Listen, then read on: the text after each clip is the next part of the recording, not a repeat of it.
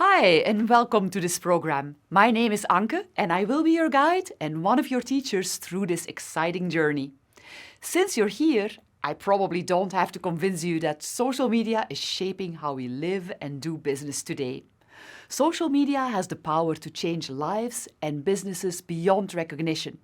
It can launch products into stratospheric success in brand new ways and give immediate access to millions of customers, literally delivering messages into their pockets. We learn of good news, sports results, births, birthdays, our friends' trips, weddings, first school days, latest dance moves and cookouts, all in the blink of an eye or the scroll of our thumb, and social media is what frames our reactions. It's the construct we use to connect to others and to tell our stories. Social media is a perfect medium for getting your story out there and for connecting with people. That's true for your personal story, but social media also offers a platform for businesses to connect to customers and potential customers, which has opened a whole new world for marketing. With social media, marketers can become part of the conversation, and when done well, social media marketing can help businesses launch products, generate sales, and provide excellent customer service. Good social media marketing involves making authentic connections and providing value through content and interaction. It's a bit of a mix between art and science, and this program will provide you with all the skills and tools you need to do it well. Whether you are looking to start a career in social media marketing, whether you work for a Fortune 500 company, a tiny little mom and pop shop, or are simply interested in marketing your own brand and story on social media, then this is the course for you. You don't need any experience to get started. We'll start from the very beginning. The only thing you need is an appetite for social media, willingness to put stories out there, and a Facebook or Instagram account. This program will look at all aspects of social media marketing, and we will cover all the important social media platforms. We'll focus quite a bit on Facebook and Instagram. These apps are central to the social media marketing world, and mastering those applications will set you up for future success. More than that, Meta has partnered with us to create this course, and we're delighted to have them on board. We'll cover the theory behind social media, and throughout this program, you'll also get cutting-edge, hands-on experience through working on our carefully curated projects. We've worked closely with the team at Meta to get a better understanding of the crucial steps that make social media marketers successful, and those are exactly the things you'll get to practice in our projects. These specially curated projects are a golden opportunity to put what you've learned into practice. And after you successfully complete them, you can even use them to create a portfolio to showcase your talents to future employers. Not only is this program wonderful fun, it will help you hone your content creation and social media marketing abilities, and it prepares you for entry-level roles as a social media marketer. Upon successful completion of the program, you will earn both the Coursera certification and the Meta Digital Marketing Associate certification. These certifications are valued by hiring managers across industries. It doesn't matter if you want to work for a sports team or for a movie studio, for a massive tech company or for a local photographer, these certifications matter because mastery of social media is essential for every business today. And employers love to see documented proof of what employees are capable of before hiring them. There are 6 courses in this program. The first course is an introduction to the social media landscape and will prepare you for your marketing journey. The second course is all about content development for social media and how businesses can build their presence and their brand and participate in a rich and meaningful way on social media platforms. The third course looks at the basics of advertising on social media. You'll learn how advertising on social media works and how you can use it to amplify your message and make it resonate deeply with your audience. In the fourth course, you'll learn how to build campaigns in Ads Manager, Meta's tool for advertising across Facebook and Instagram. In the 5th course, we look at how to measure the success of campaigns and further optimize them. And then finally, in the 6th course, you will complete a capstone project where you will build your portfolio representing the work you did throughout this course and telling your unique social media marketing campaign story. We'll offer the support you need to get you on your way, but your success in this program depends on you. Take your time going through all the videos, the practice quizzes, graded quizzes and projects. Participate in the discussions with your fellow students and keep in touch with us through discussion boards. And now we come to the most exciting part of any journey, the part where the real story begins. Good luck with the course. I'm so excited to see how you'll do with the project. Let the journey begin.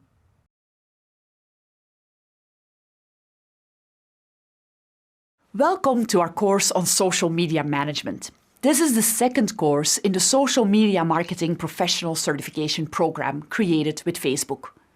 Social media is a powerful channel for businesses to market themselves, and it provides opportunities for businesses to connect with existing and potential clients.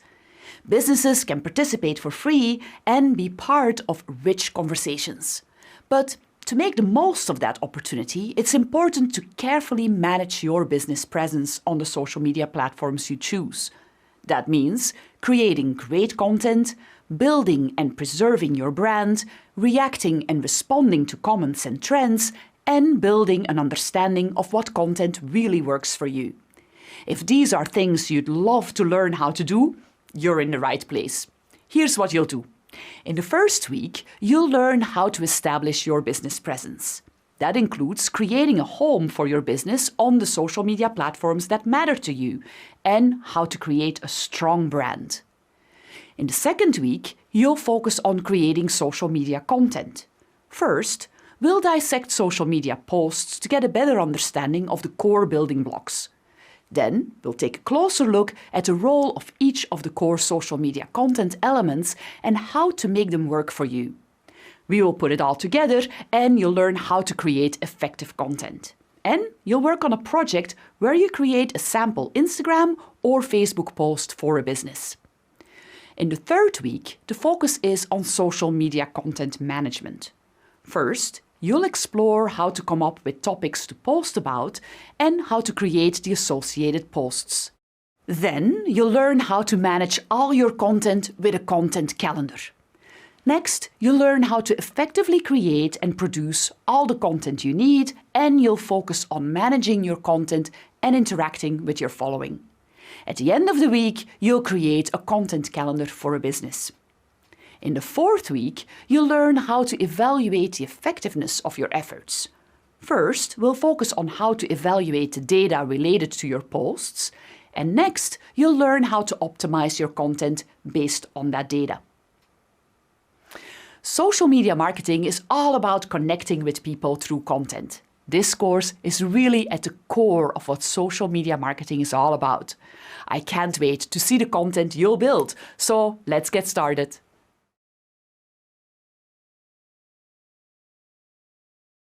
Hi, I'm Anke Oudenaert, and I'm one of the instructors in this Social Media Marketing Professional Certification Program.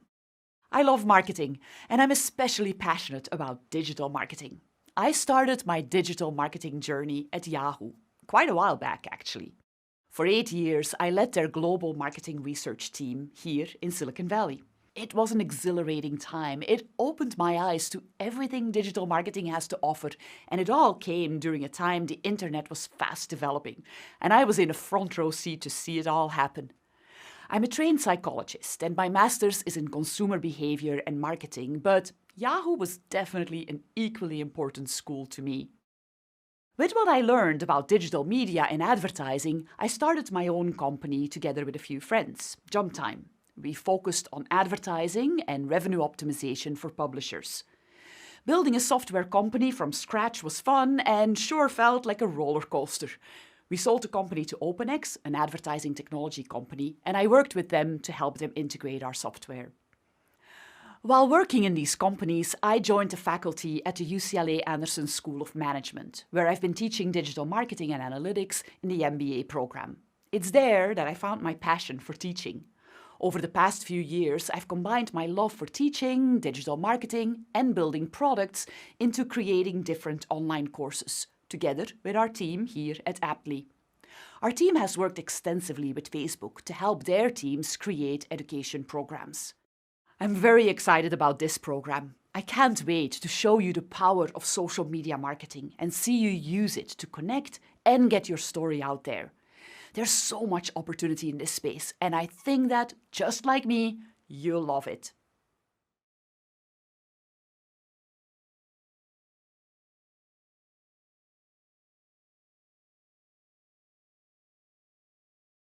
Working in social media is exciting and dynamic.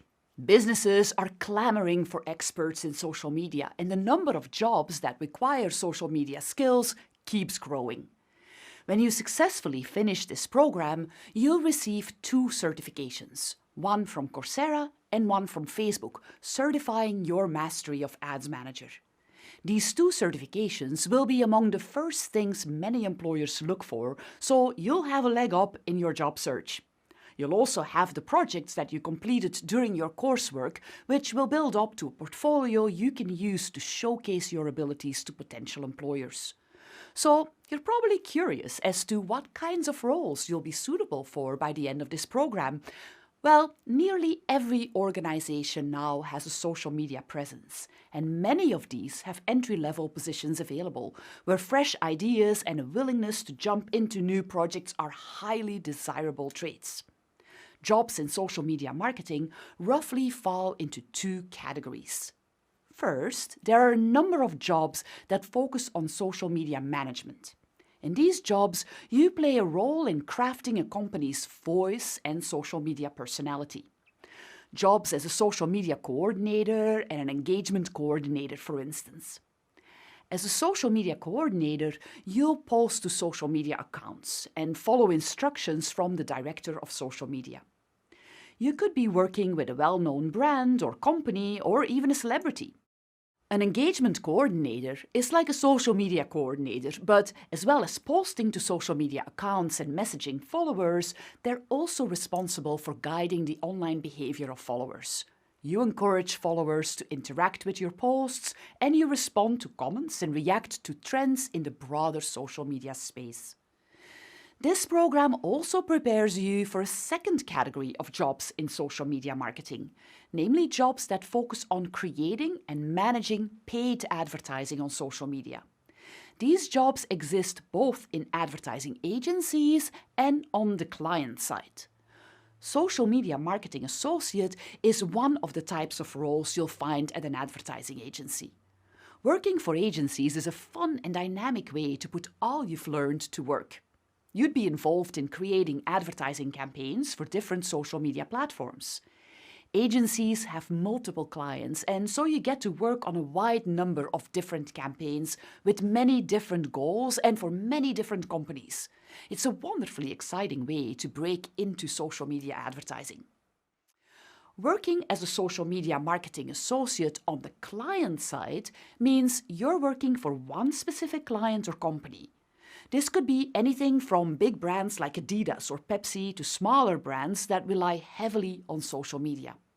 Roles you'll find here are similar as the ones you find in agencies, but you'd focus your advertising efforts on one brand, and you'd often work together with your counterparts on the agency side. Working on the client side is a fantastic way to really sink your teeth into one brand and to really focus on how to use your social media skills on that single brand. Of course, you might find that smaller companies have one person focusing on social media marketing who has to wear many hats and basically performs parts of all these jobs. Or you may decide to start your own business, in which case social media marketing skills will come in handy as you grow your business. In addition to the jobs I outlined so far, there are a myriad of other jobs available to those who master the art of social media, including bloggers, brand ambassadors, community managers, social media coordinators or associates, managers, directors, and social media copywriters. While many companies are looking to hire social media marketers to join their team, you could also decide that you'd like to be a freelancer. social media marketing lends itself very well to part-time or freelance roles. Say you could work on writing content for social media marketing as a freelancer, supporting a larger company who may have an occasional need for some extra help. Or you could help out a small firm with the management of their Facebook page and Instagram account on a part-time basis. In other words, social media marketing offers great opportunities for flexible jobs for those who need or desire them. Finally, great social media marketers generally like dynamic environments where they can learn from others. They have a love of lifelong learning, are keen to work with others, yet also display a knack for rolling up their sleeves and getting the job done on their own. If this sounds like you, then you could be ideally suited to a job in social media marketing, and this program will prepare you to start your career.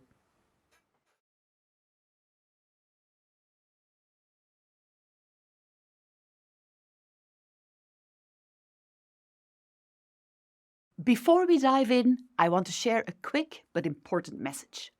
All of our interactions in this course take place right here on Coursera, where we've created a welcoming community for you to ask questions, share insights, and connect with other learners. Our community offers you the opportunity to connect with and get inspired by other learners worldwide who share similar interests, backgrounds, or career paths. Make the most of your course by getting your questions answered whenever you're stuck. Engage directly with Meta and Aptly staff to gain insights and support along the way. And as a reminder, we don't use external messaging apps like WhatsApp for any part of this course. If anyone outside the Coursera platform claims to be me or another instructor and invites you to join an external group, it's likely a scam. While social media can have its challenges, our support team is here for you if you ever have concerns. You can always reach out to us at support@aptly.zendesk.com. I'm genuinely excited to have you here, and I look forward to an amazing journey together.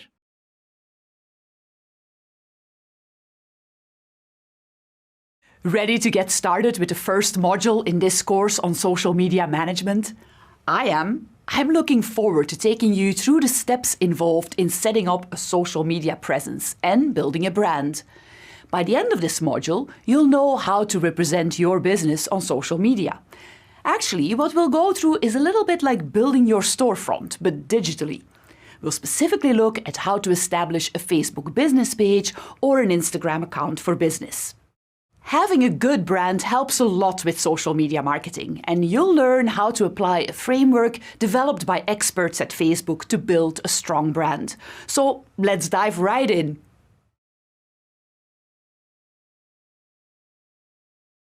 Businesses can participate in social media to find customers, engage, and connect with them. To do that, a business needs to create a social media profile. You can think of it as a business's virtual storefront, so to speak. It's where customers get a first impression of a business and learn more about what the business has to offer. So, of course, you want to make a good impression. By the end of this video, you'll know the core components that are part of such a presence, no matter which social media channel you choose. Just as people create their personal profiles, businesses can create a profile as well. A social media profile for a business is typically a page that holds all the information and activity on the social media platform for that business. While profiles differ a bit depending on the social media site you choose, they typically consist of 5 elements, and we'll go over each one of those in more depth later, but here they are. First, there's an account name, or sometimes called a username. Second, a profile picture and sometimes also a cover photo. Then there's the business contact information, the website, physical address, hours of operation, and email or phone number. Fourth, there's typically a description of what the business or the brand does or offers. And finally, many profiles will have a call to action, a button or a sentence that lets people know what the business would like them to do next. That could be shop, make a reservation, get more information, and so on. Let's go over some simple tips that you should keep in mind as you set up your social media accounts and start to build your brand. Let's start with the account name. Typically, it's one of the first things people see when they encounter your business online. It's important to choose an account name that is memorable and can easily be recognized. Take Barilla, for instance. It's a brand of pasta and they use their brand name for their Instagram account. It's how people know them and recognize them. When choosing an account name, it can help to add a keyword that describes what you do. Including such a keyword allows for your business to pop up in relevant searches. Think about what people will search for when they're looking for products similar to what you offer and consider adding a keyword to reflect that. For instance, the bakery Le Marais uses @LeMarais-Bakery on Twitter and Instagram. Adding bakery makes it clear what the business offers and it makes it possible for Le Marais to show up in searches for bakeries.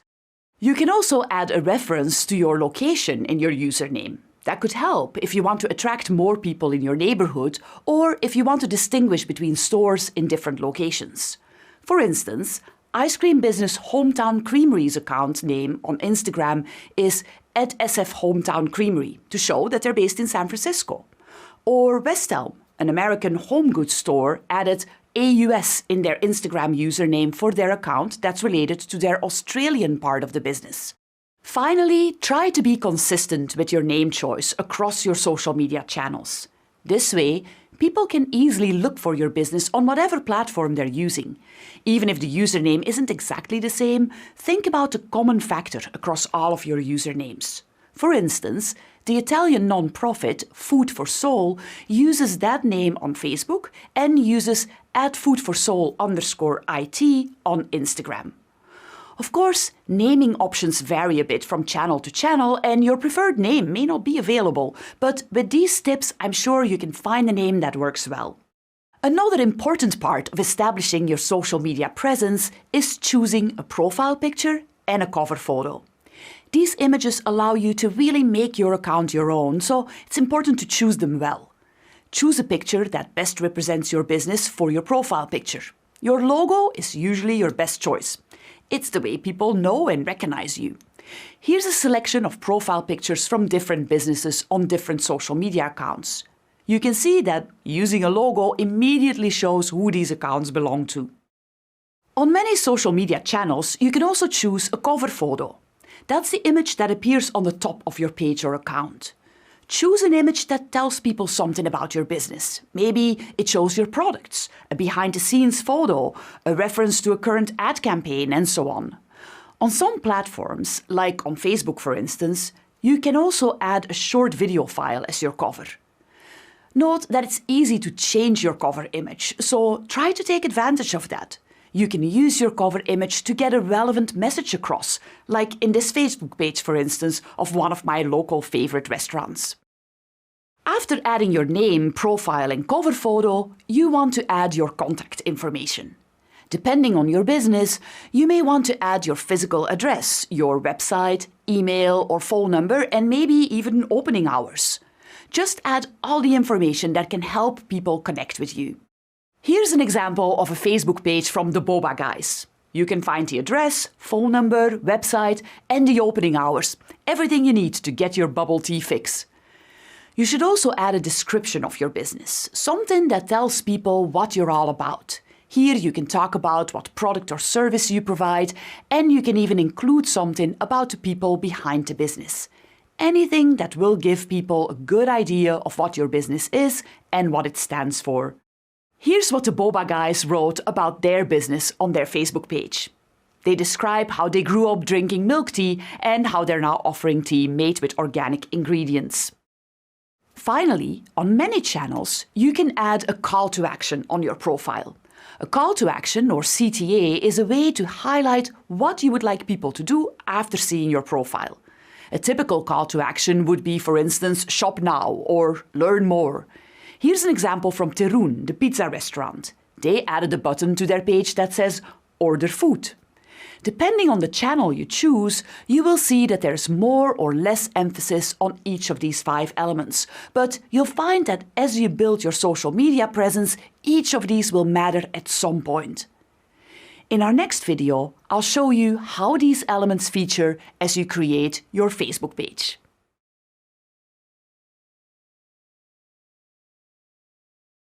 Now let's look at how you can establish a business presence on Facebook. On Facebook, businesses create a business page. A business page is where people can connect with a business or brand to learn more about its products or services. From your business page, you can share updates, engage with customers, accept orders, book appointments, and even post jobs to hire new staff. By the end of this video, you'll know how to set up such a business page on Facebook. You will recognize the 5 components we discussed in our last video. To show you how a business page is set up on Facebook, I'm going to use Calla and Ivy as an example. Remember, Calla and Ivy is a flower business with a website where people can buy the hand-bound bouquets founder Imra is famous for. To create a business page, you'll need to have a personal profile on Facebook. The first step is to log into your personal profile on Facebook. Once logged in, look in the top right corner of your account for the dots icon. When you click on it, the menu opens. Under Create, click Page. To get started, you'll first have to fill out some relevant information about your business. First, you choose a name for your page. Imra called her page Calla and Ivy. That's how people know her business, so it's a straightforward name. Next, you have to select a category for your business. You should select a category that best represents your business. In the case of Calla and Ivy, Imra selects florist. Finally, you have to add a short description that tells people what it is you do. Imra wrote this: "At Calla and Ivy, we are passionate about flowers. We create hand-bound bouquets with fresh seasonal flowers to spruce up any home. Our roots are in Amsterdam, but you can enjoy our bouquets anywhere in the Netherlands." Now we have to add a profile picture. And as we saw, it's best to use your logo for that. So that's what Imra did as well. For your Facebook business page, you can add a cover photo or video. This image will appear on the top of this page. Imra chose this close-up of a flower bouquet. Then we can add contact information. Imra decides to put the address of the store in Amsterdam, a phone number, as well as the website. This way, people can easily connect with the business. Remember that in our last video, we talked about how you can also add a call to action on your social media profile. Well, on your Facebook business page, you can add a call to action button that will appear below your cover photo. You can click the Edit button below the cover photo, and that's where you will find the information for the call to action buttons. Imra added a Shop Now button to her page, and she linked it to the website, so that's where people will land when they click on this button. Once you've finished setting up your Facebook business page, you can start posting right away. We'll talk about what you can post in later videos. You can also invite current customers and fans to like and follow your page. We'll go over a few tips on how to build a following later in the course. Now you know how to create a Facebook business page. Quite easy, right? You can just follow along with the prompts Facebook gives you, and you will end up with a business page that includes the 5 key components: your name, a profile and cover photo, a description, contact information, and a call to action. Given that Facebook is the largest social networking platform, there's a good chance that it is right for your business. But in case you choose to build a presence on another platform, you'll find that the process to set up a business account is very similar. In our next video, we'll look at how it works on Instagram.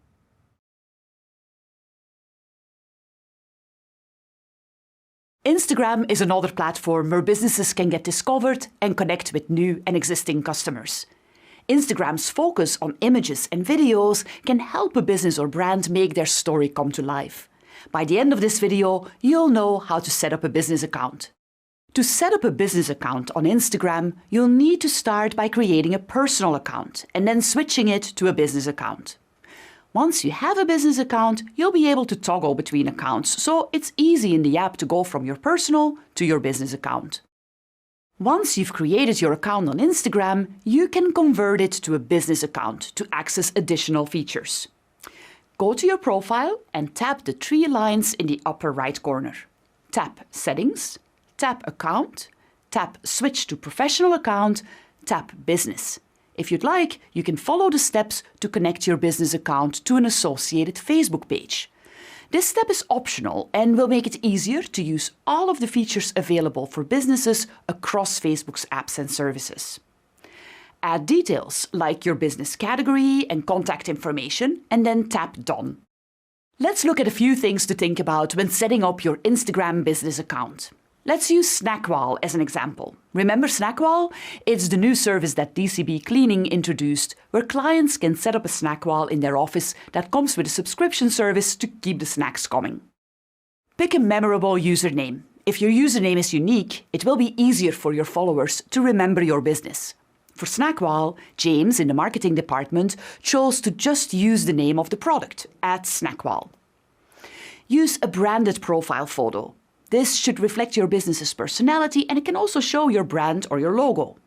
When you post content from your business account, your profile photo will appear in the upper left-hand corner of the post. James used their logo for the Snackwall brand.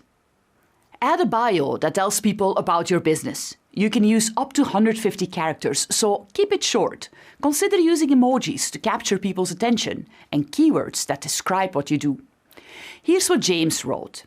Never run out of office snacks with a Snackwall subscription. You designate an area in your office, we keep the snacks coming.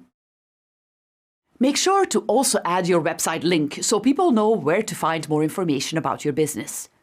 It's also a good idea to add a call to action button to prompt people who visit your profile to take action. On Instagram, you create a call to action under Contact Options in your profile. When you add contact information, people will be prompted to email or call you through buttons added to your profile.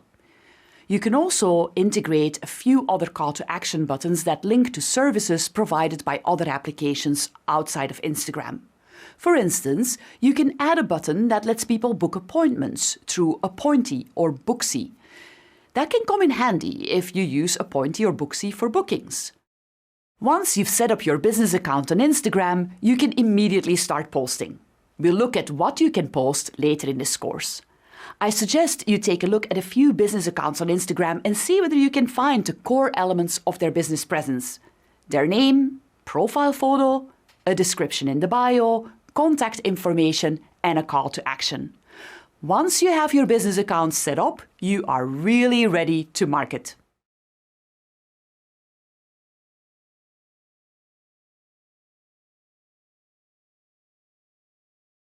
In this lesson, we're going to talk about why having a branding strategy is important for your business. But first, let's try to define what a brand is. What comes to mind when I say Apple? What comes to mind when I say Coca-Cola, or Nike, or Shell? Did you think about the products they sell or services they offer? Did you think about an experience you had with them? Maybe a specific color came to mind, or a commercial, or a piece of advertising? Or did you think about a certain type of person? If you associated a combination of elements, a product, a color, an experience, or an identity to any one of those businesses, you have an idea of what a brand is. But let's define it further by stepping back into history. Brands, or branding, originates with cattle ranchers, who would brand their name or mark into their cattle so that someone could tell one ranch's cattle from another's. Later, this method of distinguishing the owner or maker of a particular product became especially important when a farmer, craftsman, or producer would want their goods to stand out on a store shelf. They would put their name, signature, or a logo on it. Over time, consumers would come to know and trust one producer's product over another. Today, we think of a brand as much more than a product with a name on it. In our example earlier, we saw that there are a number of things that could come to mind when thinking about a business. And that's exactly what a brand is, a combination of elements or attributes associated with a business that make up an experience about that business. A brand can consist of the products or services it offers. A brand can also consist of the feeling you get when you step into that business's location or log on to their website. A brand is also their logo and the colors or images they use. A brand is also the words they use and the voice in which they communicate. A brand is also the stories they tell about what they do. A brand is also the business's principles or the values they stand by. A brand is also the connection they make and how it makes the consumer feel in relationship to them. David Ogilvy, the father of advertising, once defined a brand as the intangible sum of a product's attributes, its name, packaging and price, its history, its reputation, and the way it's advertised. Ultimately, creating a brand is creating a personality or identity for your business that differentiates you from your competitors in the marketplace. But we have to ask an important question. Is a brand wholly created by the business, or is the brand only what consumers perceive or think of a business outside of the business's influence? The answer is a little bit of both. Ultimately, a business must be deliberate in the brand it wants to create, from the story it tells about how it started, to the color palette it uses, to its voice on social media, to the audience it wants to engage with. But customers will create their own perceptions and judgments as well after interacting with your business. We've all tried out new restaurants, and you've probably gone to one where when you walked in, you knew it had personality. The decor was carefully chosen, the dishes are the chef's unique creations, the menu has a specific typography to it, and you just think the place has a cool vibe. Well, that's an example of deliberate branding. Compare that to a restaurant whose furniture is nondescript, art is generic, whose menu looks like it was designed from a template, and whose dishes you could just get elsewhere. This is a place that hasn't put much thought into branding at all, and because of that, they won't create much of a connection with their customers. But branding is also created by the customers of a business as well. In the first example, the restaurant may want a specific type of crowd, so they've done the work to cater to a certain demographic or persona. If those customers enjoy the food and the ambience, they will tell their friends about the experience and post about it on social media. They may become regulars and identify with the brand. Because the second brand doesn't have a clear brand, it may not be attracting the right demographic it hopes. Customers may not like the atmosphere or the food and would share that on social media, thereby creating a negative perception of the brand, which would fill in the branding vacuum the restaurant left. You can see this kind of brand creation with more mainstream businesses such as Coke, Nike, and Apple, who have all done expert work at creating the specific look and feel, experience, and identity of their brands. Customers are then attracted to a brand's story and culture and want to be part of that brand's identity. A brand's ultimate goal is to not only have consumers buy their products, but to identify with the brand so much that they become an advocate for it. Now that we've seen the basic importance of how a brand can connect with consumers, let's explore why you should be deliberate about brand creation. We, as consumers, may think to buy a product solely on how it tastes or what it does, but there's a lot more association going on at a deeper experiential level than we think. Let's look at some of the reasons why you should have a brand, why you should be aware of what your brand communicates, and why you should be deliberate about creating your brand. A brand is trusted. Brands tend to have a history associated with them, with established, consistent stories, products, and experiences. Customers who've had positive experiences with the product or business trust it to be reliable as well. You wouldn't necessarily think of trusting a condiment, but Heinz Ketchup, founded in 1876 and dubbed America's favorite ketchup, is a trusted brand because of its high quality, consistency, and its pop cultural mystique of how to get the ketchup out of the bottle. A brand connects through beliefs it communicates and draws in customers who share the same beliefs. An example is Tom's footwear. Founder Blake Mycoskie grew to love a specific design of shoe when traveling in Argentina, but also found that many children there didn't have footwear at all. He then founded Tom's, which donates a pair of shoes for every pair purchased. Those who want to purchase footwear but also want to connect to a bigger story will be drawn to Tom's. A brand can help consumers to recognize your product. Just like cattle farmers branded their cattle so they could recognize them as part of their farm, brands are a signal to consumers about what they can expect from the product and who it belongs to. A good brand is readily recognizable, and that's the case for Disney, one of the most recognizable brands in the world. Disney's brand has so proliferated culture that if you see 3 interconnected black circles, you probably think Mickey Mouse. Disney has not only built their brand through storytelling, but through products and experiences. But brand recognition doesn't just help big players. It can be as simple as knowing that a second location of your favorite cafe will have the same quality, feel, products and services as the first. Brands also create an ease of selection for a consumer who has had positive interactions with that brand before. You may always buy Heinz ketchup because it's a trusted brand, or you may always buy 7th Generation products because you believe in sustainability. Or you may always order from a local pizza chain because you grew up going there and have fond memories associated with the brand. Or if you want to grab a cup of coffee, you may automatically go to the coffee shop you always frequent, even if there might be others on the street. Branding benefits both the business and the consumer, and it takes the guesswork out of choosing a product on the consumer side and solidifies a returning customer for the business.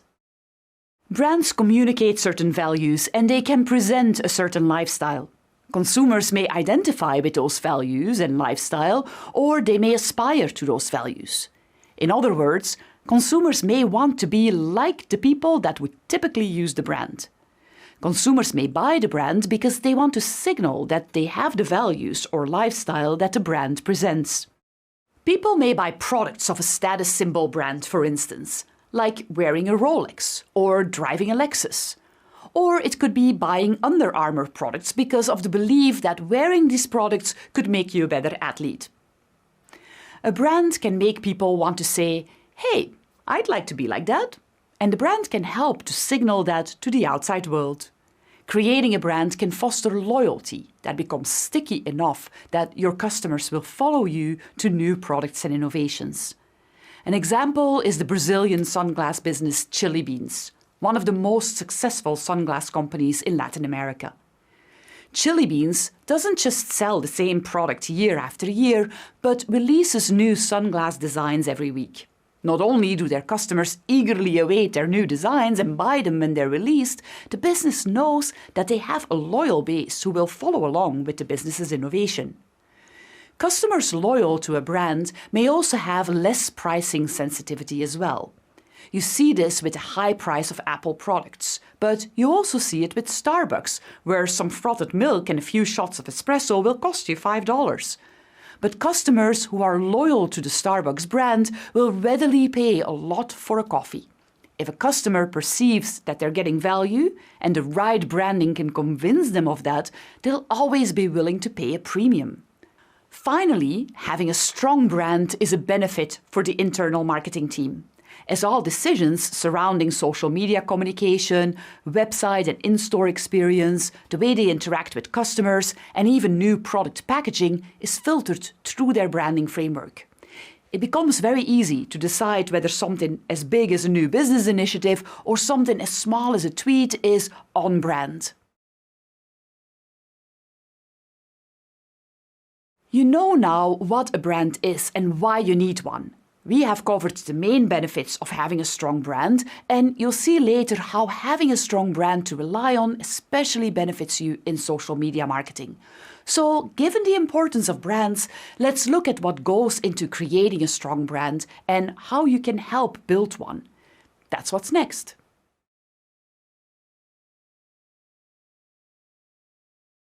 Now we know about the elements that create a brand, including specific stories, colors, voice, and more.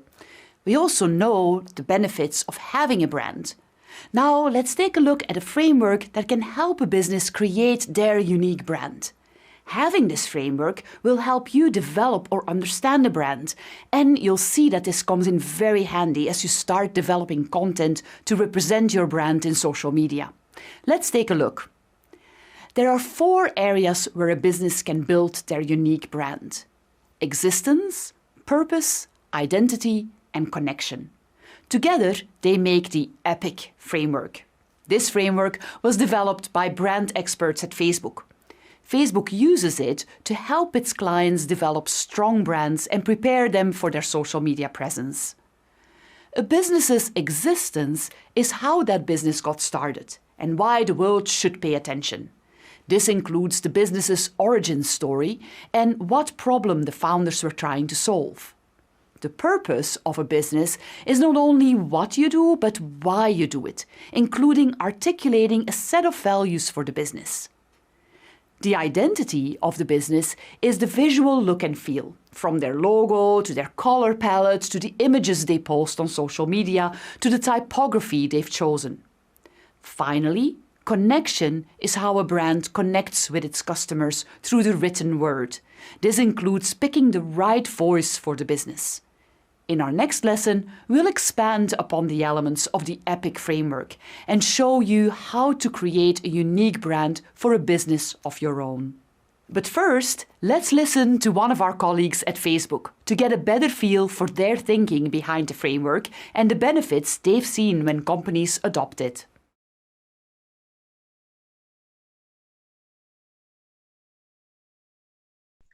So my name is Marta Mateu, and I work as a global creative strategist at Facebook and Instagram Creative Shop team in New York.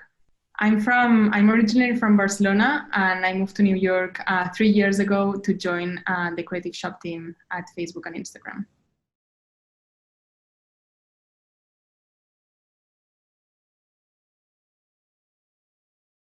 So we were speaking with a lot of small businesses, and we realized that one of the main challenges that they were facing was that they were starting to build their businesses and their brands in our platforms, but they were not receiving any support that was telling them how to do that in a way that would help them differentiate from the others.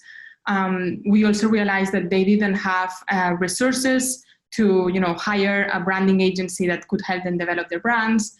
They didn't have the knowledge. They didn't know why it was important to develop a brand, and they didn't have the tools. So they didn't have any tools that could help them as well to develop that. So after doing a deep exploration process and getting feedback and insights from these businesses, we came up with the idea of building the EPIC framework, which it englobes existence, purpose, identity, and connection.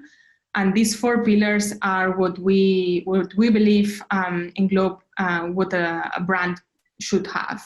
So the EPIC framework is composed about different interactive activities that are very easy and easy to follow for small businesses, that help them to end up with their brand identity toolkit. And it helps them as well to build that confidence that they need in order to build content for Facebook and Instagram, and that will ultimately help them to drive business results.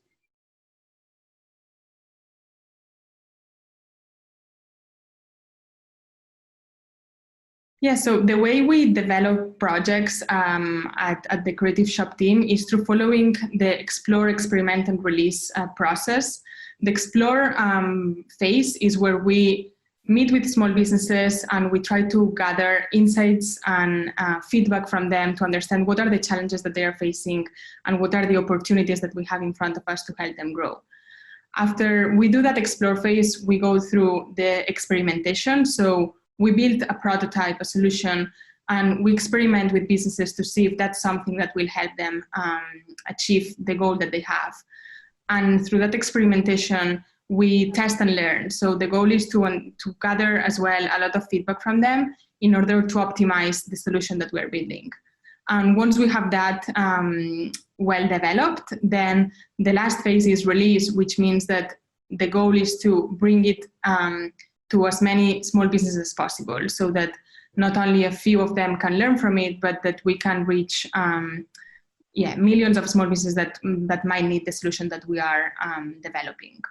So the EPIC framework was developed following this process of explore, experiment, and release.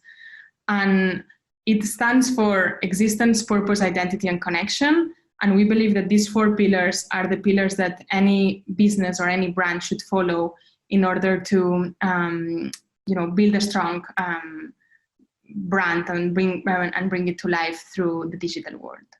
Strong brands are important, and social media can help you establish and solidify your brand. To fully benefit from what social media can do for your brand, you should start with a good articulation of what your brand is all about. So let's dive deeper into the EPIC framework to help with that.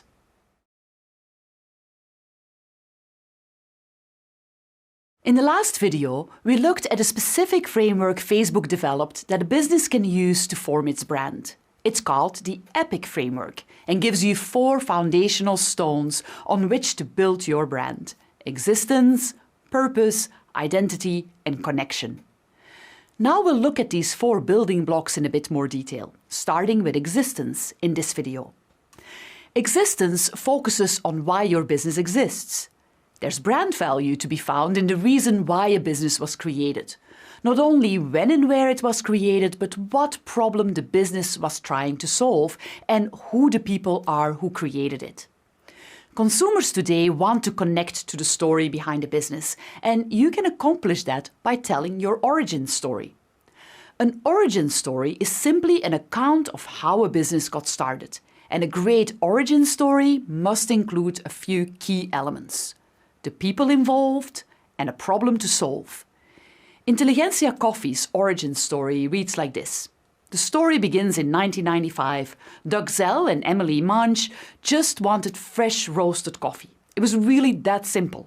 After moving from San Francisco to Chicago, they found that great tasting coffee in their new city was surprisingly elusive. But instead of complaining, or even worse, settling for bad coffee, they hunkered down and wrote the original business plan, or what would become Intelligentsia Coffee. Let's look at some of the elements of this origin story. First, the founders, Doug and Emily, are named, so immediately we have a connection to real people. Second, Doug and Emily encountered a problem. They couldn't find a good coffee in Chicago. Third, they went about solving the problem. Instead of settling, they created Intelligentsia to solve the problem they had. You may say that that's great and it's cool to hear about their story, but how does it help create a brand? Because storytelling has the ability to create connections in a way simple facts can't. If a business can get storytelling right, they have a huge advantage over their competition, because we as humans are wired for stories. We love hearing stories. We love telling stories. We use stories for entertainment or for teaching, and we become emotionally attached to stories. In fact, studies show that more areas of our brain light up when we're hearing a story than when we're just hearing information, and that when we hear stories, our brains release certain chemicals responsible for empathy and connection. By telling a story, you not only have signs on your side to create a connection with your customer, but your customer may see themselves in your story. There's a powerful "I've been there too" element that the origin story can present. That connection can be solidified by having real people associated with the business instead of a mysterious "we", or worse yet, an impersonal "the company". By telling a story, a customer comes along with you for the journey. Now let's create an origin story for our business Kala and Ivy, a flower business that specializes in handcrafted bouquets, founded by Imra. Imagine she's hired you to define her brand and create content for her website and social media presence. Starting with the first piece of our framework, existence, let's put together an origin story. We want to focus on 3 things: who launched the business and when, what problem was trying to be solved, and how did the business solve it. After talking with Imra and finding out a bit about her history and why she created the business, we come up with this. Imra always loved flowers, and as a child would pick them on hikes with her parents and braid them into crowns.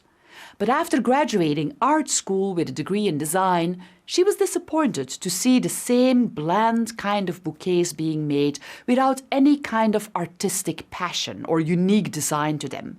So in 2010, Imra began her own flower shop called Kala and Ivy in order to offer the unique, handcrafted, design-forward bouquets she knew could bring joy and inspiration to people around her. After a short time, Imra's shop became so popular that she expanded her presence online, where customers can order her bouquets digitally and also subscribe for regular flower deliveries. And while her store still exists, Imra uses it to experiment with new ideas. The majority of her sales come from her website. And what is Kala and Ivy? The name is a pairing of her favorite flower, the Kala lily, and the ivy she loved to braid as a kid. Now that you know the importance of an origin story, You'll start noticing them more and more on websites, in advertising, and on social media. Think about which ones resonate with you most and ask yourself why. The origin story is a way for brands to connect with customers, and it is the core of the first foundational element of our EPIC brand framework, existence. In our next video, we will look at the purpose, or why businesses do what they do.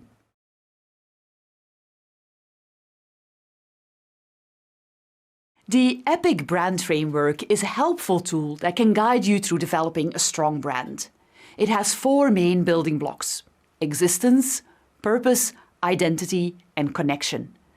We already talked about existence and how having a creation story can help you establish that building block. Now let's talk about purpose. By the end of this video, you'll know how to express why a brand does what it does and how that helps strengthen your brand. Purpose goes beyond the origin story to explore why a business does what it does. Every business is built on a foundation of values and meaning. Today, customers are seeking to engage with the brands they use, so it's important to articulate what you stand for. In 2009, author Simon Sinek delivered a TED Talk addressing this concept, stressing that we don't buy what a business does, but why they do it. He used the example of computer companies who tend to start by explaining what they do. We make computers, and then they state there how we make computers that are simple and attractive. Most companies don't articulate a why or purpose and expect to make sales just based on the what and the how. Sinek then explained that Apple does it in reverse. Apple begins with their purpose, to think differently. Then they move to their how. We think differently by making beautifully designed products. Finally, they end with a what. We happen to make computers.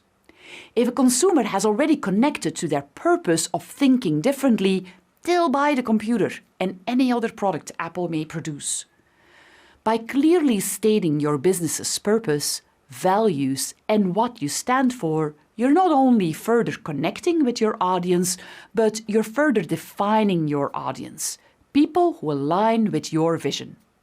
Another example is Panera Bread, whose Our Beliefs section on their website states that we believe in raising, serving, and eating food that is good and good for you. Because of this, Panera can make decisions about elements of their business, from their recipes to their suppliers, based on their purpose. And customers who want to eat clean, responsibly sourced food will be drawn to Panera. How does a business actually articulate a purpose? There are a few different ways. Many businesses use the prompt of, "We believe that." So, if you're trying to create a purpose for your brand, jot down some ways to complete that sentence.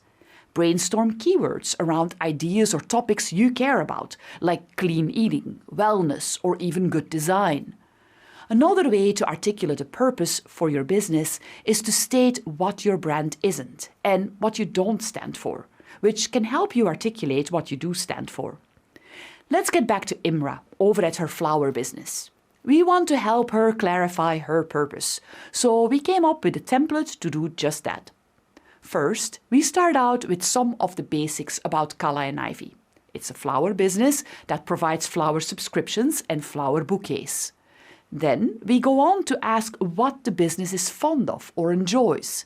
This may seem like an odd question, but it gets not only to what the brand as a personality enjoys, but explains a bit more of the vision for the brand's culture and may give inspiration for social media posts or a design for the website. Here, Kala and Ivy is fond of summer, open fields, and urban biking. So you could envision an Instagram post of a bike ride around the city with a Kala and Ivy bouquet featured prominently in the bicycle's basket. Finally, we ask Imra what Kala and Ivy cares about: beauty, sustainability, friendliness, approachability, and creativity. We can now make branding decisions about Kala and Ivy through this lens. Images chosen for the brand will focus on beauty and aesthetics, flowers, and packaging will be chosen based on sustainability options. The voice of the business will be friendly and approachable, and there will be an underlying sense of creativity and design innovation in both the products offered and in their online presence. Customers who are drawn to creative design, who may enjoy bike rides around the city or who only shop at sustainable businesses, will be drawn to Calle and Ivy. Now that you know how brands state their purpose and can use that purpose to connect with their customers, you'll see it everywhere. A values or beliefs section on a website, an email newsletter that links to an article on a social issue, or a kind of higher purpose field to advertising. Purpose is the second building block of our EPIC framework, and it's core to building a strong brand. In our next video, we'll turn our attention to the visual look and feel of brands, or their identity.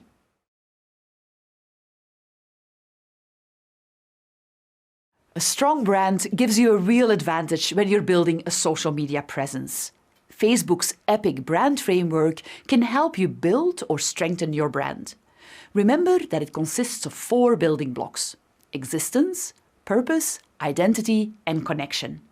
By the end of this video, you'll have a better understanding of what we mean by a brand's identity, and you'll know what to focus on as you build your brand. Identity refers to the visual look and feel of the brand. This includes the logo, the color palette the business chooses, the aesthetic of the images the business uses, and even the typography they choose. When we discussed in the previous lesson about a brand being an experience or an intangible feeling, it's usually the visual identity someone is picking up on. Let's start with logos, because they tend to be the most recognizable and powerful aspect of a brand. For example, how many of these logos do you recognize? If you recognized a number of them, you'll know how logos play a big part of brand recognition. How many other logos do you wear on a t-shirt or a hat, or maybe have displayed on a bumper sticker? That shows the power of brands to become an identity and a culture for the consumers. A logo captures the sense of the brand in one image. We won't go over every step of how a logo is created, but logo creation combines all the things we've looked at: origin story, problem solving, purpose, values, and keywords associated with the brand, and uses those deeper elements to inform the design. A logo must also communicate other aspects of the brand, like innovation, tradition, or whimsy. Finally, what would a logo or a brand be without its signature color? You could probably readily recognize Starbucks' signature green color palette. You'd probably readily recognize Facebook's blue as well. And Coke has its signature red label. But what if Coke had a yellow label? It wouldn't be Coke then, would it? Or you wouldn't associate Coca-Cola with yellow packaging. What if Coke had a blue label? Then you'd confuse it for Pepsi. Curating a color palette for your brand isn't only about having it be readily recognizable to your customer and differentiating from other products. There's a lot of psychology behind color and color choices, and a color palette can set the tone for your brand as well. Red is excitement, blue is trust, orange is fun, brown is natural, and black is prestige. There doesn't necessarily need to be deep science behind the color choices for your brand. Pick a palette that feels right for your business and use it to influence site design, advertising, packaging, and more. Imagery is another aspect of creating a brand's visual identity, and this can include the types of photos, visuals, or illustrations a brand uses on its website or in social media feeds.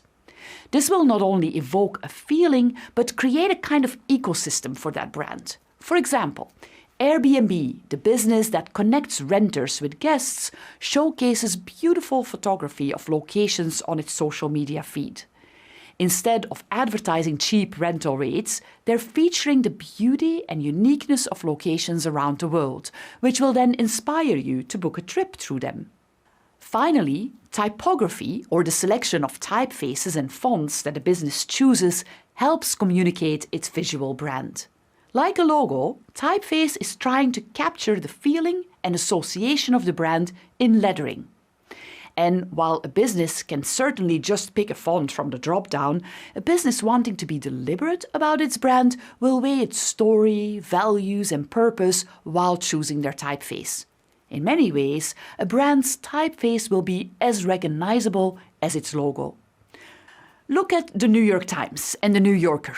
Both are long-running, well-respected New York-based publications.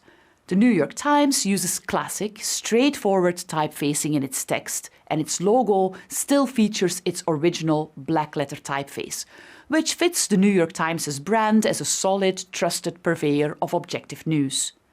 The New Yorker's typeface, however, is curved, each letter taking up a different size, and is individual, artistic and whimsical, much like the content of the New Yorker. Let's get back to Kala and Ivy and help Imra create a visual identity for her business. The good news is that we've already done a lot of work to help us establish a visual identity, in that we wrote her origin story and we articulated the values of her business. First, let's make a logo which captures the bouquets that Imra makes. The lettering in her business name is curved and creative, communicating a kind of friendliness and approachability, some of the keywords that were mentioned under the brand's purpose. Since this is a flower shop, it would make sense to choose a color palette related to flowers or nature. We've chosen soft greens and teals, which communicate calm, serenity, and trustworthiness, but also suggest the brand's value of sustainability. Finally, we put together some images that we'll use as guidance for our social media feeds and website design.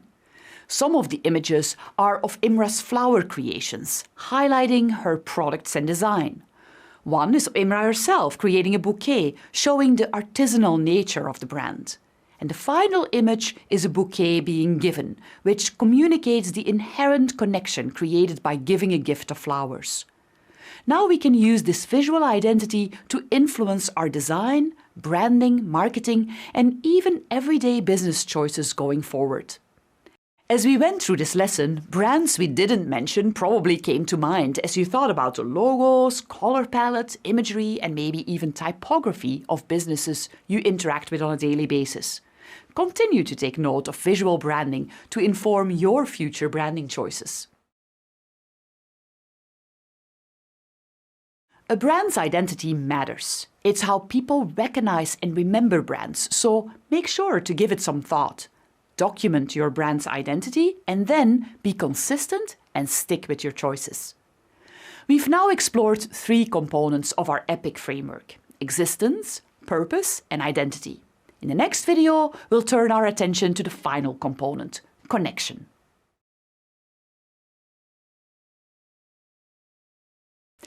So we've come to our final video on the EPIC framework. Remember that this framework by Facebook consists of 4 building blocks to help you develop a strong brand: existence, purpose, identity, and connection.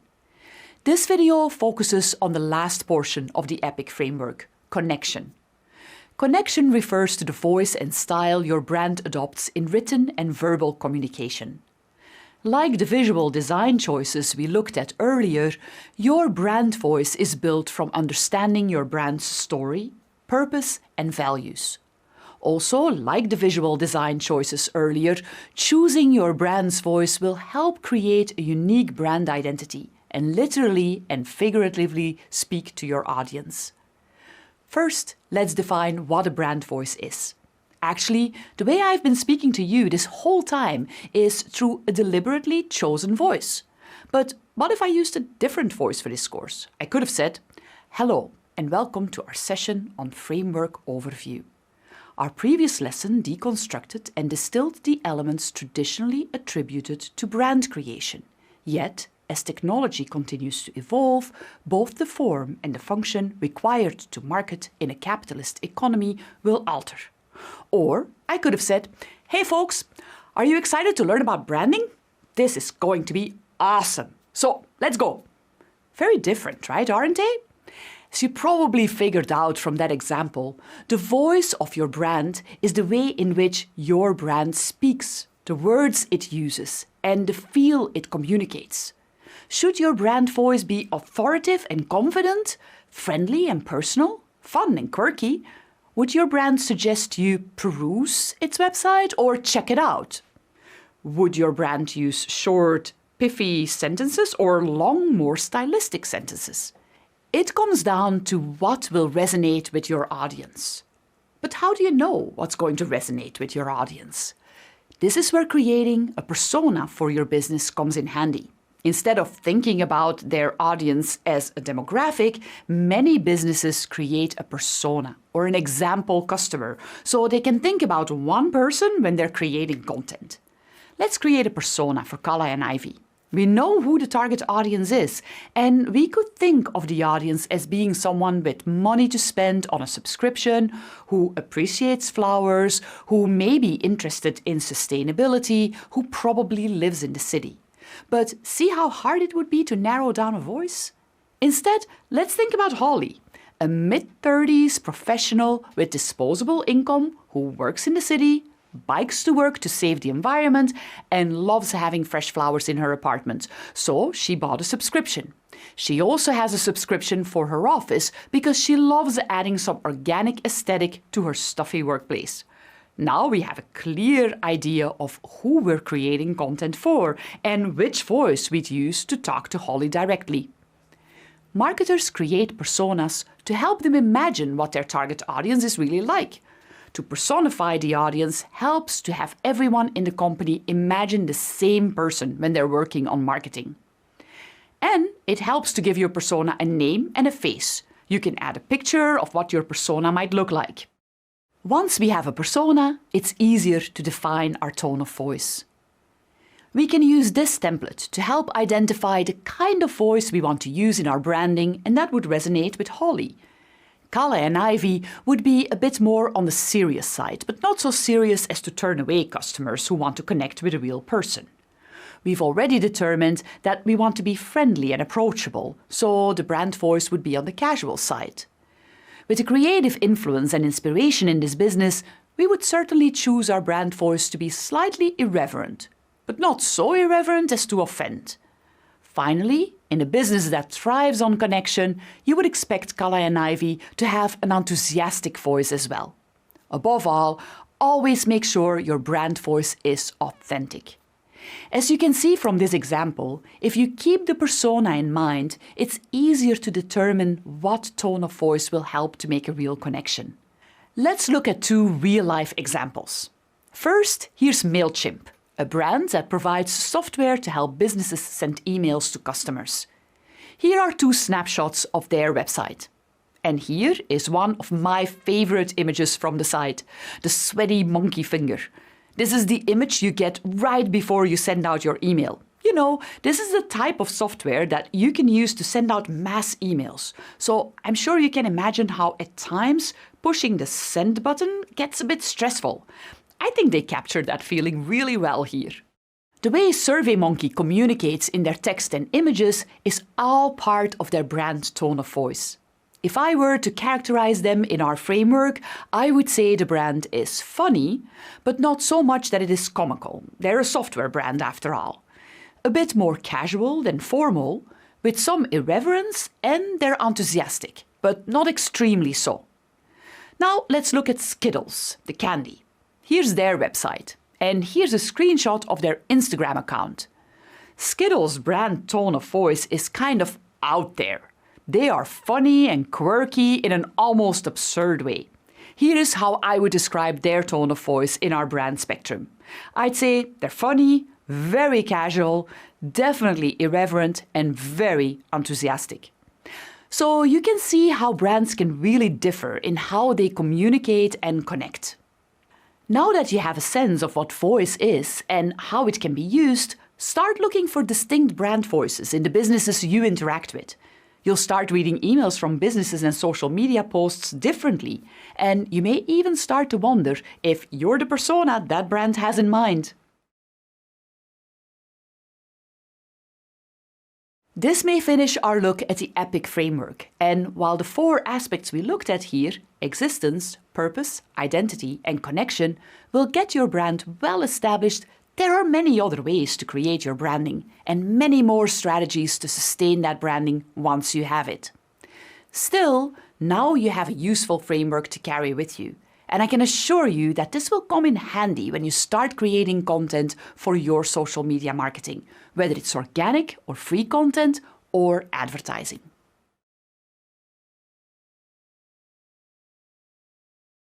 Congratulations! You finished the first module in social media management. You now know how to establish a business presence on social media and how to create a business account on Facebook, Instagram, as well as many other platforms. You can also establish the foundation for an epic brand by articulating a brand's existence, purpose, identity, and connection. Now it's time to start posting and connecting. Let's see how you can best manage all that in our next module. I'll see you there.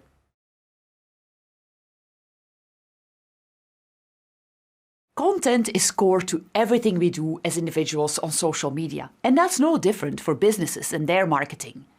In this module, we're going to focus on the core building blocks of great social media posts, the combination of text and images or video. By the end of this module, you'll know how to create effective posts, how to optimize your text, and how to add eye-catching images and videos.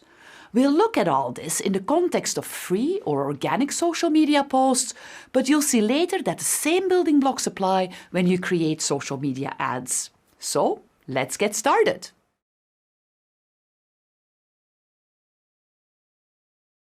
Why should a business create content for social media? Well, let's start with a story. Inu and Neko is a dog and cat grooming business in New York City, run by lifelong pet lover Carlos. After settling in the city with his wife and dog, he quickly grew frustrated with the lack of specialized pet grooming services. So Carlos started Inu and Neko to provide personalized services to dog and cat owners who value giving their pets a healthy lifestyle. Carlos opened a location, built a website, told his friends about his new business, hung some flyers and waited. He figured his business would grow by word of mouth. Pet owners, especially dog owners, are always out chatting at the park. But New Yorkers are busy and many had their own grooming place already.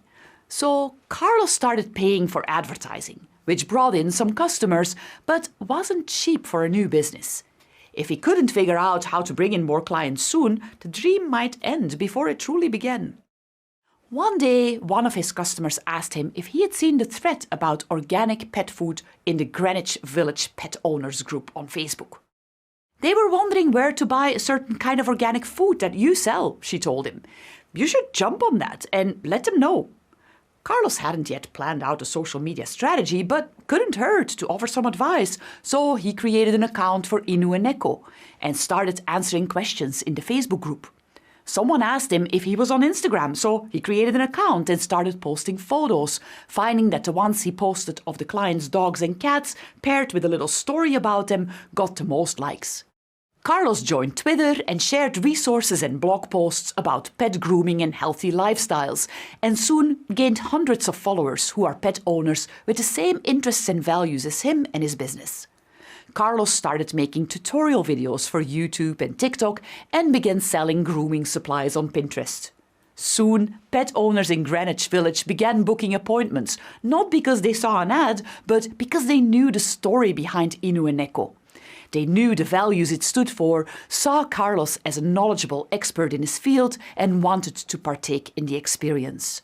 So why should a business create content for social media? Because social media is where the people are and where the conversations are happening. And as a business, you want to be in the midst of it. Gone are the days of a business gaining customers with the use of a TV spot and a good jingle, or making endless cold calls or sending mailers hoping the right person will see your ad and take action.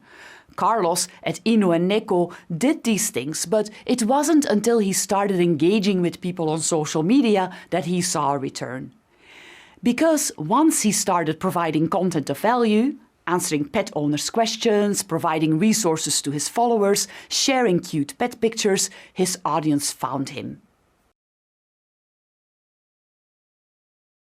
Like Carlos, we always want our business to focus on customer engagement, and social media can help us achieve our engagement goals in 4 ways.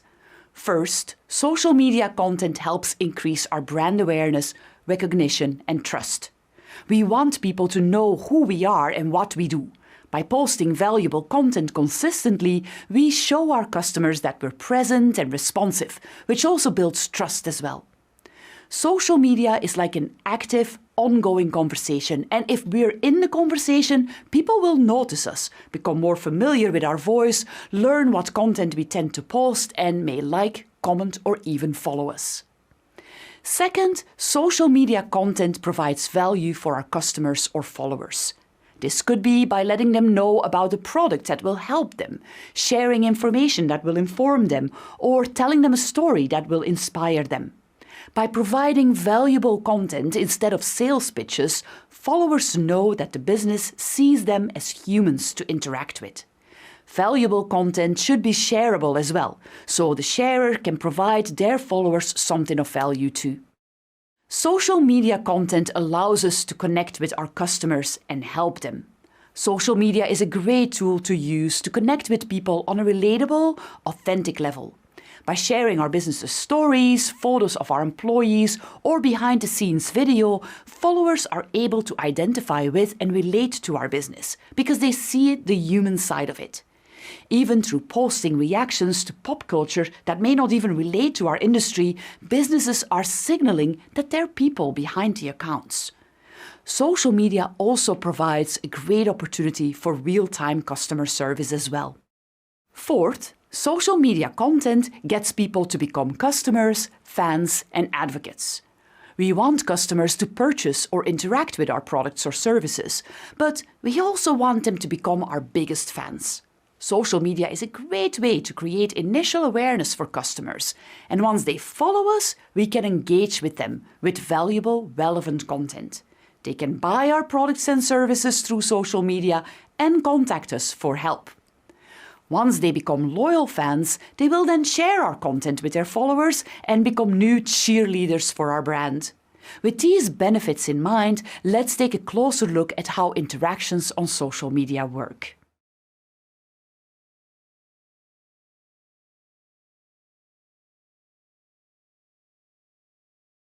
So, how do you create a social media post? Well, easy. Pull out your phone, dash off a few sentences, and hit send. But as a social media manager, you don't necessarily want easy or quick. You want to create thoughtful and deliberate content for your audience. We've already talked a bit about why it's important to engage on social media. Now, let's look at the element that makes up the most important piece of your social media strategy: a social media post. Before we start creating, there's some prep work that we need to do. If you completed course 1 of this specialization, you will have all the preparation you need. Here's what you need. First, we need to have a solid understanding of our brand. Knowing your brand's values, identity, and voice will help you determine what kind of content you want to create that will align with your brand. Make sure that your business has done the work of establishing its brand first, and our previous lesson on branding can help you with that. Second, we need to establish some goals for our social media post. Even though it may just be a one-off post, any piece of content is always part of a greater strategy. Do you want to let people know about a new product? Do you want to get followers to sign up for a newsletter? Do you want to educate your followers about something in your industry? Even a simple post that comments on an event or something in pop culture is still working to engage your audience and raise awareness for your brand. Ideally, you've written down the SMART goal for your campaign. That means a goal that is specific, measurable, achievable, relevant, and time-bound. If you need a refresher on how you can formulate your SMART goal, we covered it extensively in our first course. Next, who's your target audience? You should know your target audience already, so ask yourself, who's the audience for your post? Finally, which social media platforms do you want to post on and how will you approach this? Platforms have different requirements for posts, like character limits or video only, and generally have different cultures. And while it's a great idea to repurpose content on multiple platforms, you may need to rewrite or rethink it based on the platform. Now that you've all the prep work done, you can begin to create a post. Let's take a look at the key elements that make up a great social media post. Even though we just said that no two social media platforms are alike, social media posts across most platforms generally have the same basic elements: text, images or video, hashtags or mentions, and a call to action with a link. In later lessons, we'll go deeper into each of these, but for now, let's look at how they work together to create a social media post. Regardless of the social media platform, text is probably going to be a necessary and important piece of your social media post. It'll be how you tell your origin story, how you talk about your new product, how you state your values, how you respond to a follower, or how you make a call to action. Remember, don't just list facts, tell a story, as your follower is much more likely to remember it. Even on more image-heavy social media platforms like Instagram, you still need to use your text as a caption. A social media post with an image or a video is a great way to catch someone's attention as they're scrolling. In fact, content with a visual image with it gets more engagement, more shares, and is remembered longer than content that's text alone. Images or videos are another way to tell the stories about your business and are also a great way to create brand awareness by showing off some of the brand's visual identity, like a logo or color palette. A social media post often contains hashtags, which are words or phrases preceded by a hashtag that associate posts to specific subject matter categories, so that a post is easily findable within that hashtag category.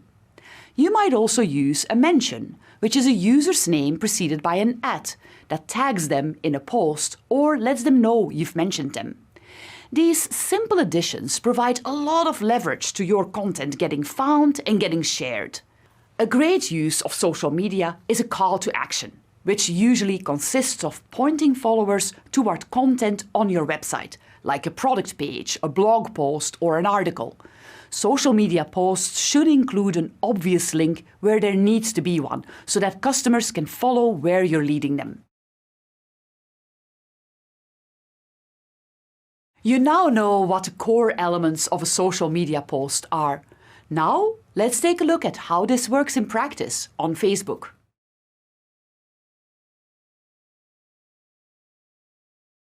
What's on your mind? We've probably all seen the prompt on Facebook and have contributed our fair share of thoughts, location check-ins, shared articles, event photos, and food pictures over the years. In our last video, we talked about some of the basic elements of a social media post. Now we're going to look at how to create a social media post on Facebook, not just as an individual, but as a thoughtful and deliberate social media manager. Let's log on to Facebook and pull up the home screen for our business page. I'm logging on to the Facebook page of Calla and Ivy, the flower business we've talked about before. If you haven't worked with a business page before, you'll see that there are many more tools for insights, engagement tracking, and resources for your business on your dashboard. If you're an individual user, you can bounce back and forth between your personal profile and the business page on the side menu. Scroll down to the box with the button Create Post. Before we press that, you'll see that there are some shortcuts beneath. Photo or video will prompt you to upload one of those visuals. Check-in will let you search for a location, and feeling or activity will bring you to the emoji picker. You can access these options through the Create Post menus as well. Click on Create Post. Remember, in our last lesson, we looked at the 4 major components of a social media post. This is where we'll add all that content, which includes text, images or video, hashtags or mentions, and a call to action and a link. And, as you can probably already see, Facebook gives us a lot more options to play with as well. Let's write something. But first, let's think back to our prep work. What goals are we trying to achieve with our post? What audience are we trying to engage with? What's our brand voice and what kind of post do we want to create? We'll create a simple post this time so we can focus on the functionality of posting. Let's share a new article that was just added to the Calla and Ivy website about how to care for fresh cut flowers. First, enter some text. A good piece of advice is to keep it short and punchy, but also keep it consistent with your brand's voice. I'm going to say 5 tips to keep your fresh flowers blooming. And while Facebook's character limit is a whopping 63,206 characters, it's best to never go that long. You'll find, though, that some posts warrant more words than others, and that's fine. If you want to add an emoji for some fun, you can click on the smiley face to access the collection. Next, we want to mention the author of the article in our post, and we can do so by typing @ and then typing their handle. In this case, Anke Oudenaardt. A list of handle suggestions will pop up, and you can pick the person you want to tag. By mentioning someone in your post, they'll be notified that you created it, and they can share it to their followers as well. What about using a hashtag? Hashtags have traditionally been used much more broadly and widely on other social media platforms like Twitter and Instagram.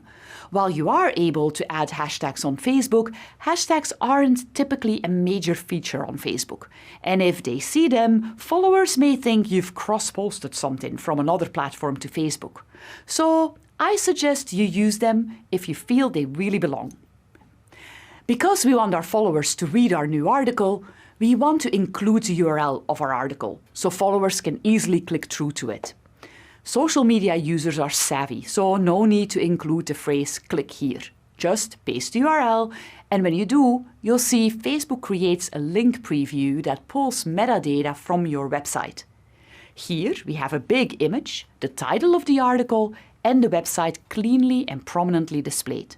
If we want to attach our own image, we can get rid of the link preview by clicking the X in the upper right corner.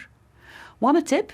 If your URL is long, messy, or you just don't want it on your post, once the link preview appears, you can delete your URL and the link preview will still remain. What else can we add? Right below the text box, Facebook has a collection of Add to your post options. This can include adding a photo or video, a feeling, a location check-in, and other options such as the option to raise money for a charity, add videos for a watch party, and even add the option for followers to buy gift cards. Ready to post? Before you do, you have the option to boost your post. Boosting a post turns your post into an ad that will get shown to an audience outside of your followers. When you select Boost Post and click Post, you'll have a menu of options to specify, including who you want your audience to be, your budget, and the duration of your ad. Don't worry if you don't choose to boost your post now. You can always go back and boost it later. You'll learn all about advertising on Facebook in our next courses, so for now, we will keep this as an organic post. Now you're ready to post. Click Post, or you may decide to post later. Facebook also allows for scheduling your posts, which is available under your business's Publishing Tools section. This allows you to create content well in advance and schedule it to target specific dates like a holiday or the day of an event. Facebook also gives you the option to create other kinds of posts, like items for sales listing, or a fundraiser post or an event. Facebook also offers you the ability to publish stories to Facebook from your business page. Just know that you can only do this from the Facebook mobile app. Looking for a more personal way to reach your audience? Facebook also allows you to go live, where you can broadcast video and interact with your audience in real time. Now that you know the basics of a Facebook post, let's jump to Instagram and create a post there.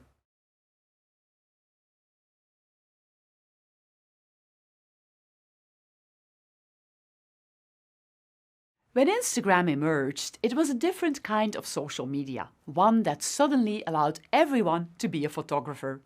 Millions of selfies later, it still stands as the foremost image-centric social media platform. Let's learn how to create a post for Instagram.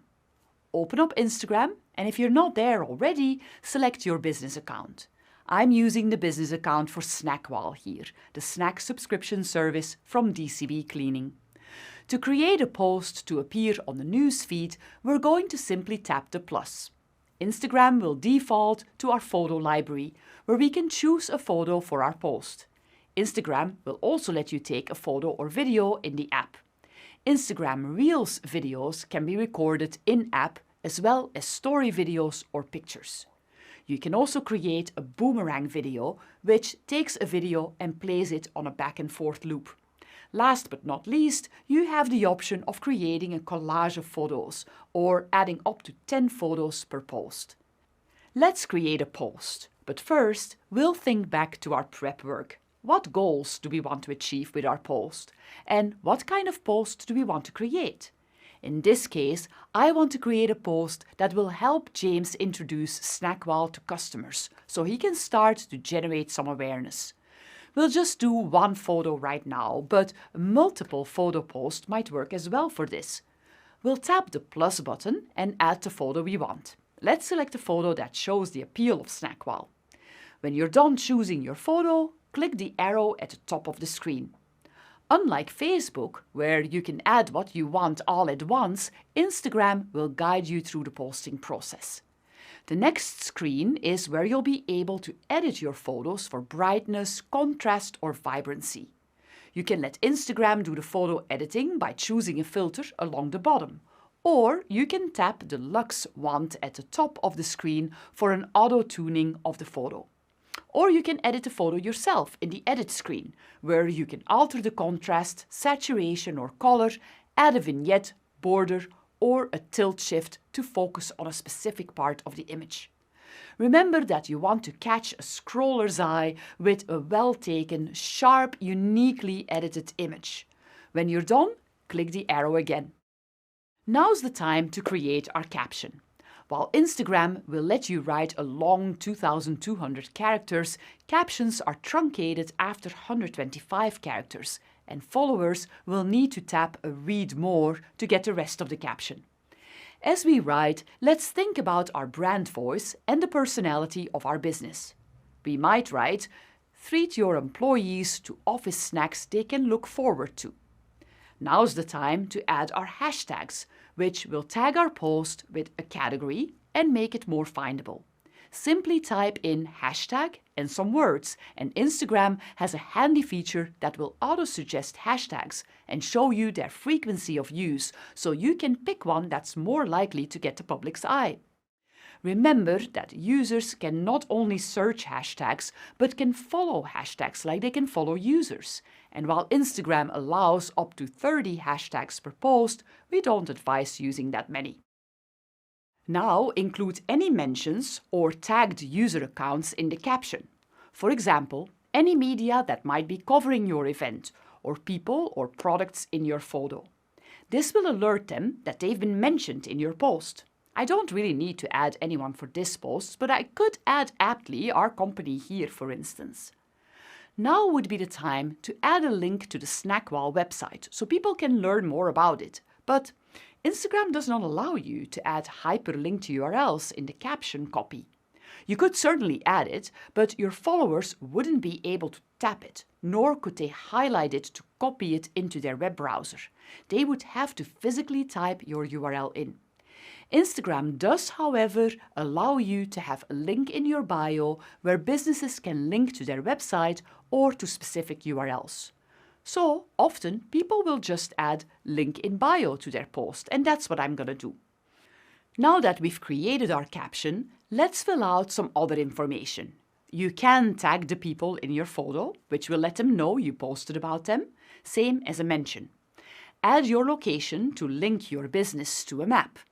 Instagram also gives you the ability to post photos to multiple Instagram accounts or to post out to linked accounts such as Facebook, Twitter, or others. Just be aware that photos and captions may be truncated, and ad mentions may not be the same on other sites. Click Advanced Settings to alter your commenting, let followers know that this is sponsored content, set automatic Facebook posting, and write some alt text or text that describes what can be seen in the images you used to make your posts accessible. Ready to post? Click the check mark at the top right and it'll immediately go live to the newsfeed. Notice a typo or want to add a hashtag? Tap on the ellipsis in the upper right corner to make alterations. You cannot schedule your posts with the Instagram app. For that, you would need to create your posts in another tool instead. We'll look at how to use those tools later. Now, let's create an Instagram story. From your Instagram homepage, simply swipe right and the story's creation screen appears. This screen allows you to post a photo, take video, add filters, and post polls and interactive questions. Swipe up to add stickers, hashtags, mentions, and more. Instagram also offers a live feature which allows you to interact in real time with your audience, answer questions, and conduct interviews, and even host a fundraiser where viewers can donate right through the app. Last but certainly not least, Instagram has the Reels feature, which allows you to post videos with sound and other effects. Reels are easily shareable and your followers can like or comment on them, giving you yet another outlet to engage with them. Our Facebook and Instagram examples are just two platforms of the many you can use to create unique, relevant, fun, and engaging content for your audience. Next, let's explore what you can do to make the components of your post as effective as possible. We'll start with the text.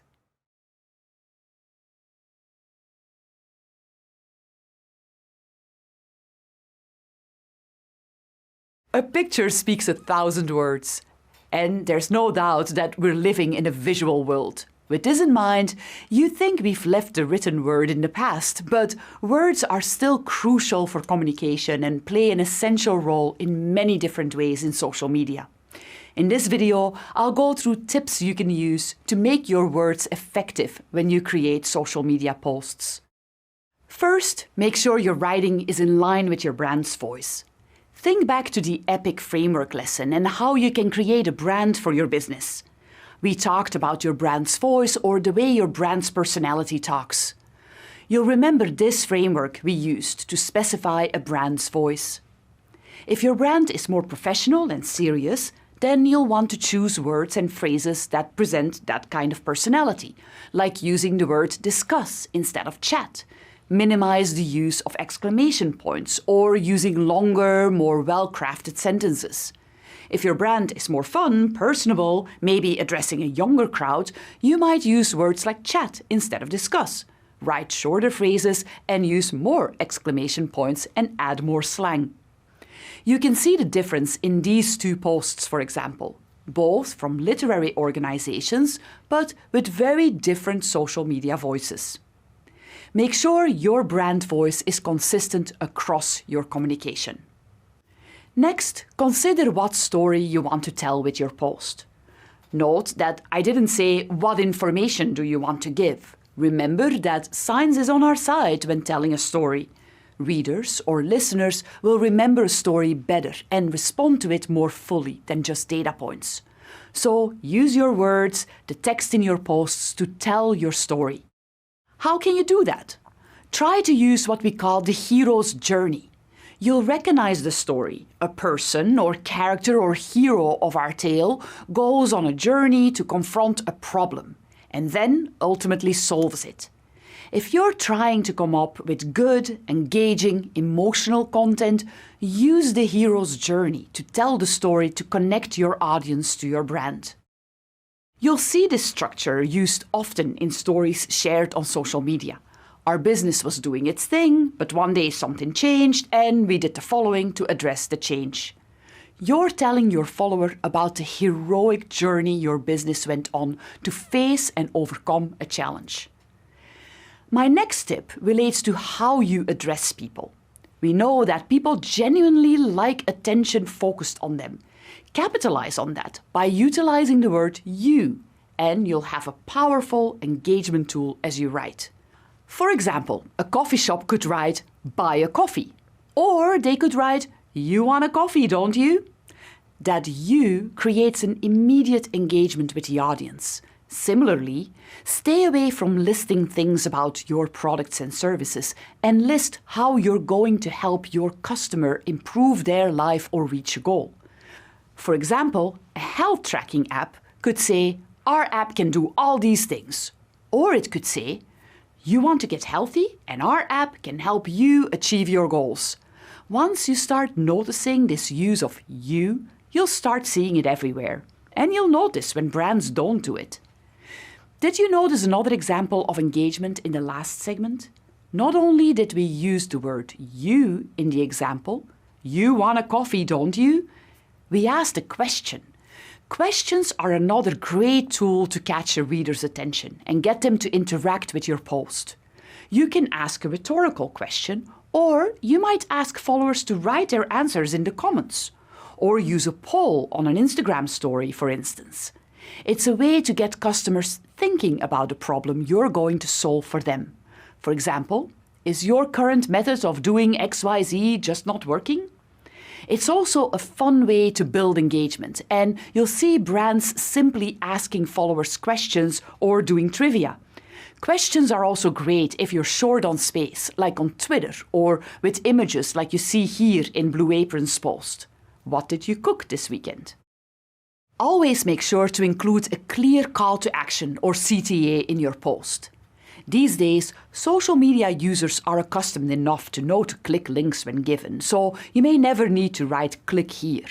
But look for places where you can put an action-forward CTA, like "start your free trial today" or "join the club." Next, make sure your post utilizes active voice, like "we can help you," instead of "you can be helped by us." Also, use strong, confident words like "we can help you," instead of "we might be able to help you." Get straight to the point. Users are scrolling fast. Try using a tool that can help maintain an active voice, as well as checking your spelling, grammar, and punctuation is free of errors, like Grammarly, for instance.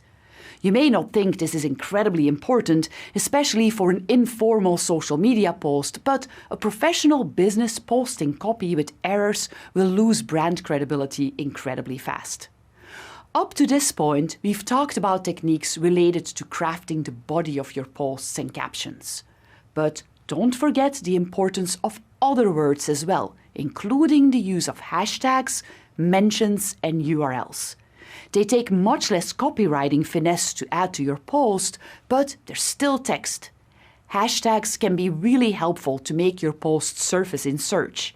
And as we said before, make sure to include relevant hashtags, but don't overdo it. I suggest keeping the number of hashtags under 10 if you can. And if you decide you need to add many hashtags, separate out the body of the copy from the hashtags, so you don't overwhelm people and make your posts hard to read. Quick tip: on Instagram, if you want to post a group of hashtags without detracting from your caption, hide it on the bottom of your caption by adding rows, like you see here. You have to add rows using periods. You can't just hit return.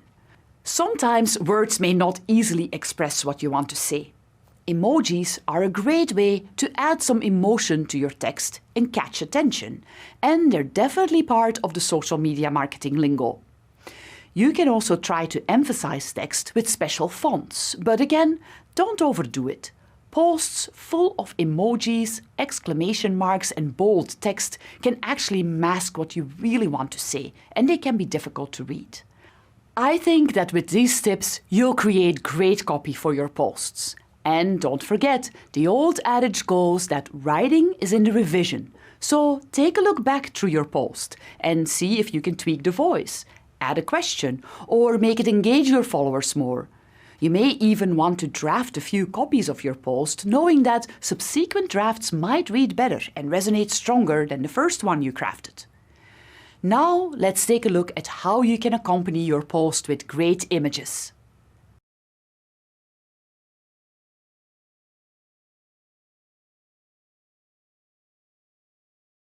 As we've seen in the previous video, you need to be thoughtful and deliberate about crafting the writing in your post. Well, the same is true for the images you choose and how you present them. By the end of this video, you'll know what to keep in mind as you select the images for your posts. Across social media platforms, users understand that attaching an image to their post will help capture the attention of users scrolling through their feed. Actually, a tweet with an image gets 3 times more engagement than just a text tweet, and a Facebook post with an image gets 2.3 times the engagement. Additionally, a LinkedIn post with an image is 98% more likely to get a comment. And the key thing to remember, you want to catch a user's attention with your image by making it unique and stand out. Let's go over some tips that can help you with that. First, let your brand's visual identity guide your image choices. Remember how we discussed the visual identity as part of the EPIC brand framework? This guide on colors and image types that fit your brand can help you when it's time to select the image for a post. For example, a fashion company may want to show visuals of its products. A data company may want to show fun charts and infographics.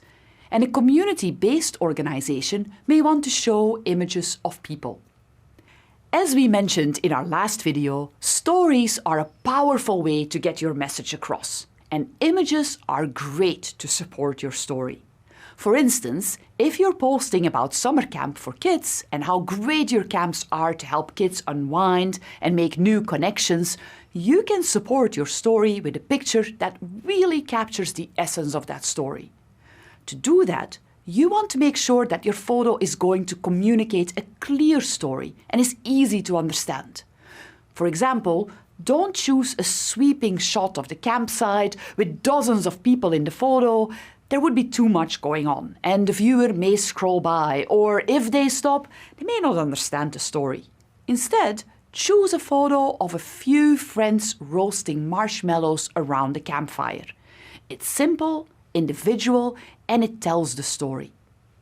Let's go through some ways to compose your image so it'll look professional and eye-catching. The first technique is to use the rule of thirds. The rule of thirds is simply the idea that if you break up your image into thirds horizontally and vertically, your subject should be placed at the intersection of one of the grid lines, not directly center. Similarly, if you're taking a shot of a landscape, you either want to have 2/3 land and 1/3 sky, or 2/3 sky and 1/3 land.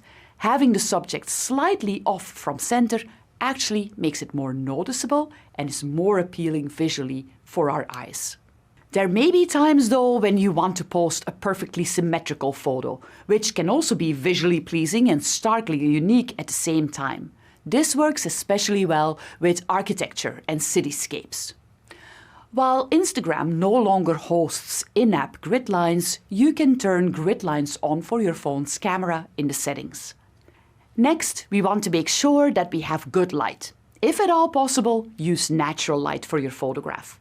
Photographers call the time around sunrise and sunset the golden hour because the light then is softer and more angled, giving you better light and shadow contrast. Also, make sure your exposure is balanced by tapping on your screen as you're lining up your photo. Tapping on dark areas will cause the photo to lighten, and tapping on light areas will cause the photo to darken. While you can change much of the lighting appearance in the editing tools, it helps to capture a good image to work with first. If you want to have the viewer focus on a subject, put some space around it to set it apart and become the focal point. This will help you simplify your post as well. Experiment with different kinds of angles as well. A shot from below or an aerial view. That shows us a different viewpoint than what we'd normally see at eye level. It can capture a user's attention and make your shot much more appealing. Also include lead lines or lines in the photograph that draw the eye towards the subject and to tell the viewer what to look at. It can be as simple as a path leading to a subject, lines on a tablecloth, or an inserted arrow. It helps to guide people to focus on what you want them to see.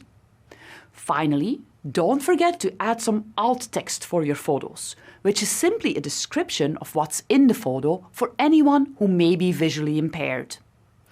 Once you've captured your image, you'll want to do some further editing to make it really stand out.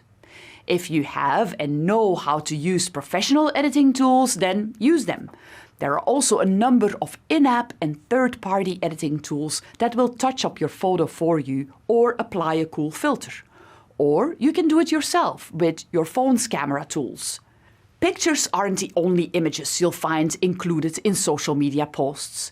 Infographics, charts, graphics, images with text on them, cartoons, they all serve a purpose in catching someone's eye and function as unique content that represents the brand. Don't think you're just limited to photos. Adding a visual to your social media post has been proven to increase engagement. An image can tell a story much faster and in much more complete ways than text alone can, and our visual attachment to the image can help us to remember better.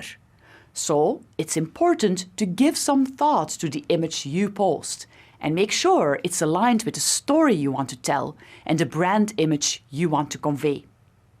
In our next video, we will look at videos and their role in social media posts.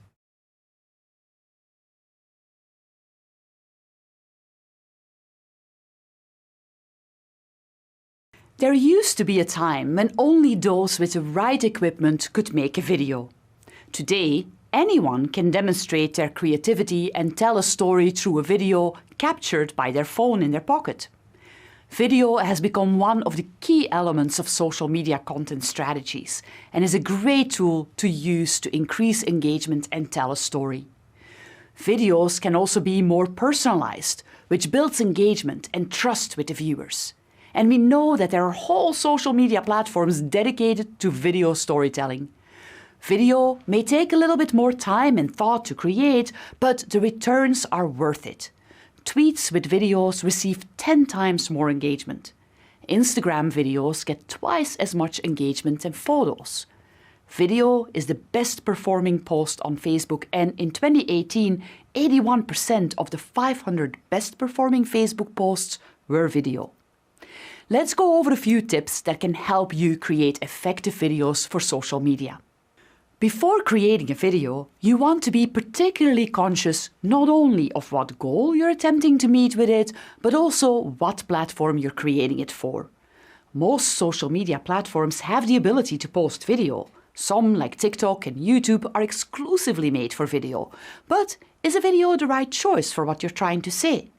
Also, before you begin, you need to know the platform well enough to make sure that your video will fit in. Even though you might be creating a video for the same business, the one for Instagram and one for TikTok will likely be very different. Be sure to know the video limits as well and what the ideal length is for each platform. While Facebook and YouTube have high caps for the length of videos, the ideal length is much lower.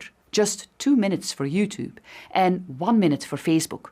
Twitter caps video at 1 minute, but a bit shorter is ideal. Instagram caps at 30 seconds, with longer videos reserved for IGTV. And TikTok videos are between 15 to 60 seconds. As you know, storytelling is key, and that's especially true for video. You're able to easily tell a story with words, but you miss out on any visuals. While images provide visual context and a lot more information in one photo, they're static. With a video, you not only have dialogue, but the movement and actions to go with it. Video can be used for all different kinds of storytelling on social media. Make a tutorial video showing viewers how to use a product or how to make something.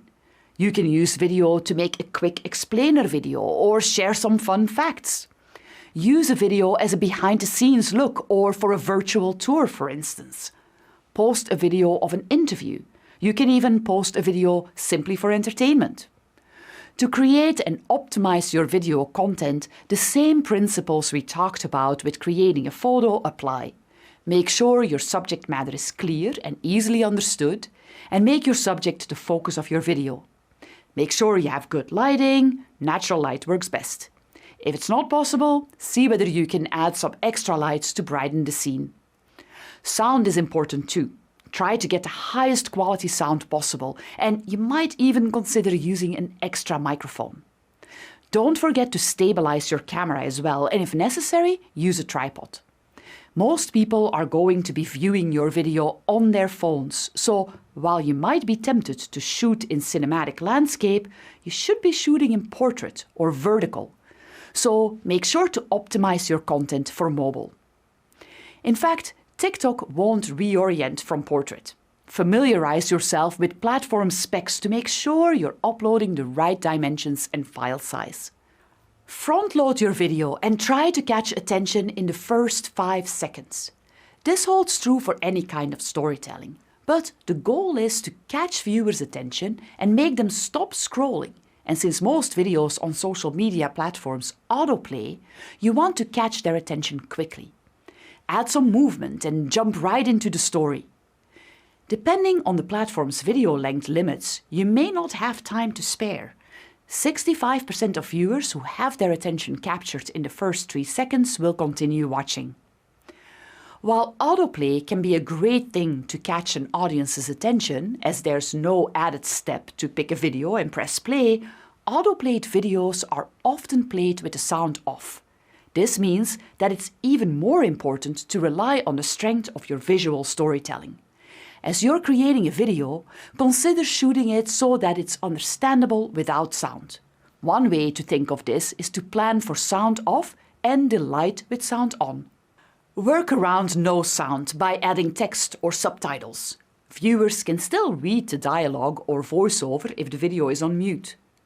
Text can also give an added emphasis along with voiceover or dialogue. Like adding alt text for images, it's good to add dialogue for anyone who might be hearing impaired. Make sure your video is closed captioned as well for accessibility. When you keep these tips in mind, you'll be able to create videos that grab attention and work on social media. And if you're looking to create some unique, exclusive content for your followers, consider going live. Most social media platforms, including Instagram and Facebook, have the ability to go live with streaming video.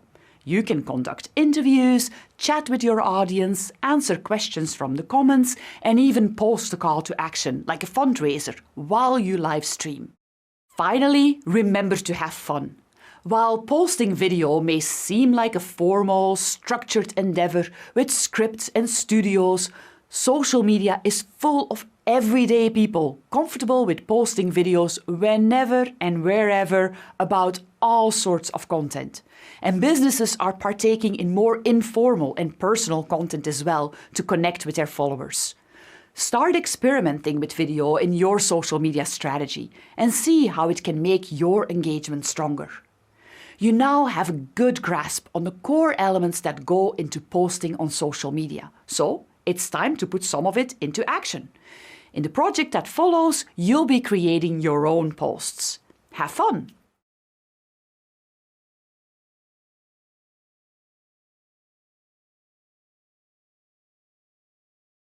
Let's put everything together now and let's revisit Carlos at Inu and Neko. We're going to help him put together some social media posts, and we're also going to revisit Imra at Kala and Ivy and help her put together some social media posts as well. Let's get started. What kind of goals is Carlos working on for Inu and Neko? He spent some time posting fun videos and tutorials in order to increase engagement amongst his followers. Carlos just rolled out a new mobile app, which includes a scheduling tool, tips on grooming and pet health, and more. He would love his followers to download the app and wants to create some social media posts to get the word out. Carlos is going to post to his audience on Facebook first. What kind of posts should we create? How do we want to engage our audience? We definitely want the outcome to be a call to action to download the app, so we'll certainly include a link. But is that it? From what we've learned, we know we should add an image or a video to catch people's attention. And we should tell a story. If we're providing value and usefulness through the app, not only helpful information, but an easier way to book an appointment, we might want to include something addressing that in our post copy. Finally, what kind of content would fit with our branding? Well, a few months ago, Carlos's niece began taking some pictures for her photography class of Carlos and his dog Buster. Carlos posted them on his social media platforms. They got a lot of likes, more so than some of his other posts, so Carlos called on his niece again to create more pictures. Here are 4 photos his niece created for Carlos, all featuring Buster. That's going to be our Facebook post. Carlos's niece created one image with the 4 panels so that followers can see it as a whole as they scroll through. The images together tell a story and the post is eye-catching. But let's add more to it. For our text, let's think about how to be short and engaging. Thinking back to what we learned about creating post copy, this is a perfect opportunity to present a problem and offer a solution. But we don't want to get too salesy by listing all the features of the app. We certainly could, but we want to connect on a personal basis and offer a solution to a problem, like one-handed appointment booking. Let's write this to go along with the pictures. Us pet owners know. Book your next grooming appointment with one hand. Download our new mobile app today.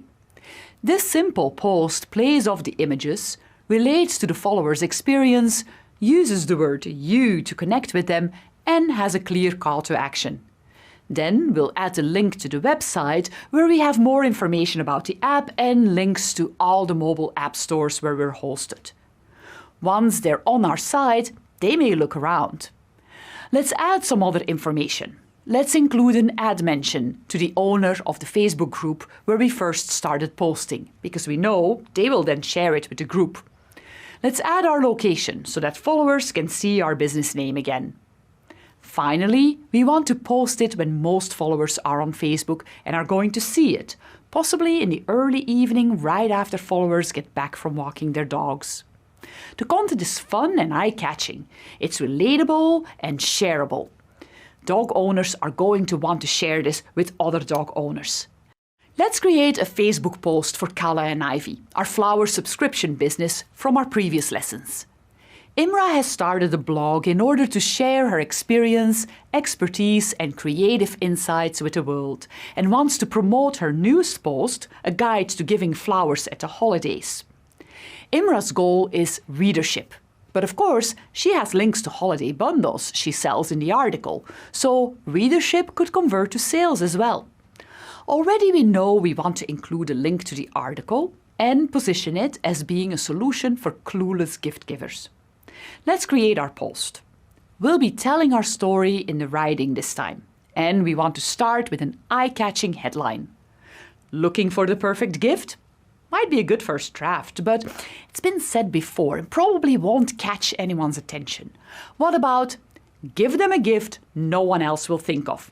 It's straightforward, confident, has an implied you to speak to the audience and suggest a solution to a problem the follower may have. I've run out of unique gift options before. Then something like, our guide to holiday flower giving will make sure that this year your gift is the favorite.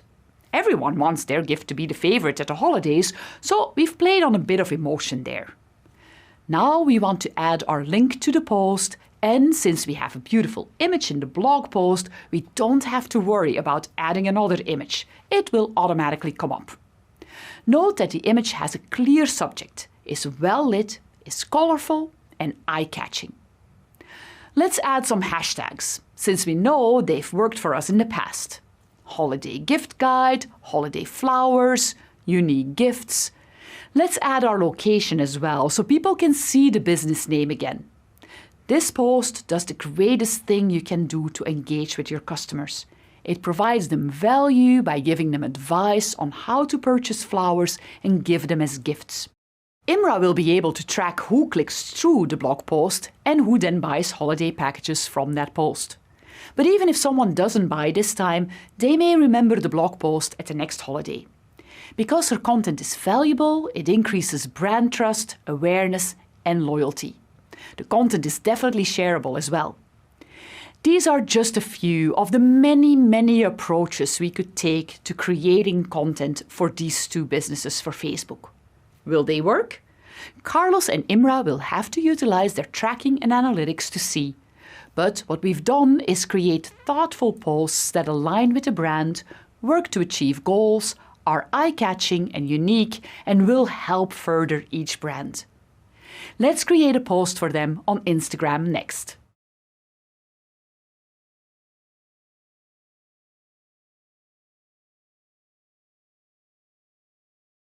Now let's help Carlos and Imra create posts for their business Instagram accounts.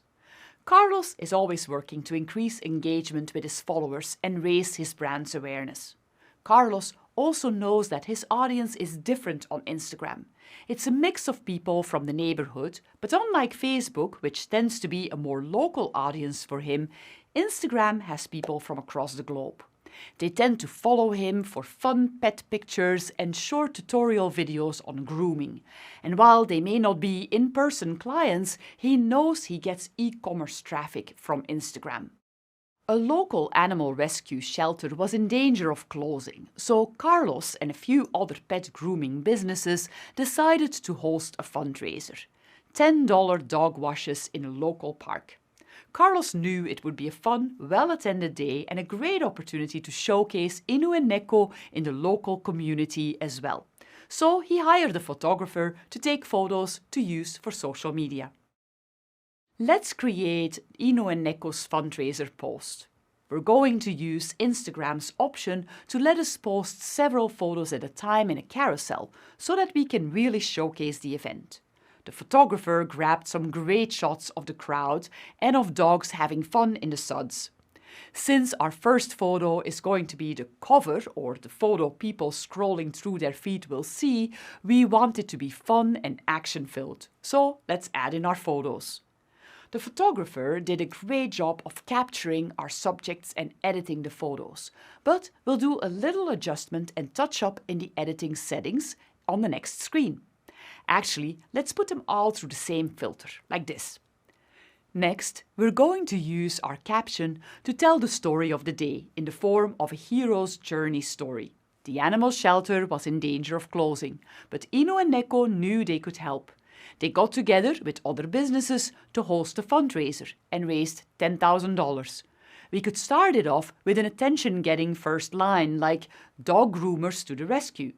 Don't be afraid to use a higher word count on a post like this, since we want our audience to know the story and know our involvement as well. Since hashtags are part of Instagram's culture, let's add hashtags so our posts can be found by other users. And let's add the animal shelter as a mention, as well as the other pet grooming businesses, so they can see that we featured them in a post. Let's add the location of the park too, so anyone who looks up recent posts at the park will see our event. Finally, we could also add a call to action, like "There's still time to donate. Go to the link in our bio." In fact, Instagram features a few helpful tools that allow you to link to a fundraiser or any other website. Add fundraiser, shopping links, and the Learn More button at the bottom of posts that takes followers to a specific site. Using one or more of these tools can help anyone who wants to connect with our mission and purpose to help. Not every post needs a hard sell or a call to download or buy something. What Carlos is doing through this post is not only creating more awareness around his brand, but he's continuing a conversation with his followers and letting them get to know the business of Inu and Neko. He didn't just post a bunch of fun pictures of soapy dogs, but showed that his business takes care of the community it's in. By helping out the animal shelter, he also communicated his brand's value of helping pets get rescued. He's building connection and trust so that someone with a future pet grooming need will remember his brand and choose him over his competitors. Let's now shift to help Imra with an Instagram post for Kala and Ivy. As a flower business, she's always offered customers the ability to customize a message on a note card in the bouquets they send. Recently, Imra contracted with a local paper artisan to sell her small handmade cards. Imra's goal here is easy. Let her followers know about her new line of cards that they can pair with their flower orders.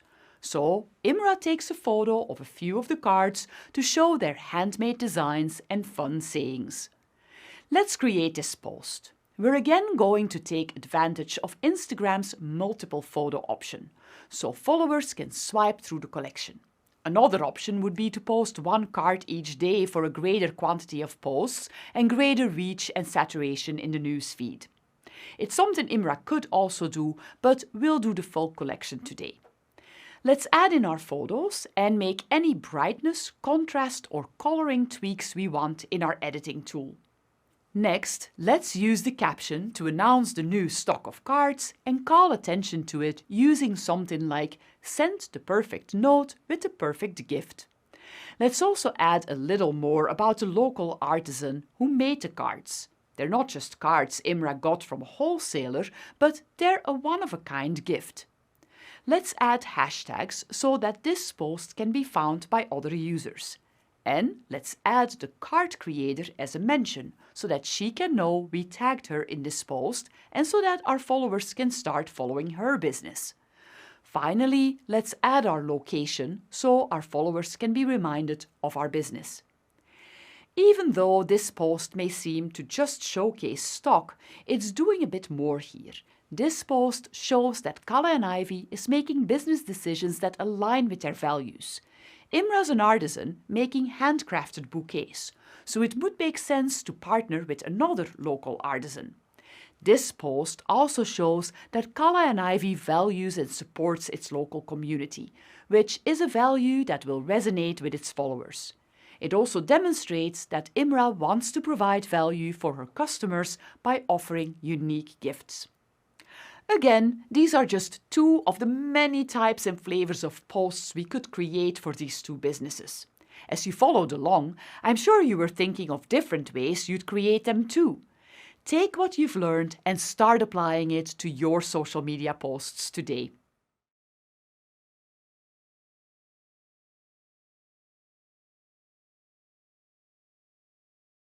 Congratulations! You've finished the social media content module in our social media management course. You can now identify the core components in social media posts across platforms, and you know how to create effective posts. You know how to create posts for a business on Facebook and on Instagram. You also know what to keep in mind as you create copy for your posts, and you can create images and videos for your posts like a pro. Next, we're going to look at how to best manage all the great content you create.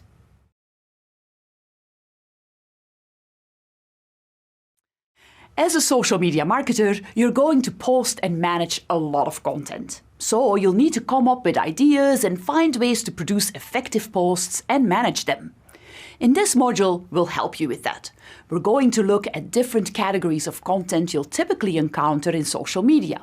We'll discuss ideas for things you can post about and ways to create your posts. At the end of this module, you'll also know how to create and manage a content calendar, and you'll learn how to build a following and keep the conversation going on your social media platforms. Many exciting things to cover, so let's get started.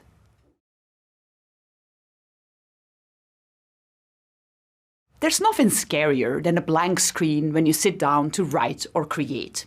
Where am I going to get the next idea for a post? Will I run out of ideas? Will they work? How do I tell a story in just a few sentences? And how will I know it'll be interesting? They're big questions that can be daunting to even the most seasoned social media manager. In this video, we'll give you an approach that can help you decide what kinds of posts to create, how to create content that works with each platform, and how to take the strain off of constantly creating new content by curating. We want to create value for our audience on social media and create posts that will keep them engaged. So, what kind of posts would be valuable to them? Engaging social media content typically falls into either one of three categories. First, posts that are educational, that teach, update, or inform. Second, posts that are inspirational and feel good, or that move people to act. Third, posts that are fun and entertaining, and that present the brand in a human and spirited way. Think about the posts you've liked or shared recently. They probably fell into one of these three categories. So, as a first step in thinking about your social media content, think about these categories and whether you can create content that falls into either one of them. Before you start creating content, it's good to reflect on the format of your posts. First, remember that there are two types of content that you can create for social media.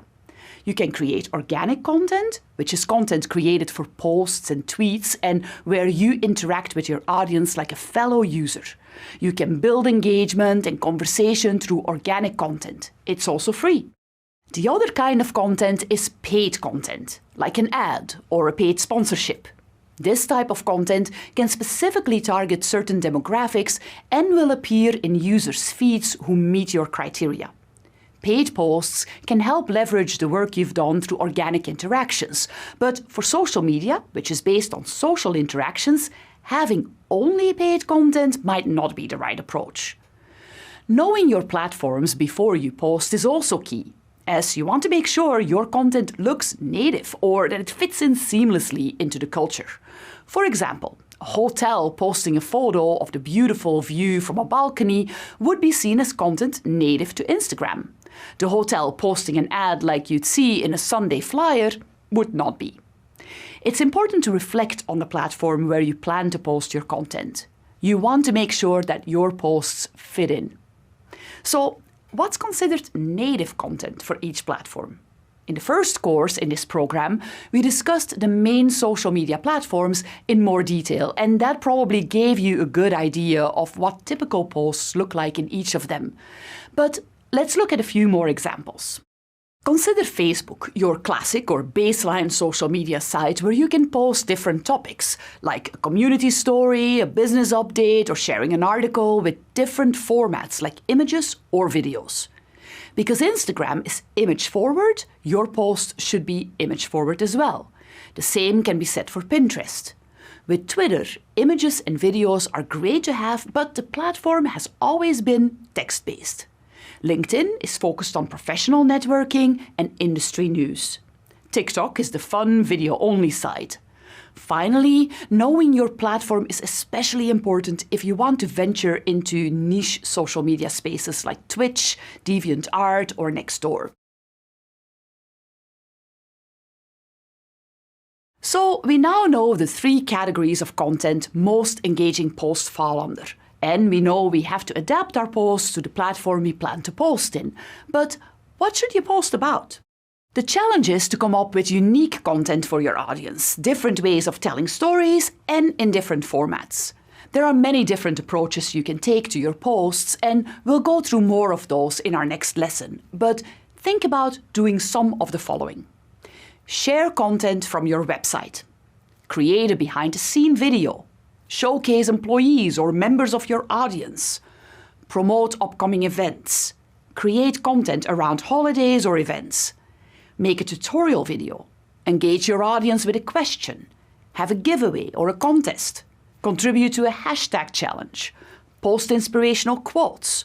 Go live. Showcase a new product. As you can see, there are a lot of different kinds of creative pieces of content you can post. And there's much more that your business could come up with as well.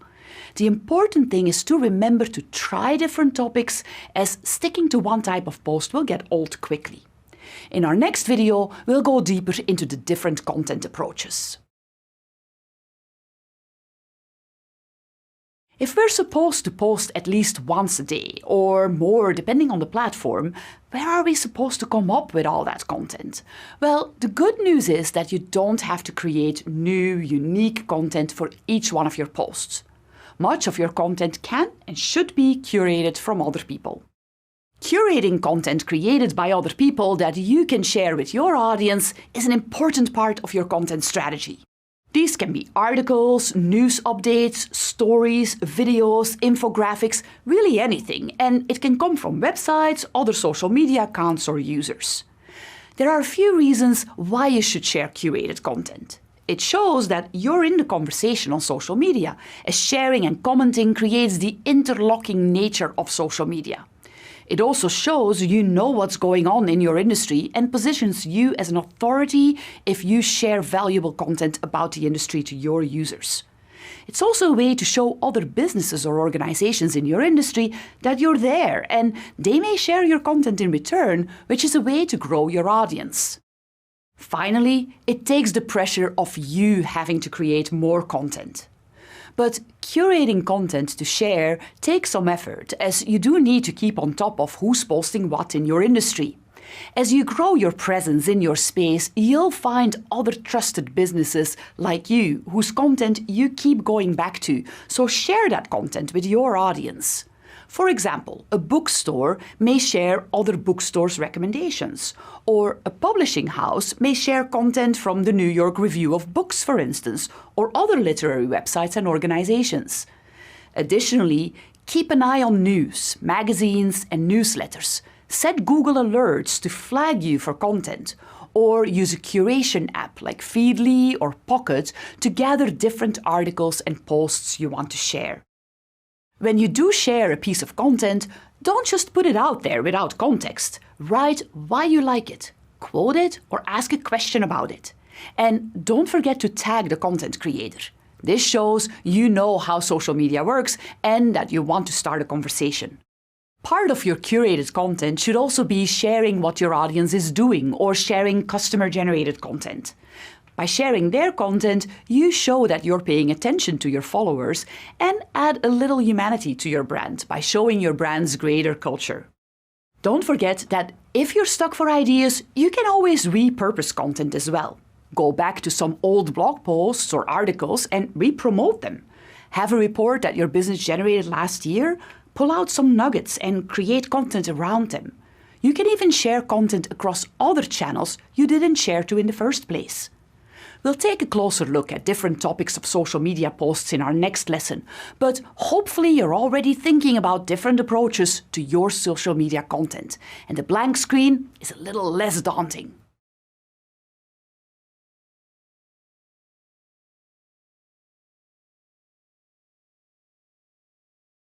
It can be daunting to try to come up with new content that's engaging, informative, or fun on a daily basis.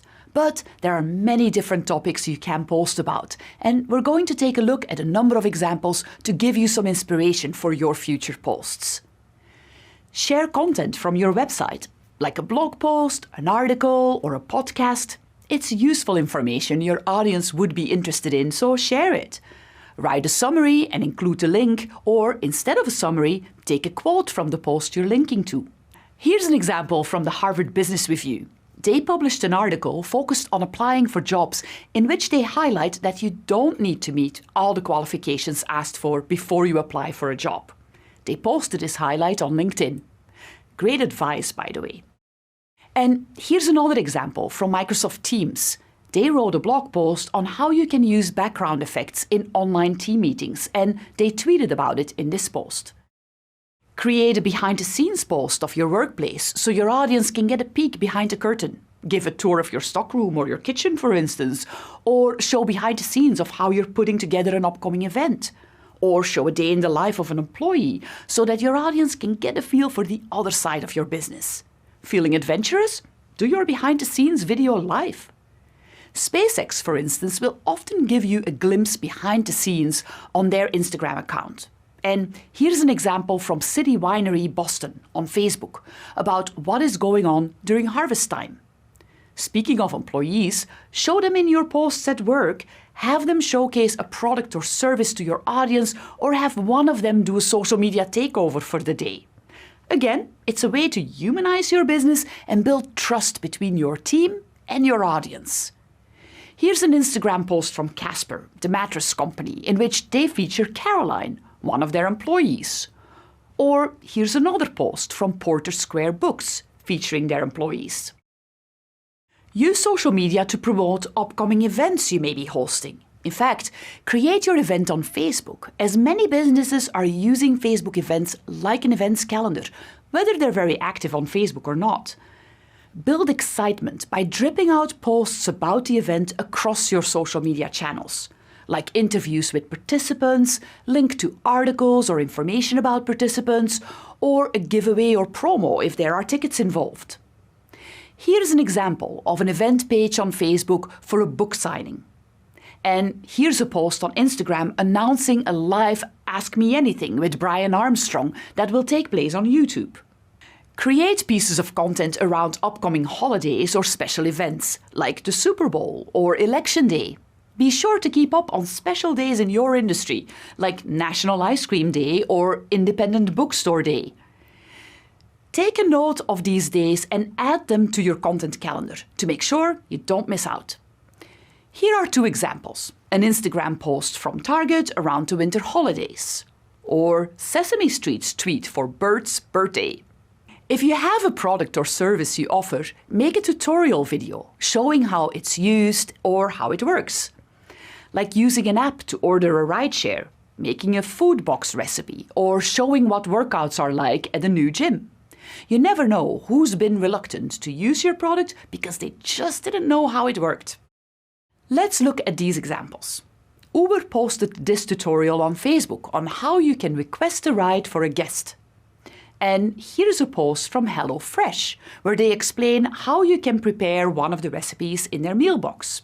And here's a tutorial on TikTok showing how to use TikTok. Ask your audience a question to get them engaged. Prompt them to reply in the comments, take a poll, or do some trivia.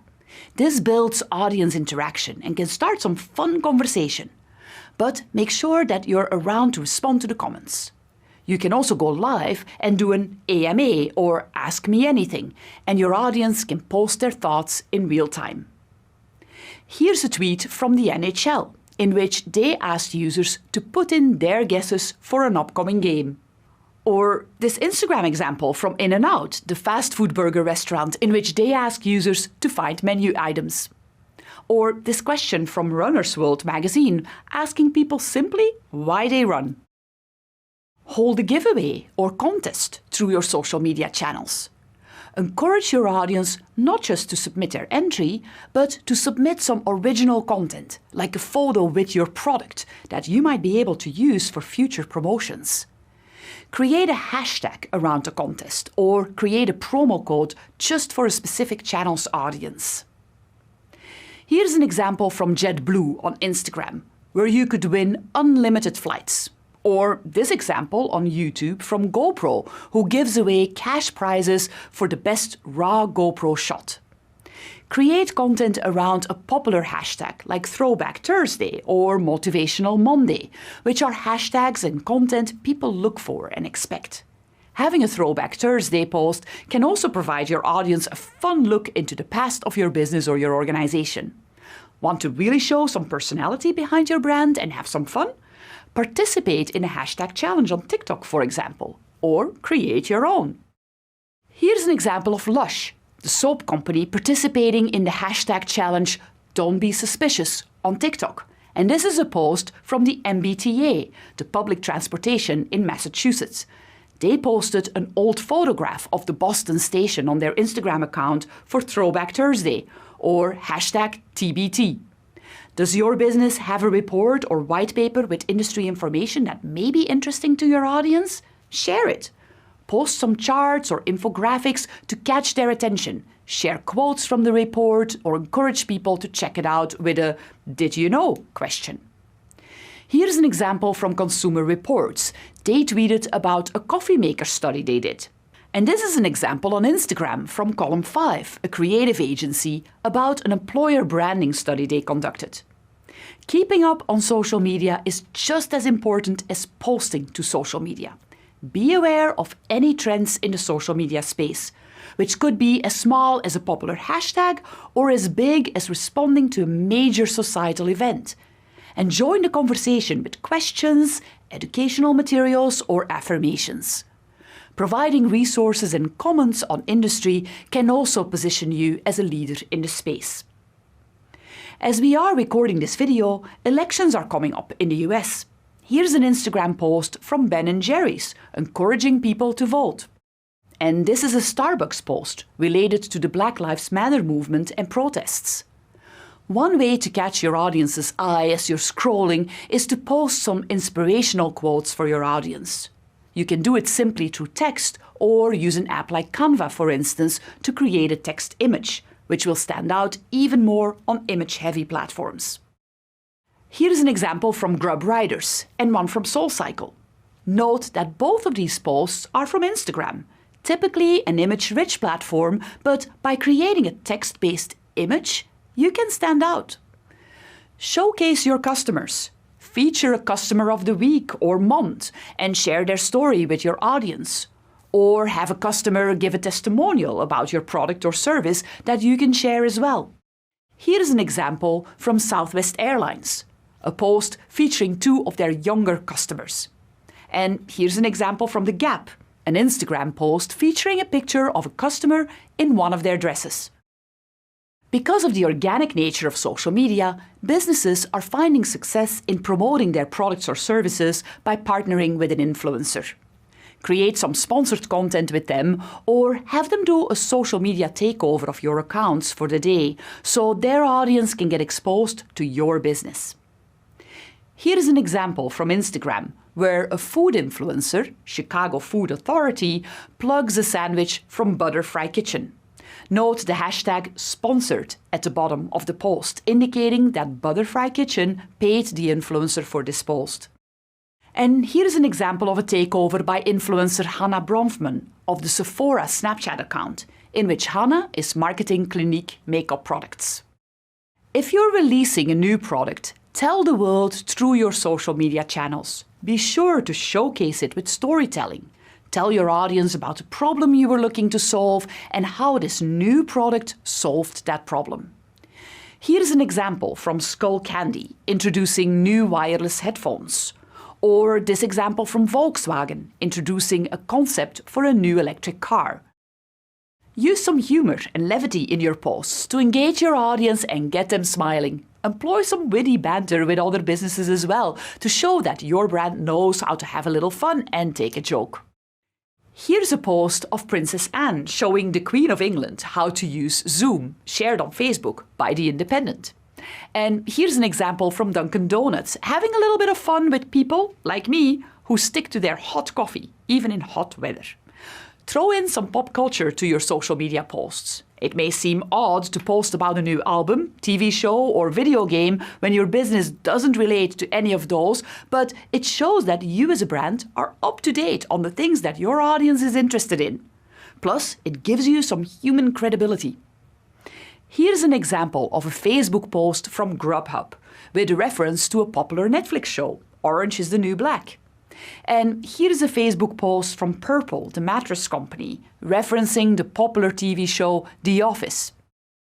Share curated content, like articles, blog posts, and other valuable content that other businesses, organizations, and thought leaders in your industry have shared. This not only shows you're paying attention to your industry, but by being a source of information, it positions you as an authority. Can also expand your audience, and you can build relationships with the businesses whose content you shared. Here's an example, a tweet from Raven Bookstore referencing an article from audiobooks company Libro.fm about Audible from Amazon. And another example on LinkedIn, a post from OpenX, an advertising technology company referencing research from the IAB. Similarly, be sure to share customer-generated content as well. It not only shows that you're paying attention to your audience, but resharing can show everyday use of your product or service. It also tells the story of your brand through your customers or users, not just from you alone. Hamilton, the musical, shared this tweet from a fan. Or this post from Tasty Burger, where they reposted a picture taken by a customer. Who's to say that you can't share older content you may have on your site? Point people back to still relevant content to repurpose it. Or take older content and chunk it up into new top 10 list posts or other tips, tricks and tidbits that you can use. Have an archive? Dig some interesting content out for your audience. Like in this example from WGBH. Point your audience to a favorite cause or charity your business cares about. Post their story or partner with them to create some original content. It not only shows that your business likes to give back, but it also creates a new audience for the cause or charity. In this example, Wendy's tweeted about their initiative to support the Black college community. Thank your audience when you hit a followers milestone or after a campaign. A little gratitude goes a long way, especially in showing your audience that your brand is made up of people who are grateful for the audience. Throw in an impromptu promo code as a thank you gift. Here's an example from Zinneken's Waffles, thanking the colleges that hosted their food truck. Finally, just sell something. Post a product or service you offer with a link to purchase it. Social media platforms are beginning to add purchase buttons to their posts so that followers can be taken directly to a purchase page to buy. Of course, you shouldn't sell in every post, but it's perfectly fine to do so on a regular basis in combination with other posts that are more focused on engaging your audience. Here's an example from Lovepop, showing some of their pop-up cards, and another example from Boston General Story, showcasing their Mother's Day bouquets. As you can see, there are a lot of different kinds of creative pieces of content you can post. And there's much more that your business could come up with as well. The important thing is to remember to try different topics, as sticking to one type of post will get old quickly.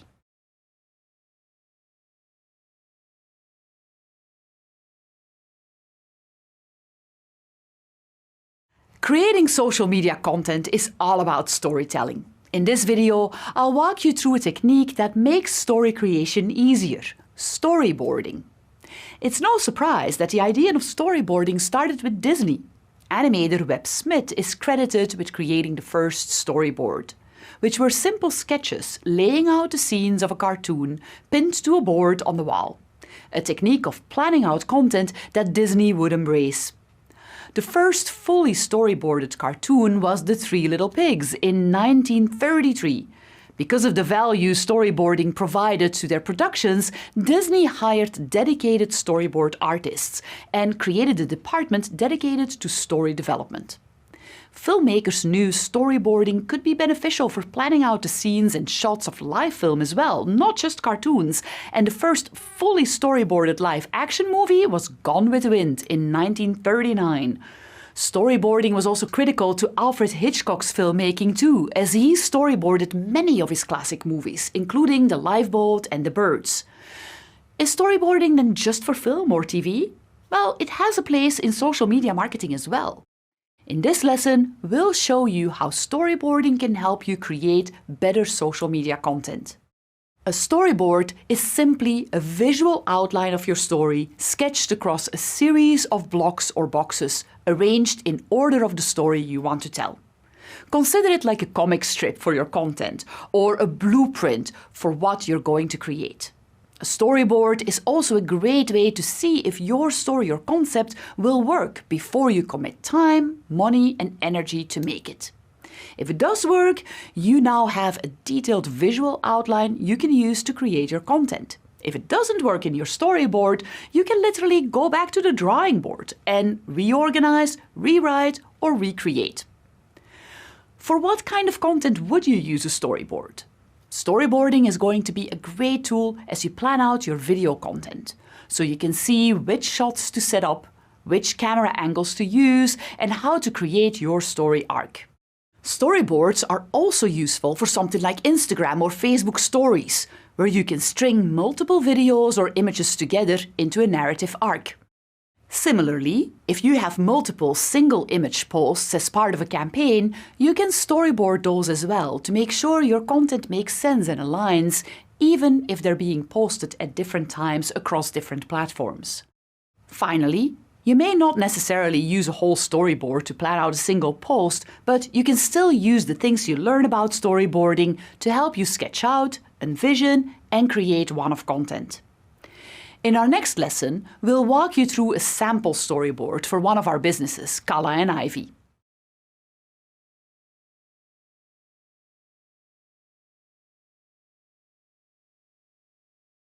Let's create a sample storyboard with Imra at Kalla and Ivy to help her plan out a new Instagram story.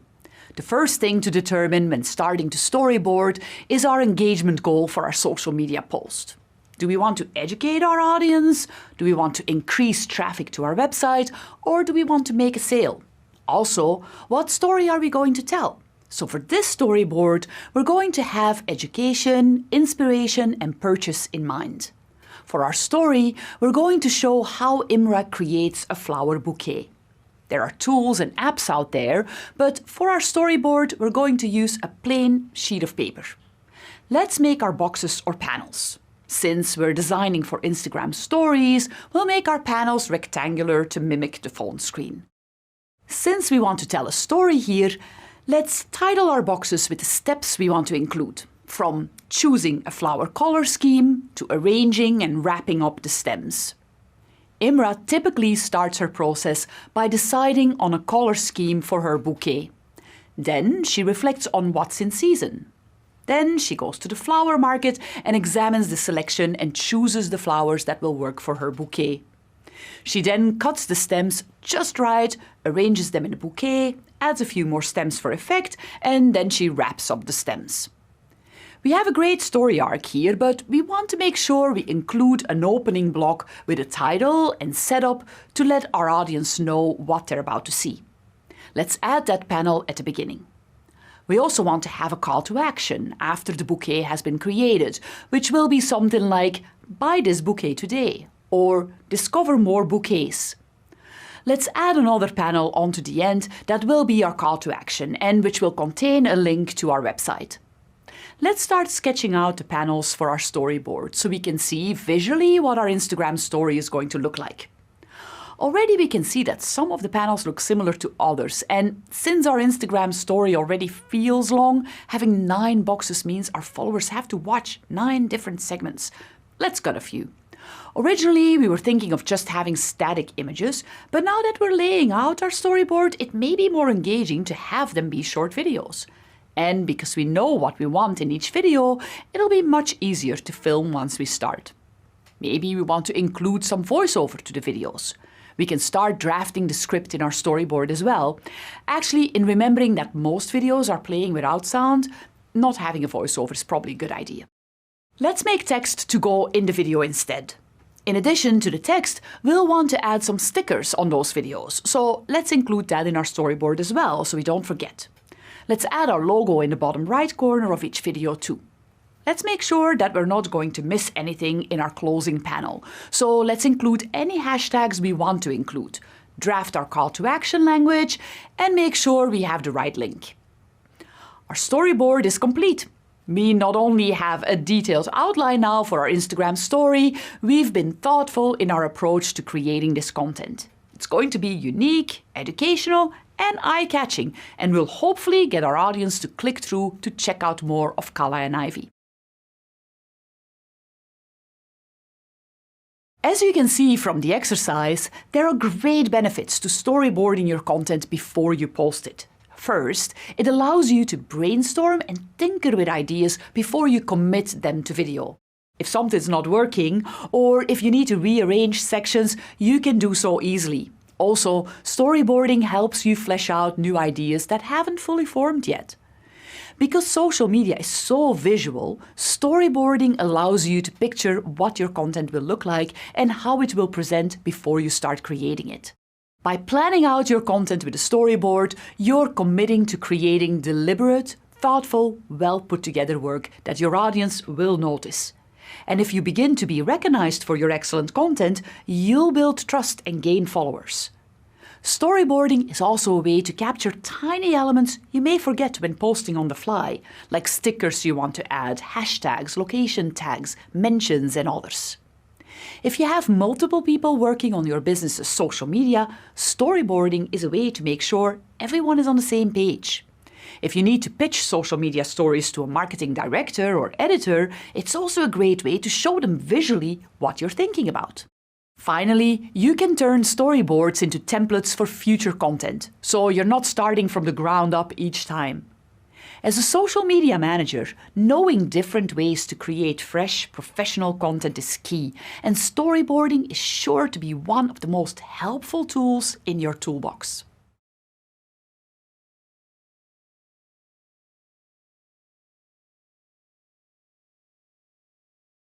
Before social media, any company that wanted to become a brand name had to flood the airways, and that cost money.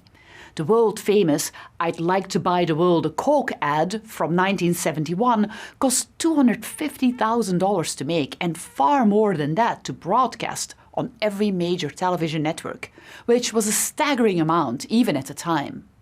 But now, any person with a cell phone camera and a social media account can reach the same number of people if their content goes viral.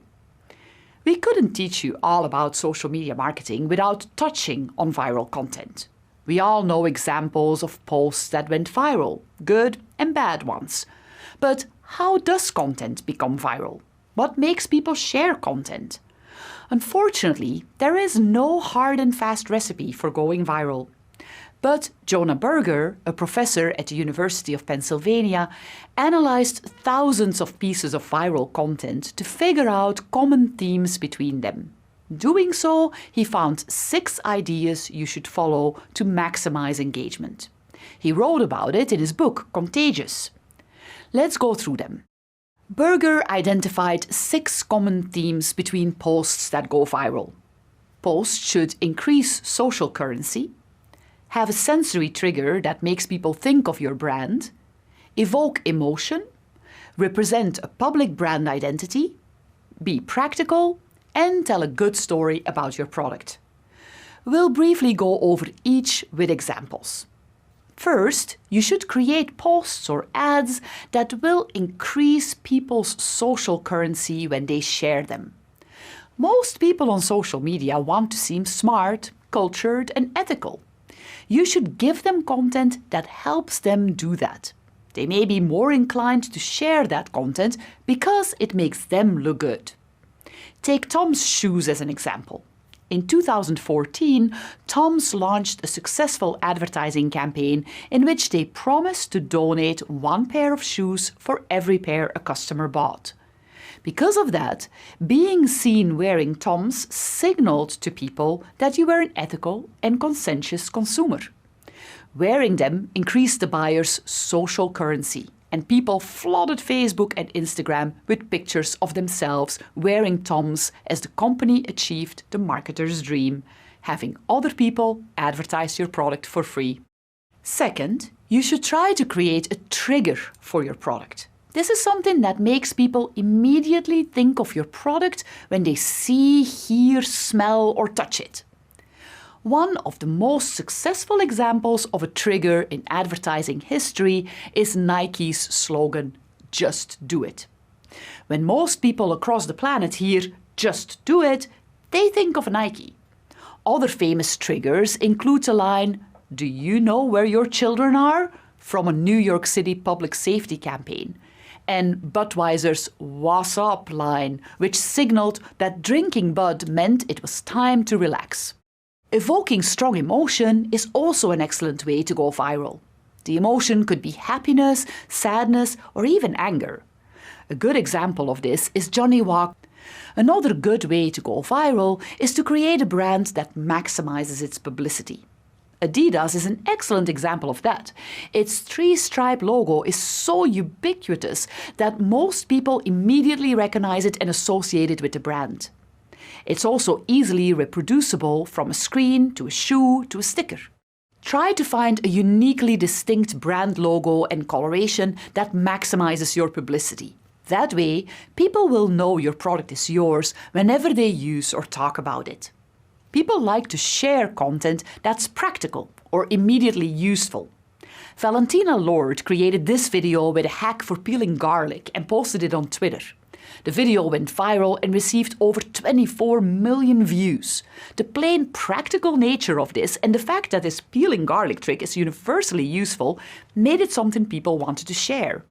Finally, as we discussed before, people like stories. Ads and content that tell a story are more likely to be shared, and they can be even more powerful if they invite people to share their own story. We touched on the legendary Dove campaign in our previous course. In the early 2010s, Dove discovered that only 4% of women worldwide consider themselves beautiful, largely because of unrealistic standards created by airbrushed advertisements. So they launched the viral Real Beauty campaign with a collection of stories about women discovering that they were and felt beautiful.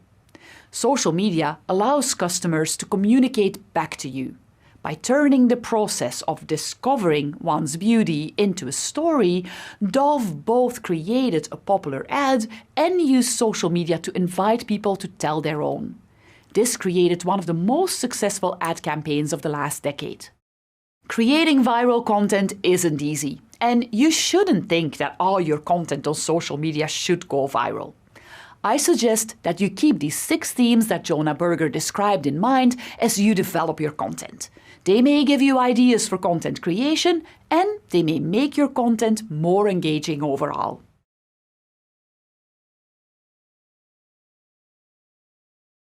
So imagine you're taking a trip to the big city. You've always wanted to go, and there are a number of places you want to see and things you want to get done. You've read up on all the cultural spots, restaurants and historic sites, and you head in with the mindset that you'll go with the flow and see where the day takes you. But at the end of your trip, you realize you spent too much time at one museum and never got to that other museum you wanted to see. Didn't realize that historic site was all the way across town and couldn't get into the restaurant because you needed reservations weeks in advance. It was a trip, but not the one you hoped for. If you could rewind, you would have made a schedule for each day telling you where to go and when, factored in travel time and made reservations in preparation. Might have taken more effort and planning, but your trip would have been the dream trip you had hoped for. When it comes to your social media strategy, you could certainly wing it and figure out posting content as you go, but it may not be the content you or your audience wants, and it probably won't achieve any goals. If you want to have a plan of execution, use a content calendar, which is simply a calendar where you fill in upcoming events for your social media platforms, when they're going to be posted and where. Without a calendar, you'll be scrambling to post content in real time, racking your brain for something relevant and unaware that it may need to tie into previous posts or greater campaigns. Is it really that important to think carefully about what social media content to post when it may just be sharing a link or uploading a photo? Posting on social media isn't independent from your overall marketing strategy. As we mentioned in previous lessons, one of the primary reasons to post on social media is for customer engagement, which furthers your brand, increases trust, provides something of value for your followers, and turns them into fans. If every post works together to build your customer engagement strategy, you won't want to leave it up to chance. Just like how your planned trip allowed us to go more places and do more things with less worry about how we were going to do it, there are many benefits to having a content calendar for your social media posts. The first is organization. By planning ahead on what content you're going to post when and to what platform, you keep your upcoming posts organized. It allows you the time to be more thoughtful about your posts and to map them as a greater content strategy as well, since you can see a few weeks or months in advance. Having a content calendar will help you keep consistency in your brand voice. Not only does it allow you to see multiple posts and how they fit together to further your brand, you'll probably be writing multiple posts at once or batching, which will guarantee they'll be written in the same voice. You will also have the ability to review upcoming posts, and if one doesn't align with your brand voice, you can pull it or revise it. Having a content calendar can also help you plan for upcoming events, holidays, and special occasions. Mark major holidays or holidays that might be important to your industry, like National Ice Cream Day if you're an ice cream shop, so that you can plan content around that day and have the time to create it well before it needs to go live. If something pops up that you want to post about, you know which posts you can reschedule for another time and which need to stay to correspond with a specific date. Having a content calendar allows you to fill in the gaps as well. Social media requires constant posting to keep followers engaged. So having a content calendar that shows what's being posted when will help you see any gaps you may have in scheduled posts, or if there are too many posts at one time, for instance. Finally, a content calendar allows for greater collaboration across your team. Team members will be able to see what social media posts are coming up and could make suggestions for posts of their own or add to posts already created. The team can staff social media channels for replies and monitor call to action responses generated by the post. Additionally, having a content calendar allows for easier vetting of posts if your team requires a second set of eyes for approval.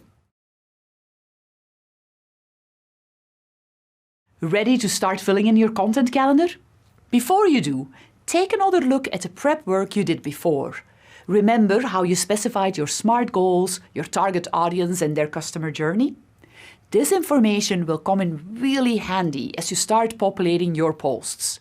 If you need a refresher, we went through this information in course 1 of this program. Looking back at your goals will help you decide what content you need to create when. For example, you may have a new app you want followers to download, or a new product you want to share. Knowing what goals you need to hit, like knowing which sites you wanted to see on your trip to the city, allows you to create content that will get you there. Who is my target audience, and what does a typical customer journey look like for my audience? Knowing your audience is key for many reasons. It will help you decide which platforms to use and what kinds of posts to create for those platforms. So, what should you include in your content calendar? You should include anything that's going live to your followers, like the post's contents, any images or videos that go with it, any links you may include, and any hashtags you're using. You also want to include any information you want to track, such as which platform it's on, whether it's an ad, original content, or a reshare or curated content, and so on. And of course, you want to include the specific date and time the content goes live. In our next video, we'll walk you through a template you can use to create your very own content calendar. Of course, you can use any template that you think will work best for you, or you can rely on content calendar tools from companies like HubSpot or Hootsuite, for instance. The most important thing to remember is that the best content calendar is the one you'll actually use.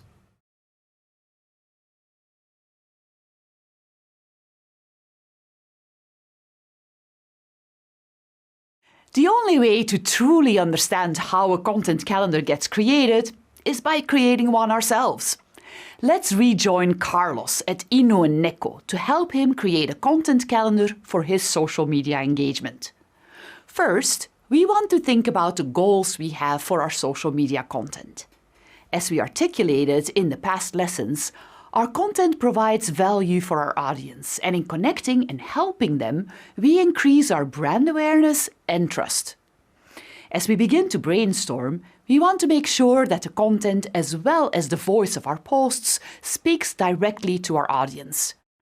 We can also get a sense of what content our audience likes by looking at what they've engaged with the most in the past. For example, they like informational articles on pet grooming, have responded well to our stories from our community, and reshare our fun pet videos a lot.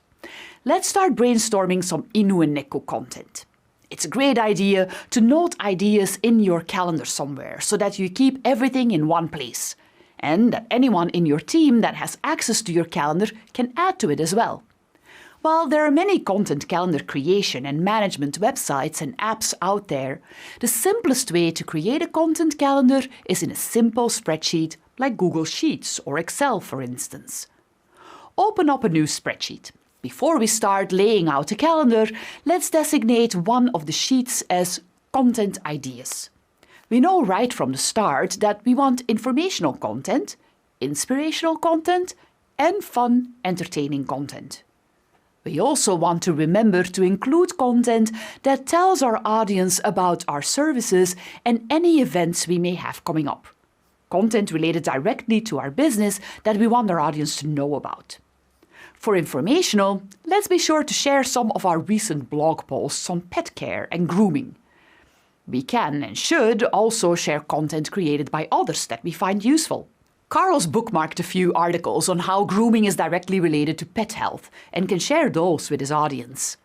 Our content calendar is going to go into the summer, so want to be sure to share an article or two on how pet grooming changes in warmer weather. For inspirational content, we can tell stories from our community, how one of our clients rescued a cat, or share photos or videos from community members bringing their pets to visit a nursing home. Fun, entertaining videos are easy, as Carlos's clients' pets are always showboating for the camera. As for content centering around our business, we can post about our services, any discounts or new offerings we have, promotions or updates to our mobile app. Are there any campaigns, series or hashtags we can use? One of Carlos's customers suggested he do a Throwback Thursday series of members from the Inu and Neko community as kids with their first pets. Another hashtag is Motivational Monday, which could be easy to put together. Maybe we want to ask a nightly question to get our followers to respond and engage as well. While this brainstorming isn't our content calendar, you can start to see what kinds of ideas you have to use and what platforms might be best suited for them. And this is a good place for other members in the team to park their ideas as well. Let's open another sheet and map out our calendar. I like to structure my calendar a little so I can easily enter the following information. First, the date and any special holiday or event I need to keep in mind. Second, the content ideas. I like to split them in ideas that relate to a certain day or time of year and evergreen content. That way, if I need to cut anything or shift anything around, I know which content is easier to reschedule. And I like to keep a row per platform where I'm active. Once I have the content ready, I can add a link to the posts here for each of my platforms. That way, I can always go back and check what I posted. In Inu and Neko's case, Carlos posts on Facebook, Instagram and Twitter, so that's what we would fill out here. After we map out the dates of our calendar, let's go through and add national holidays so we can create content around them. Already we have Mother's Day, Father's Day, Memorial Day and the 4th of July. Carlos knows some other pet-related special days, like National Pet Awareness Month and Bring Your Cat to Work Day, so let's fill those in too. Let's also plug in some internal business milestones, like when app updates will go live or when our e-commerce summer sale begins. Before we start filling in the other content we brainstormed, let's plan our content around these special days. We will fill in the content topics here, and then we will also add the formats we plan for each platform. Since National Pet Month is sponsored by the American Veterinary Medical Association, let's pair up with a local veterinary office to create a month's worth of content.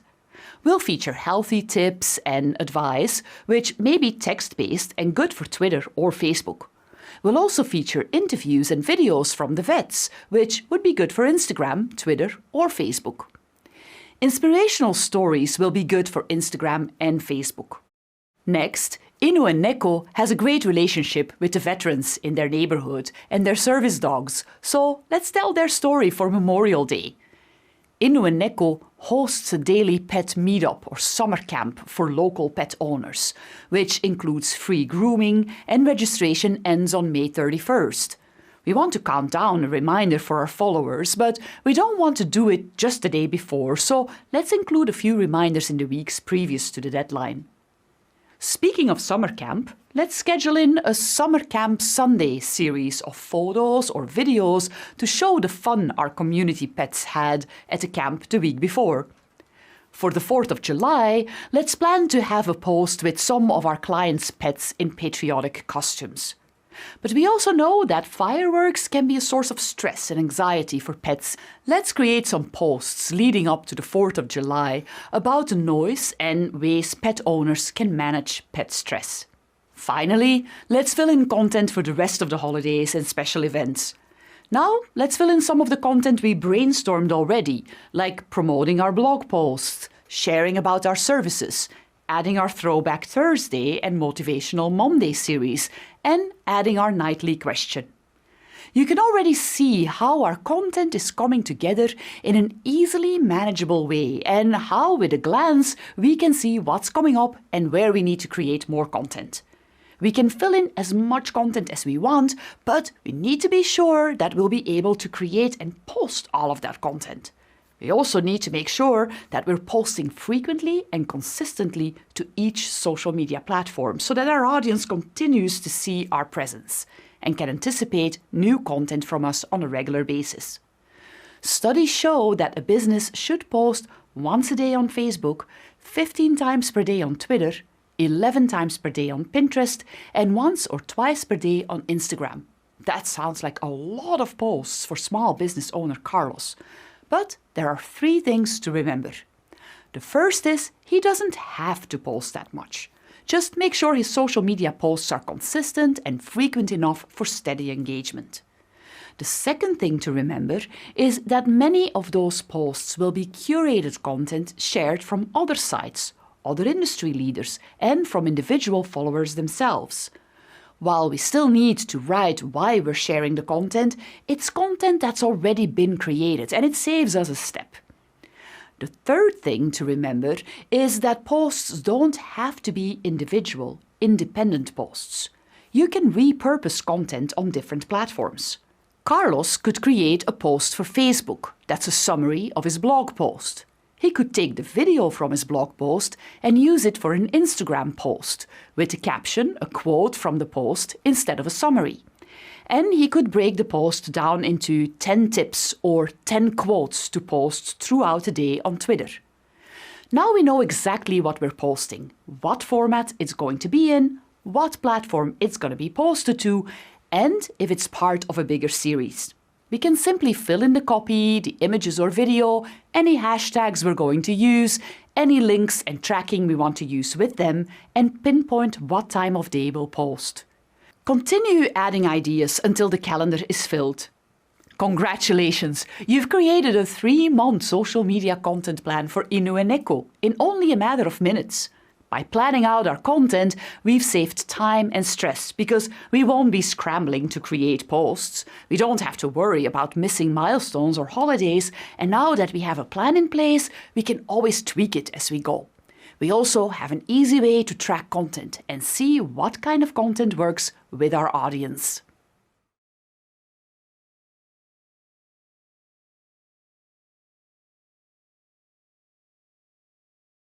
Any business with a strong social media strategy knows that keeping the pipeline full of content is key. But that doesn't mean every piece of content needs to be created from scratch. There's no need to reinvent the wheel every time because there's a lot of new content that you can repurpose from work you've already done. We'll show you how. Repurposing content is simply the idea that no piece of content is ever one and done. Your content is full of ideas, stories, stats, and information that can be presented again in different formats, which can appeal to new audiences and expand your reach. Repurposing content is not only a way to stretch out the value of your content, but it's an easy way to fill in your social media content calendar as well. How does it work? Let's say you've written a blog post about the state of social media engagement today in your industry, and you share that with your audience. Is that it? Move on to the next blog post?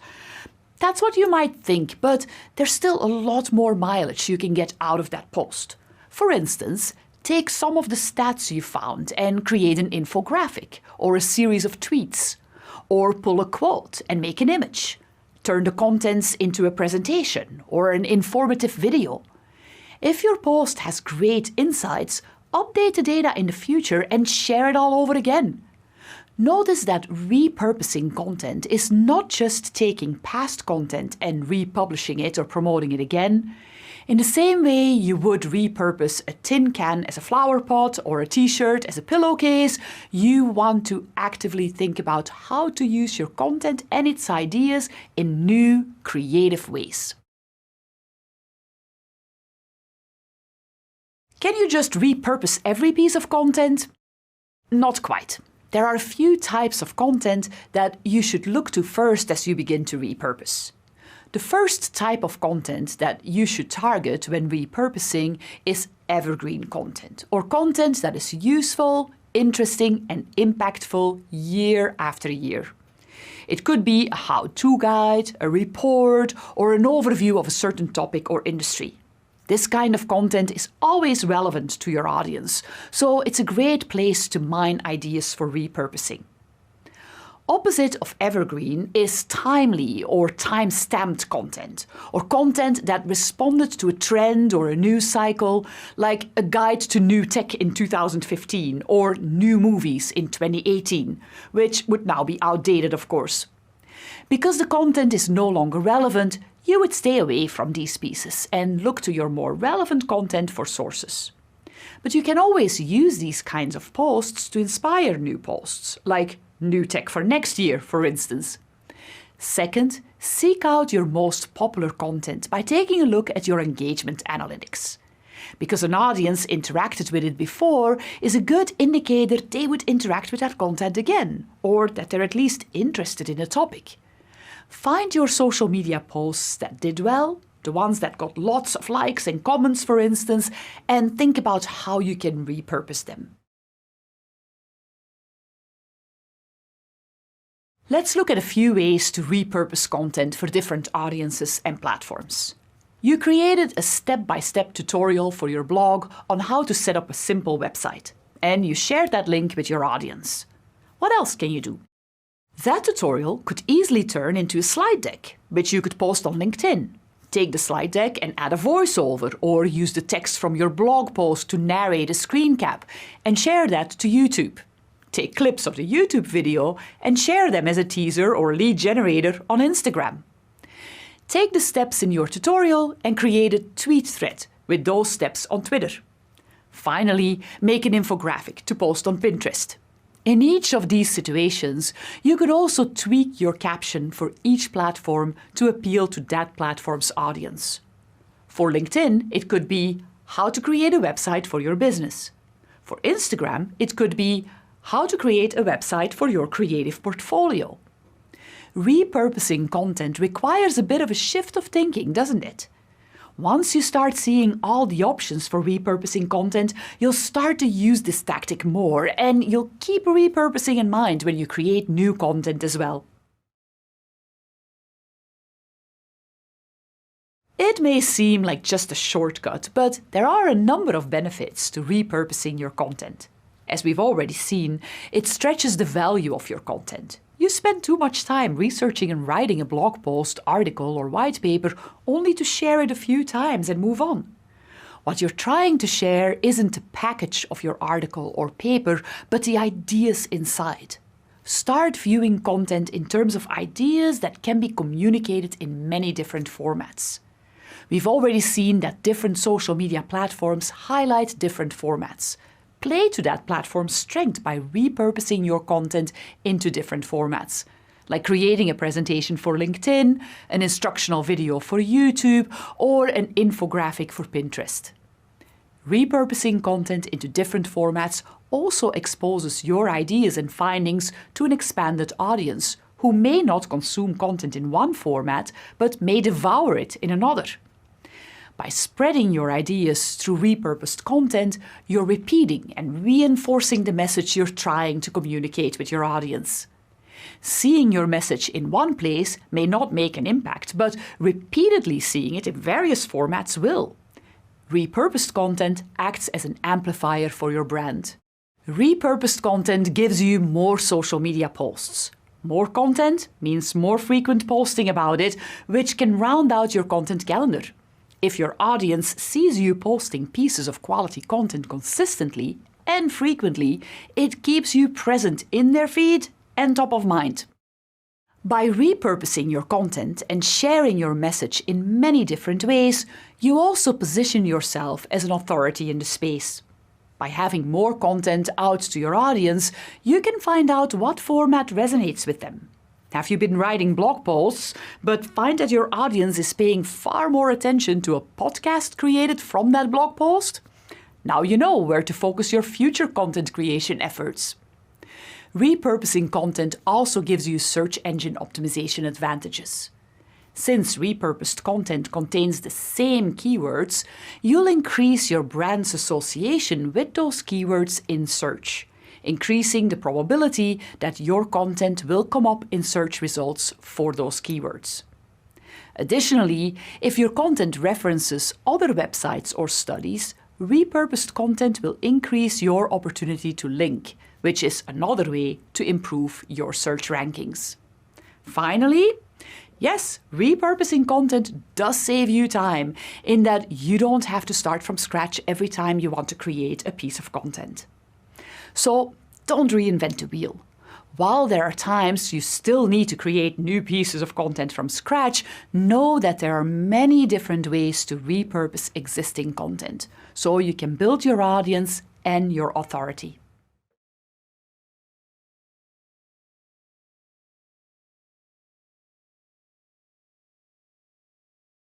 There's an old saying, nothing succeeds like success. From TV shows to cars to coffee, if a product is a hit with your audience, you'll want to try to replicate what you did to capture that success again. The same goes for your content. If a particular topic or format resonates with your audience, you want to create more content along that same line.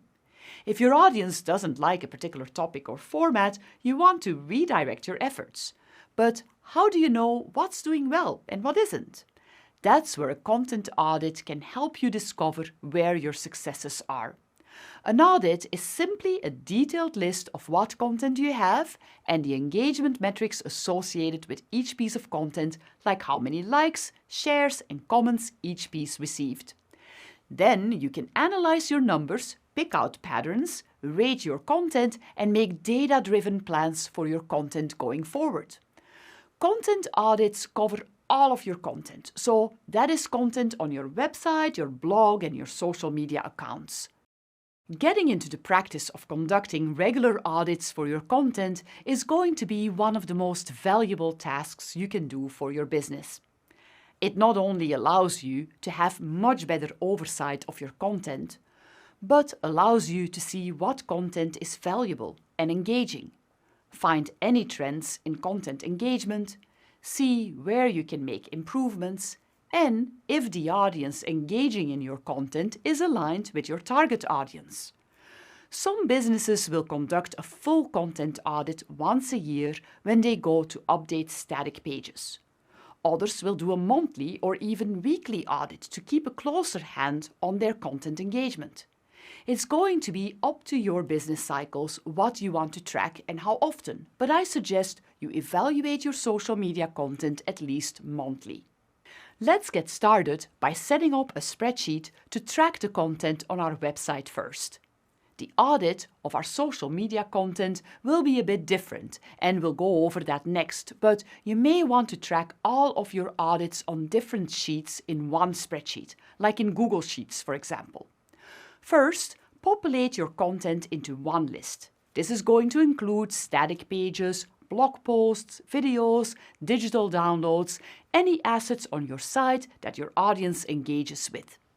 You'll want to record the title and URL at the very least, and date of creation, author, last update, topic or theme, whether there are images or videos on the page, and any other notes that will be helpful to you. Doing this manually may be a challenge, but there are resources that can help you. If your website has a content management system or CMS on the back end, use that to get a list of your content. Additionally, there are third-party websites that can crawl your site and set you up with a list. Screaming Frog is such a crawler. Next, collect your metrics. Your business may have internal analytics set up on your website, or you can get those through Google Analytics. Google Analytics will track and report all the user interactions with your website. Remember that while Analytics can track all metrics, not all metrics are going to be useful to you, so you'll want to decide which metrics are going to help you determine what content is successful, according to your marketing goals. Typically, the most helpful metrics for content are the number of visits and the number of visitors, as well as the time spent on a page. As you're adding your metrics, you may want to organize them by month, so you can keep track of how your content is performing from month to month. Now, you can't just compile this massive resource of data and let it sit there. Don't worry if you don't have a background in business analytics or statistics. Simply start looking for patterns. For example, do you see that visitors stay on certain blog posts longer? Look into what topics those blog posts cover and focus more on those topics in the future. Do visitors stay on pages longer that contain images? Use more images. Once you've looked through your data and uncovered patterns, you can take action. You can even go through and rate each piece of content on a scale so you can keep the top-rated content, update the mediocre content, and get rid of the lowest-rated content. And now that you have identified your top-rated content, check whether you should share some of it again on social media. Finally, remember to use this data to inform your future content strategy. Now let's go over auditing your social media posts. Start with a channel-specific audit before you get into specific posts. List your social media platforms, the URL of your profile, how many followers you have.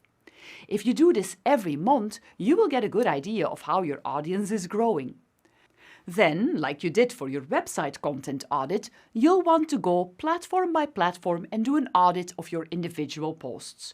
You can use the social media platform's dashboard to make a list of your social media posts, including important information like URL, date and time, and if each post had a link or an image or video.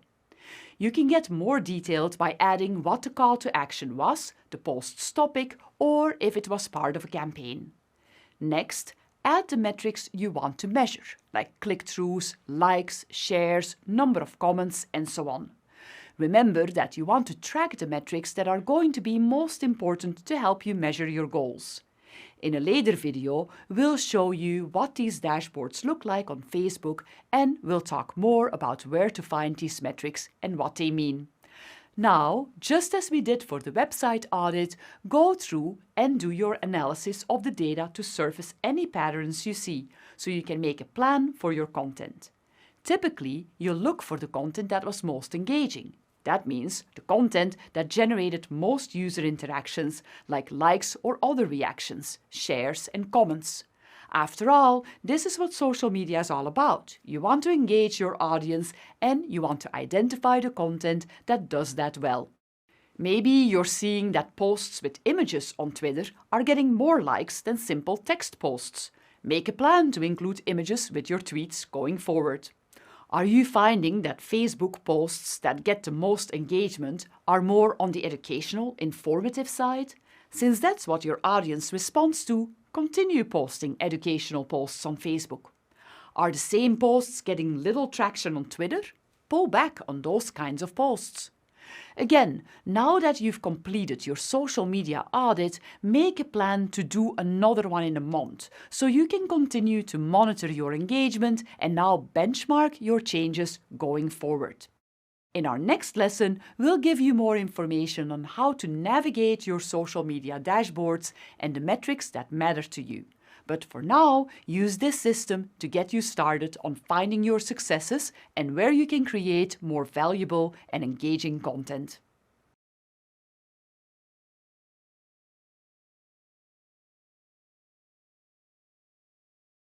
Building a following is the most essential part of establishing a business's social media presence. Of course, in order to get people to follow you, you need to post interesting and engaging content. And it may take you a while to get an audience, but there are a few things you can do to help build up that following. We'll walk you through a set of tips using one of our example businesses, Calla & Ivy. Calla & Ivy is a flower shop based out of Amsterdam. It's predominantly web-based and uses its physical storefront as a showroom. Imra, the owner of Calla & Ivy, wants to use social media to grow her business. Here's 5 steps she can take to establish her following. The first thing Imra should do is turn her personal social media following into a professional one. When you start your business presence, you need to let people know about it. Starting with your friends will help you to get the initial word out. Facebook gives you the option to invite your friends and family to follow when you start a business page. Imra should do this and ask her close friends to advertise for Kala and Ivy too. Once your friends and family follow, the next step is to start posting valuable content. Posting valuable content is a great way to grow your following from friends to strangers. If you post useful videos and articles, your followers may be more likely to share them. That way, you get more exposure, and there's a chance people who see your posts start following you too. For Kala and Ivy, that could be a video that teaches people how to take flowers and press them into bookmarks, for instance. Imra could also teach people 7 easy steps to keep your plants alive, among other flower-relevant content.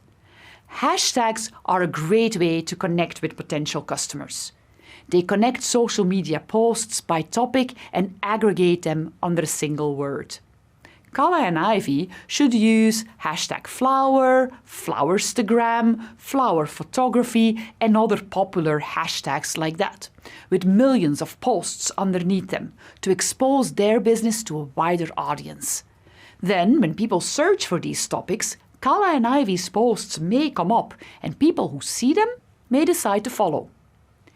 Using @mentions allows you to tag other users. When you tag another user, they will be notified and they will see your post. That may prompt them to share your post, and it does expose your post to the audience of the person or business you tagged. Kala and Ivy should @mention anyone who buys or posts about their flowers, so those people can share Kala and Ivy to their friends list too. And you can get creative with @mentions. For instance, Kala and Ivy could post a small table arrangement with a coffee and a croissant and mention the bakery where they bought the croissants. Something like, enjoying some coffee and croissants time with @Molenbakker Deliciousness. With a bit of luck, the bakery, Molenbakker, will share the posts with its audience. Social media influencers are people who have large followings and will advertise your business for you. They start at minimum 2,000 followers and usually charge for their services. You can find the right influencers for you using software like Social Baker or Tagger, for instance. Influencer Kira Madison advertised Wooden Shoe Tulip Farm to an audience of over 10,000 viewers. Kala and Ivy could find someone like this to talk about their flowers, which would give them a lot of exposure.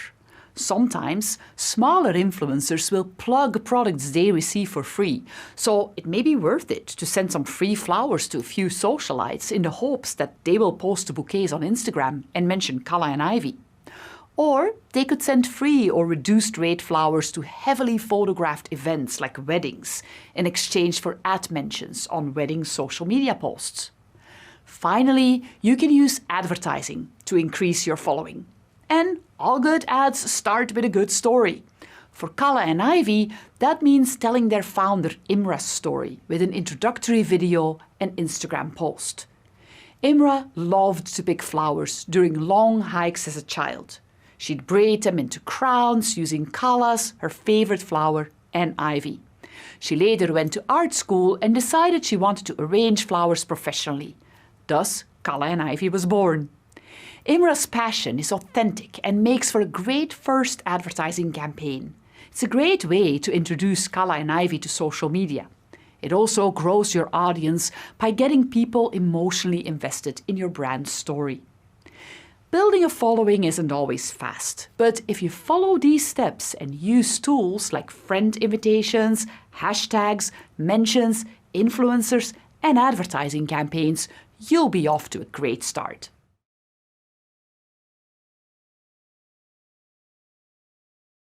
Social media is all about interaction. Brands and businesses are invited to be part of the conversation, but a conversation means that people can react to what you share, and they will. People will comment and reply to your posts, and once you have a social media presence, people may reach out to you with questions or concerns. You want to make sure that people have positive associations with your brand, and the way you carry on a conversation in social media has an impact. The best way to create a positive brand impression is by responding to customers' social media comments in a timely and polite manner. We're going to walk you through a 4-step process on the best way to do that. More than 1 billion people follow their preferred brands on social media, per 2020 data from Sprout Social. This means that good social media branding can make a company and bad branding can break one. In this lesson, we'll focus on 4 engagement strategies to maximize good branding. These include always responding to customers within 24 hours, engaging positively with brand supporters, engaging diplomatically with brand critics, and moving brand criticism from the public to the private sphere. According to a 2018 survey, 83% of social media users expect brands to respond within 1 day or less. That mirrors the speed at which most regular users respond to social media comments. To a customer, social media portrays your brand's post the same way it does your friend's ones. This gives you the opportunity to effectively portray your brand as their friend. You should capitalize on this by responding to their comments, mentions and tags at the same speed their friends would. Be sure to monitor your social media pages for brand tags and mentions to best do this. Another good way to establish a relationship with your customers is to always engage with their positive feedback. Always like or favorite any of their positive brand mentions to let them know you see them and appreciate them. If someone posts something complimenting your brand, always respond with a comment. The more personalized, the better. In this example, a young bride named Claire thanked Kala and Ivy on Instagram for doing her wedding's flowers. Kala and Ivy demonstrated good social media interaction by addressing Claire by name, specifying the work they did for her so Claire's Instagram followers can see it, and thanking her for her business. It's no secret that people on the internet can be difficult. They can be angry, rude, pointed, and critical. But that's why it's important to distinguish between legitimate brand criticism and abuse. Abuse or inappropriate comments are just not right, and you should hide or remove them. No need to react. Criticism involves a legitimate grievance with your brand. In this example post, DCB Cleaning installed a snack wall which led to rats. The DCB Cleaning representative dealt with it the right way by apologizing, promising to compensate, and then, most importantly, moving the discussion to a private chat by direct messaging the person. Never, ever argue with a customer or be anything other than professional on a brand account. It never looks good for you or your company. Negative comments happen, and they can be stressful. It helps to follow this pattern when answering them. First, acknowledge the comment to let the customer know they've been heard. Examples of this include, "Hey Bob, we hear you." Second, apologize if it's appropriate. Remember, apologies are easy and free, and they often make your brand look considerate and sympathetic. Third, solve the problem in a private conversation. This is important if you're going to negotiate refunds or complimentary services. You don't necessarily want those done in public. Following these 3 steps should make responding to negative comments simple and easy. Also, remember that nothing on the internet is truly private. Any private message can be screenshotted and reposted, so it's important to be as courteous in direct messages as you would be in public comments. Some commenters, however, can be reasoned with. That's why Facebook, Instagram, and Twitter offer hide reply or hide comment features for their users. This moves these comments to a separate section that other users have to click a button to see, and most users won't. This feature is useful for comments like the one Kala and Ivy's post got in this post, or for bots posting spam. It's important not to use this feature to hide legitimate criticism of your brand, though, as that will only upset customers. People understand brands are run by humans. Admitting your mistakes and apologizing for them in a professional manner is the next best alternative to not making them at all.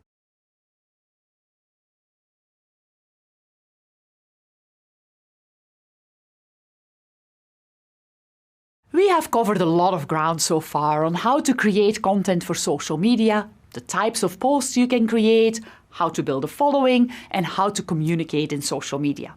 By now, you may start to wonder how you should keep track of all these tasks. And how should you go about posting, monitoring comments, and so on? The major social platforms have excellent tools built in to help you stay on top of everything. And there are tools you can use to help you manage across different platforms as well. By the end of this video, you'll know how you can keep up with your social media. There are 3 topics I want to cover that can help you when you think of managing your social media. First, you don't have to do this all alone. Social platforms let different people post, so you can work with a team. Second, you can make responding to messages easier by using some automation. Most platforms let you program automatic responses. And 3, you can use tools to help you manage the publication of your posts. If you have your content calendar and your content audit in place, you're off to a great start already. Taking that extra planning step really helps. Not only will it help you to know what to post, but it can also help if you are working with a team, as it gives everyone one common plan. This brings me to our first point. If you have other people in your company that can help you, work as a team to publish your posts. The main social media platforms let you give other people permission to help manage your page. And you can give people different roles and levels of responsibility. Facebook, for instance, has 6 roles available for page moderation.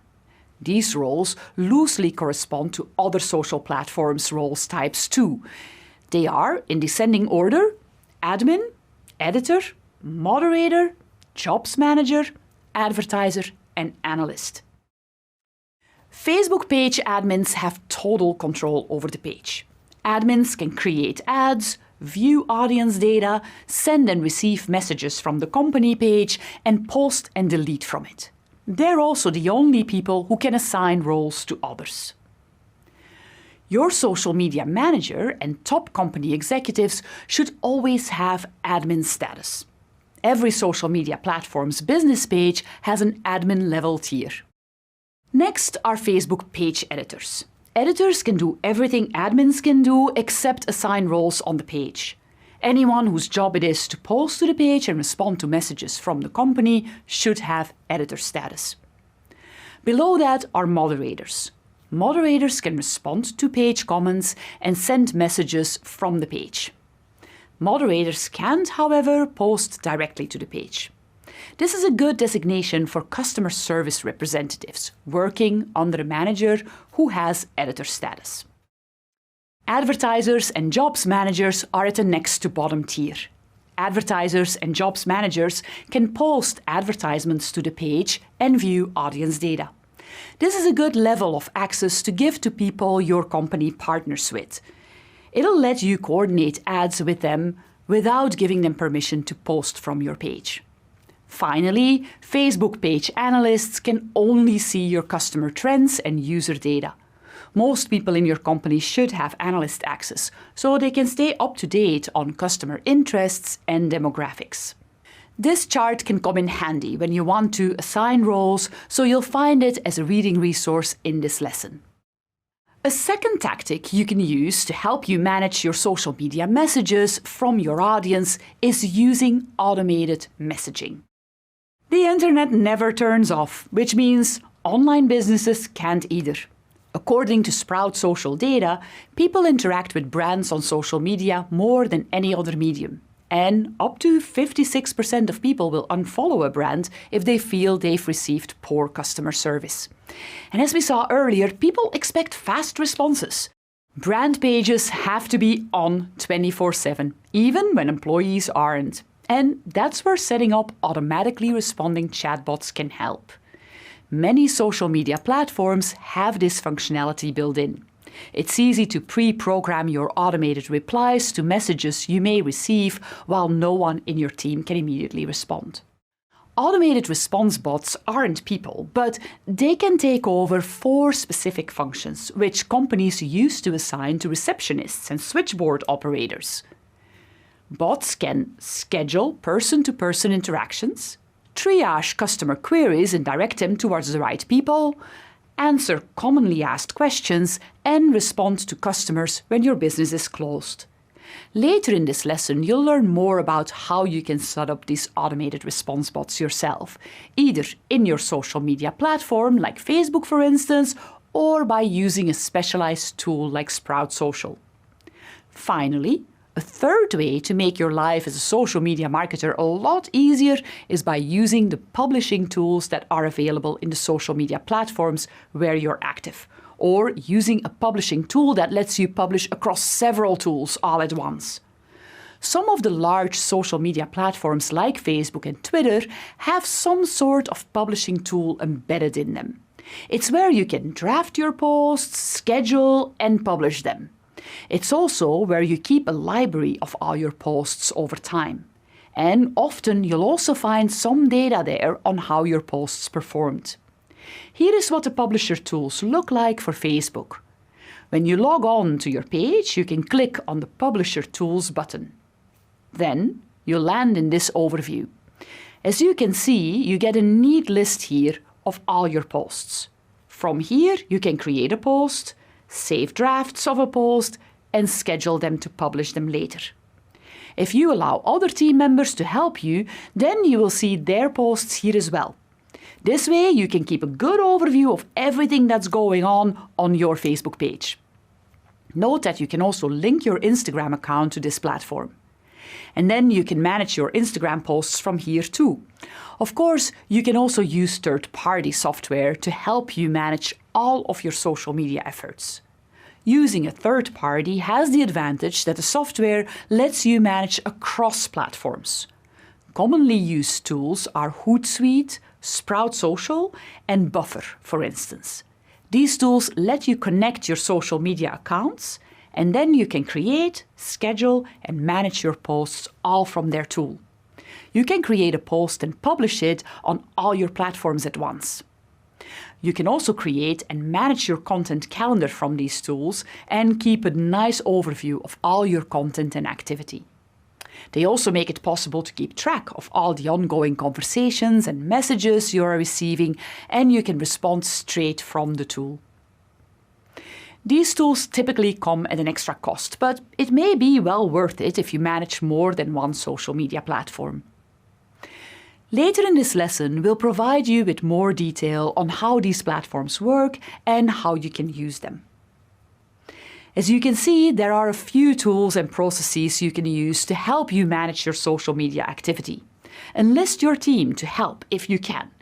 Use automated messages so your brand remains responsive, and rely on publisher tools, either within the social media platform you use or rely on a third-party tool if you manage more than one platform.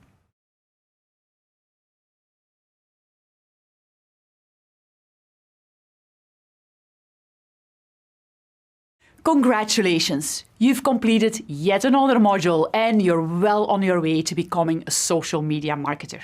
In fact, you now know how to create and manage content on social media, which is really the most core part of a social media marketer's role. Everything on social media starts with content, and knowing how to come up with topics to post about, creating those posts, and then managing the conversation that follows is key. You're well prepared to do all that, so now let's move on to evaluating the results of our content efforts. That's what's next, and I am looking forward to seeing you there.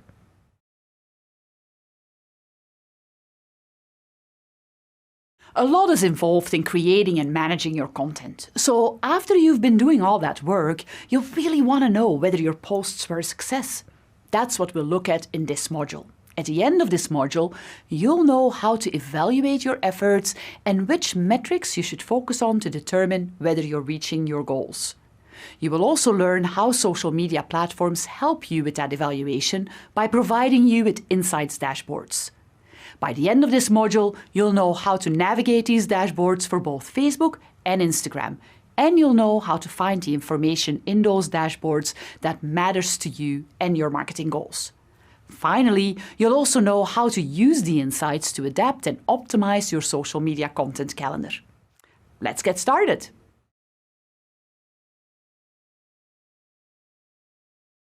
When you started your social media efforts, you had a goal in mind. So it's important to check to make sure that your efforts are actually getting you closer to your goal.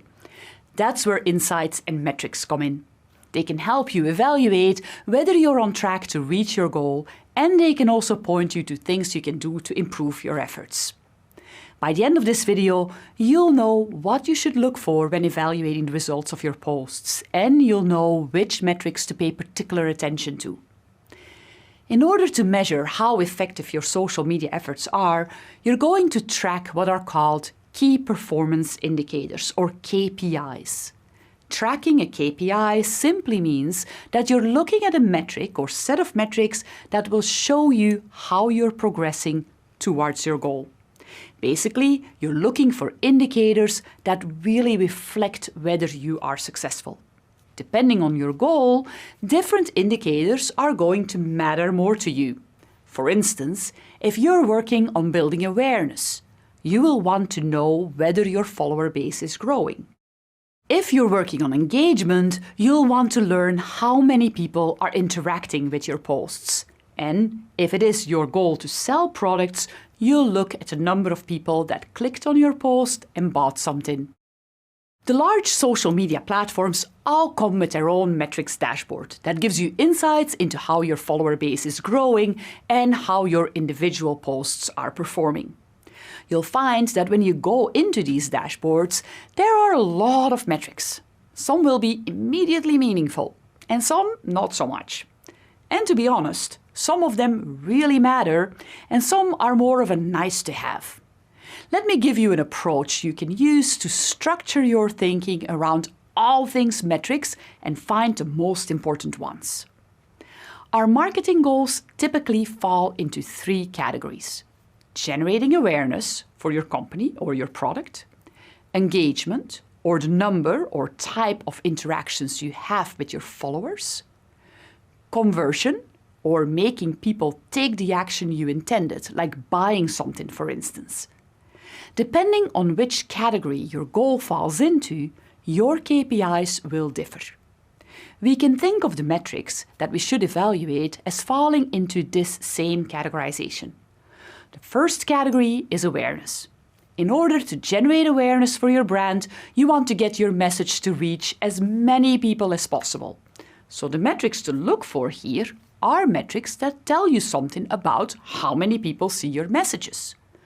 The first metric you will want to check is the number of followers you have, or how many accounts clicked a like or follow button to directly receive your content in their social media feed.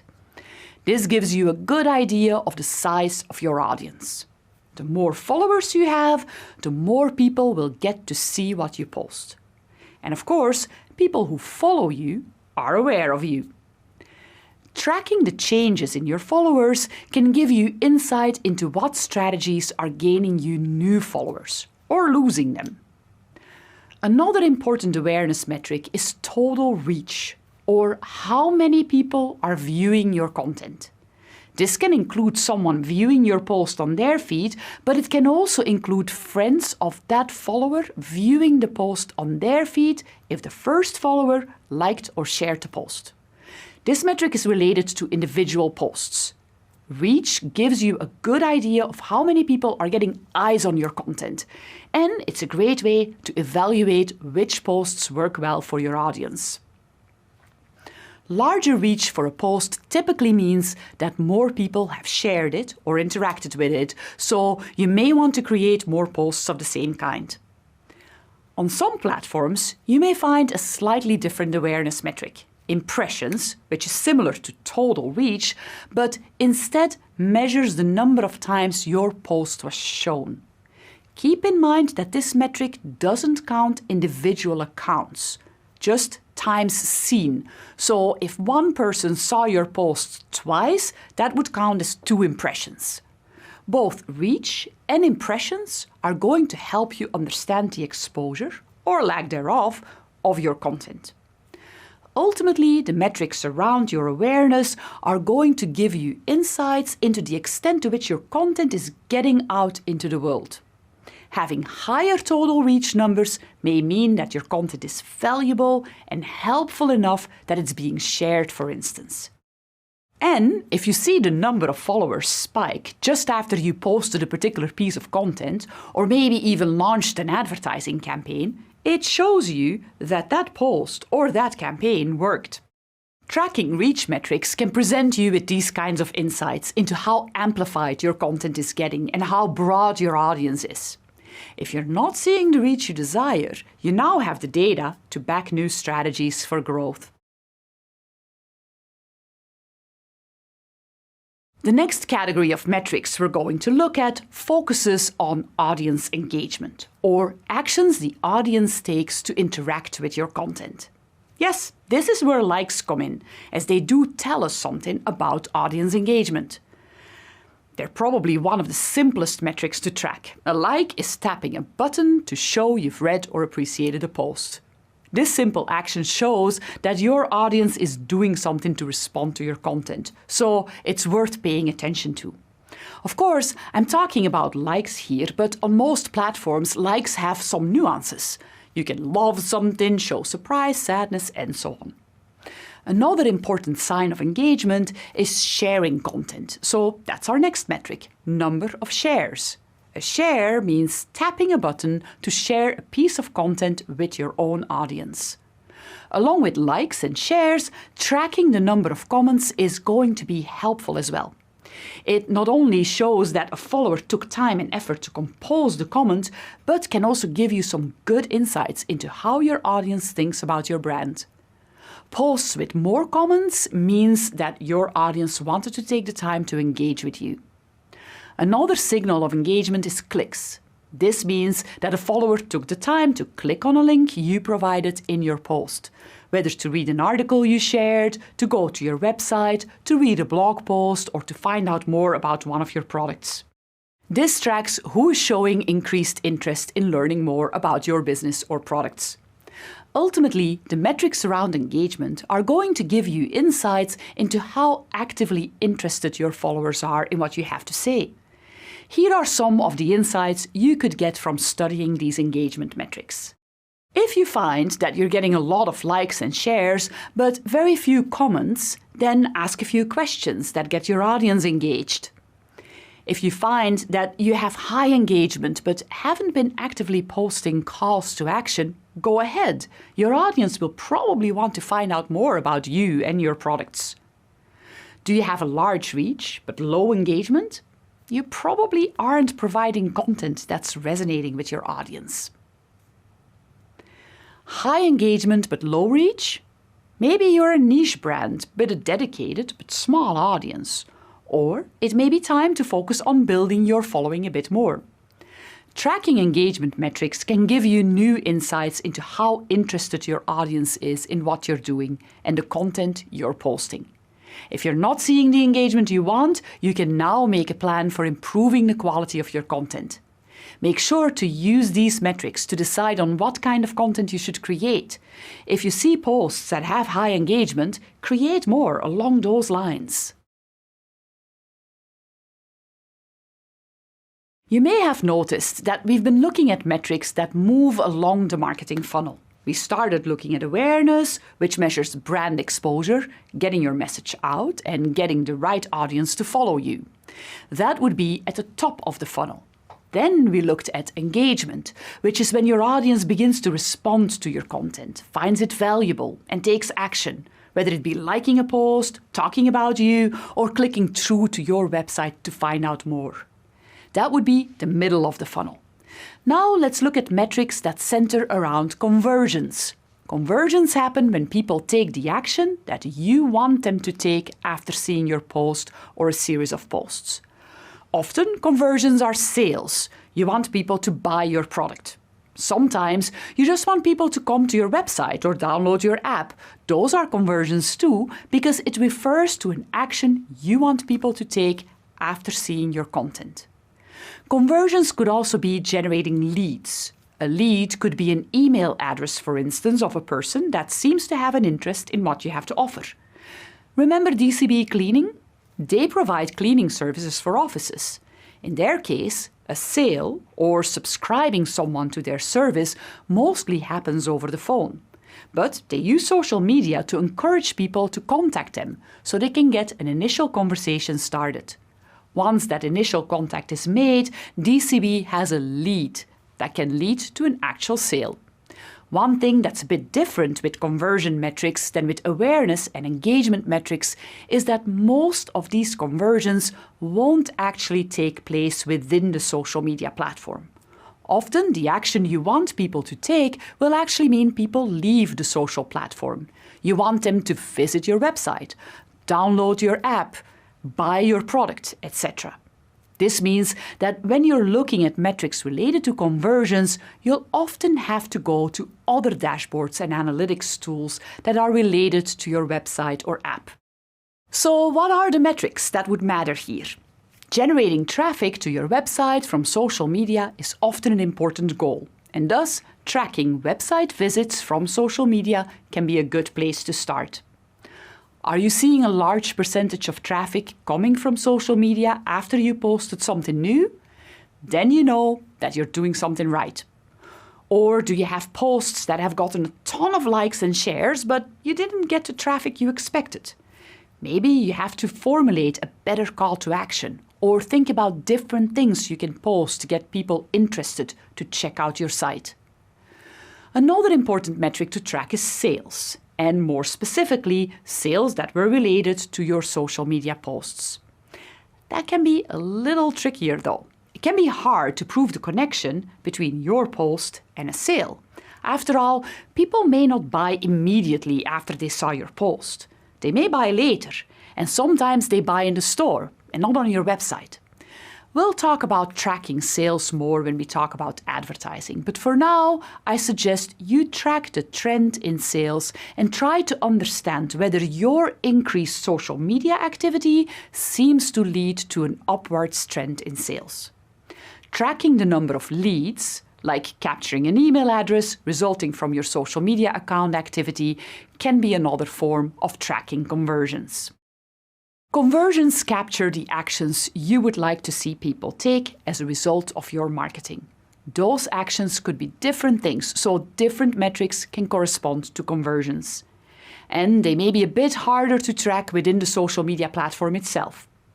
While they are, of course, very important, I suggest that you evaluate your organic or free social media efforts primarily by assessing how you are increasing awareness and engagement. Conversions typically follow later, and increasing awareness and engagement will ultimately help you drive conversions as well.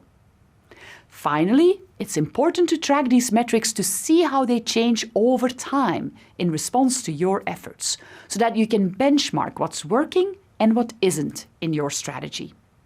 The goal is to have data-based information to work with in order to continuously improve your social media reach, engagement, and conversions.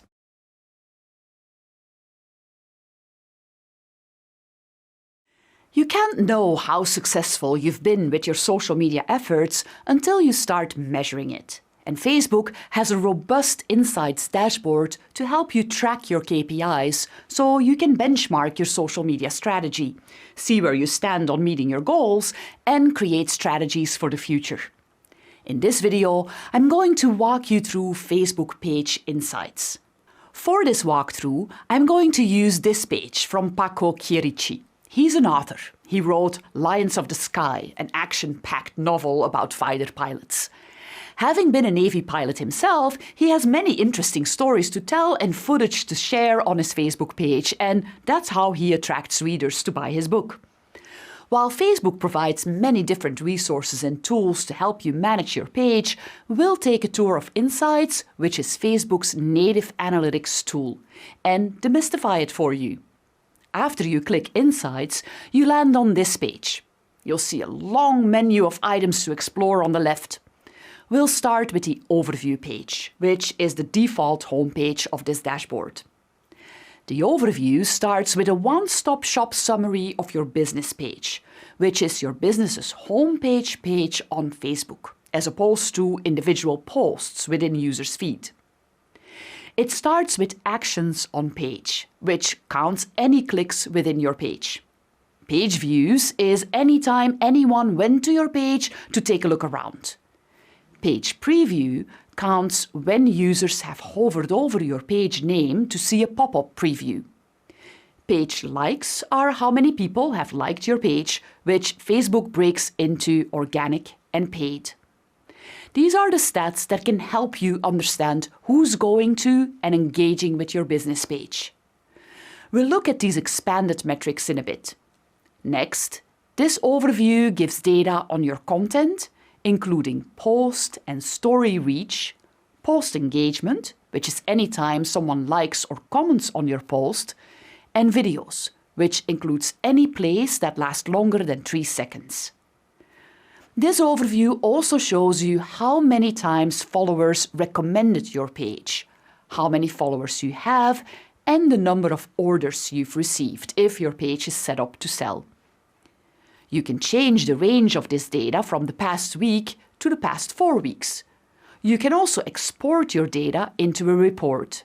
Scroll down and you'll find your most recent posts, which shows you useful data like when they were posted, post type, your target audience, each post's reach, and total engagement. Facebook also lets you add other pages that are similar to yours, so you can see how your performance stacks up to comparable business pages. Your overview will tell you a lot already and give you a great snapshot as to how your Facebook page is doing. But let's go deeper into what we can learn from the dashboard on the left navigation. Ads is going to bring you to your ad center, where you'll manage all of your paid posts. Here you can create ads and track the engagement on your ads. We will focus on ads in our next 2 courses. Your followers section is going to provide you an overview of the number of your followers, the changes in your followers, and where they're coming from. Drag the slider in the first chart to adjust the date range for your data. Total page followers will show you your total audience. Click on a date to learn more about where those followers came from. Click on Total page followers on the right below Benchmark to see your average growth. Page followers allows you to view your audience by organic and paid followers. Finally, this dashboard shows you where users were in Facebook when they followed you. The Likes section of the dashboard is going to show you similar data. Your total page likes with benchmarking, the number of page likes with whether they were organic or paid, and where your likes happened. Remember that this is engagement for your business page and not yet for your individual posts. Reach is going to dig into how many different Facebook users saw your posts, broken down into organic and paid. Scroll down to the bottom to find Total Reach, which is a count of any user who saw anything from your business page. Here you'll also find any time someone recommended your page in a post or comment, and your audience frequency of liking, commenting on, or sharing your content. Page Views is just going to be an overview of how many times your business page is being viewed.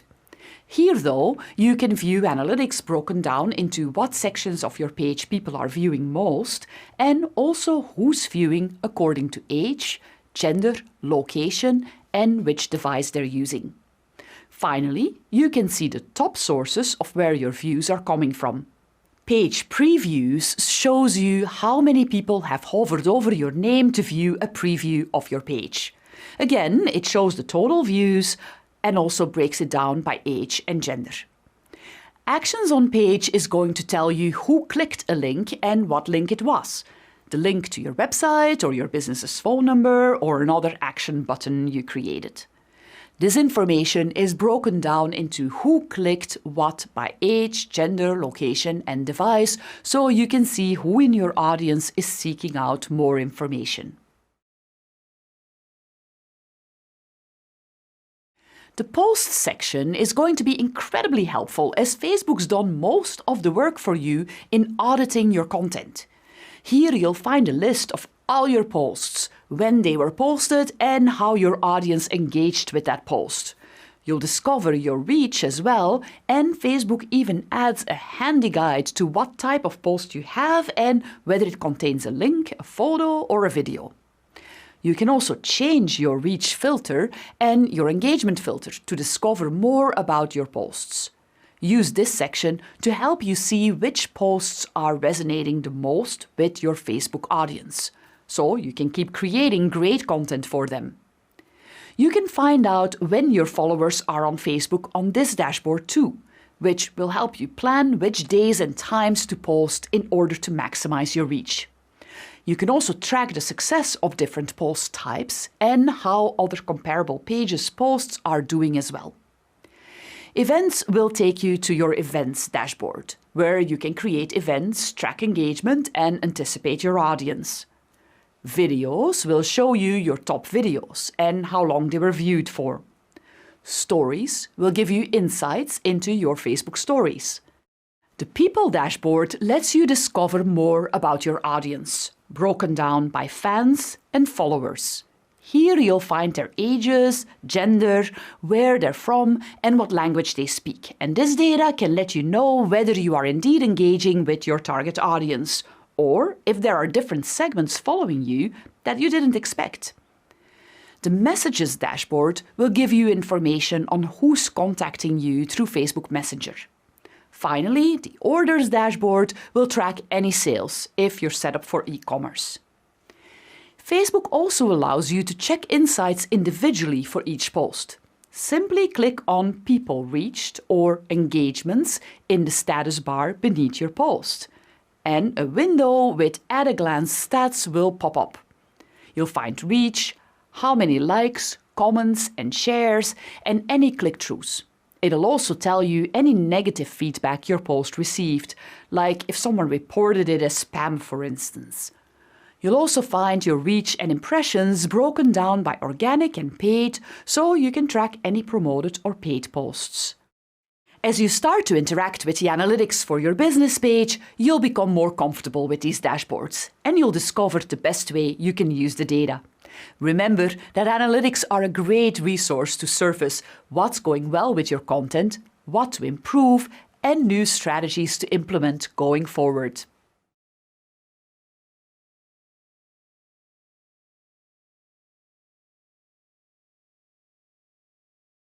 Now let's take a tour through Insights on Instagram, their native analytics tool that will help you discover who's seeing what posts and when, who's interacting with your posts, who your audience is, and more.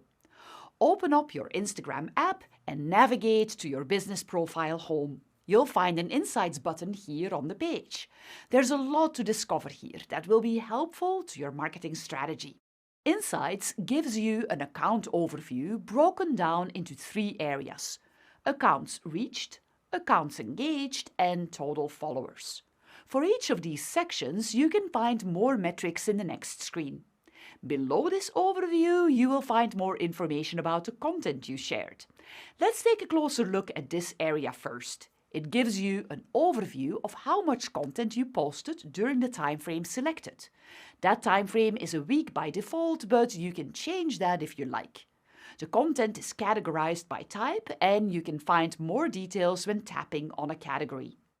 Let's look at posts. You'll see an overview of all your posts for the past year. You can change this to a different time frame if you like. You can also filter by type of post, photos, videos, or carousel posts. You can also toggle between metrics. Note that many metrics are monitored, like the number of taps on call buttons, for instance, or the number of comments or post interactions. When I select a metric, I will see my posts overlaid with that metric in the bottom, like here for post interactions. If you would like to see detailed metrics for a specific post, you can just click on that post and you will get an overview of the reach and engagement for that post, as well as the influence this post had on your profile visits. You can get similar categorized views of the stories, reels, videos, and live videos you posted. There's also a link to active ads. Here you can find the ads you are currently running, if any, and you can also check the results of past ads. You can also create a new promotion right from this page. So how can this data help you? By knowing the stats on your individual posts, you can see what posts your audience engaged with most, track your KPIs and make a plan for future content. Which posts had the most profile clicks? Did those posts contain a call to action? Maybe the posts with the highest reach were posted at a certain time of day, when more of your followers were on the app. The goal is to uncover insights into your content performance and make adjustments to better serve your audience. Now let's go back to the Insights dashboard or home screen and take a look at the other metrics we get in the overview. Note that I've changed the default time frame to the past 90 days here. The first section tells you how many accounts you reached, or the number of unique accounts or users who've viewed any of your posts. This is like unique visitors in our web metrics. Even though a user may have looked at your post multiple times, they're counted as one user. You can see the change in your reach compared to the past 90 days here as well. You can tap on the accounts reached area to get a lot more detail. You can see where your audience is located, which city and which country. You can also see the age as well as the gender of people who saw your posts. You can also find details on whether the people you reached were already followers of your account or not. You can see what type of content had the highest reach, and you get more information on your top posts, stories, reels, and videos below that. You can also see the total number of impressions your posts, stories, and so on received. Note that the number of impressions is different from the number of accounts reached. One user may see your post more than once. Every time your post is displayed in someone's feed, it is counted as an impression. But if the same person sees your post multiple times, it's only counted as one account reached. Finally, you get information on your profile activity over the time period you had selected. Here you see the profile visits and website tabs over the past 90 days. These numbers are going to show you how far and wide your posts are going, which can help you track awareness and impact of your brand.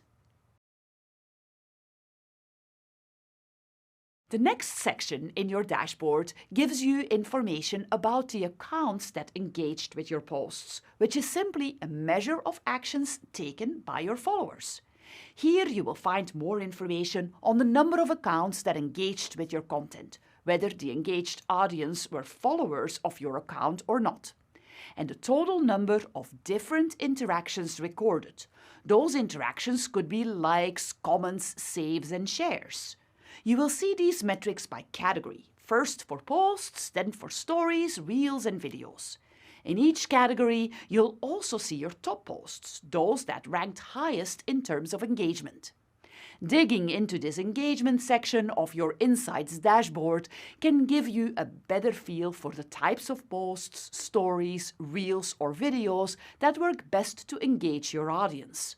Those insights may then prompt you to create more similar content to accelerate engagement further. The third section on the Insights overview in your dashboard is going to tell you all about your followers, so you can see who your audience is. Most importantly, you can see whether they align with your target audience or whether they're an entirely new segment. It's going to tell you how many followers you have right at the top and the change from the previous time period, so you can see how many followers you gained. The graph below gives you a day-by-day look at the changes in your followers. Below, you get more information on your followers, like top locations, which simply shows where your followers live, defaulting to city first. You can toggle to countries as well for a global perspective. Again, you'll probably see what you expected to see here in regards to your target audience, but this section may uncover a regional or global audience that you didn't know you had.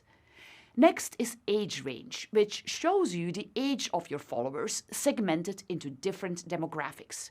It defaults to all, but toggles back and forth between men and women to see if there are any differences to uncover in age ranges by gender.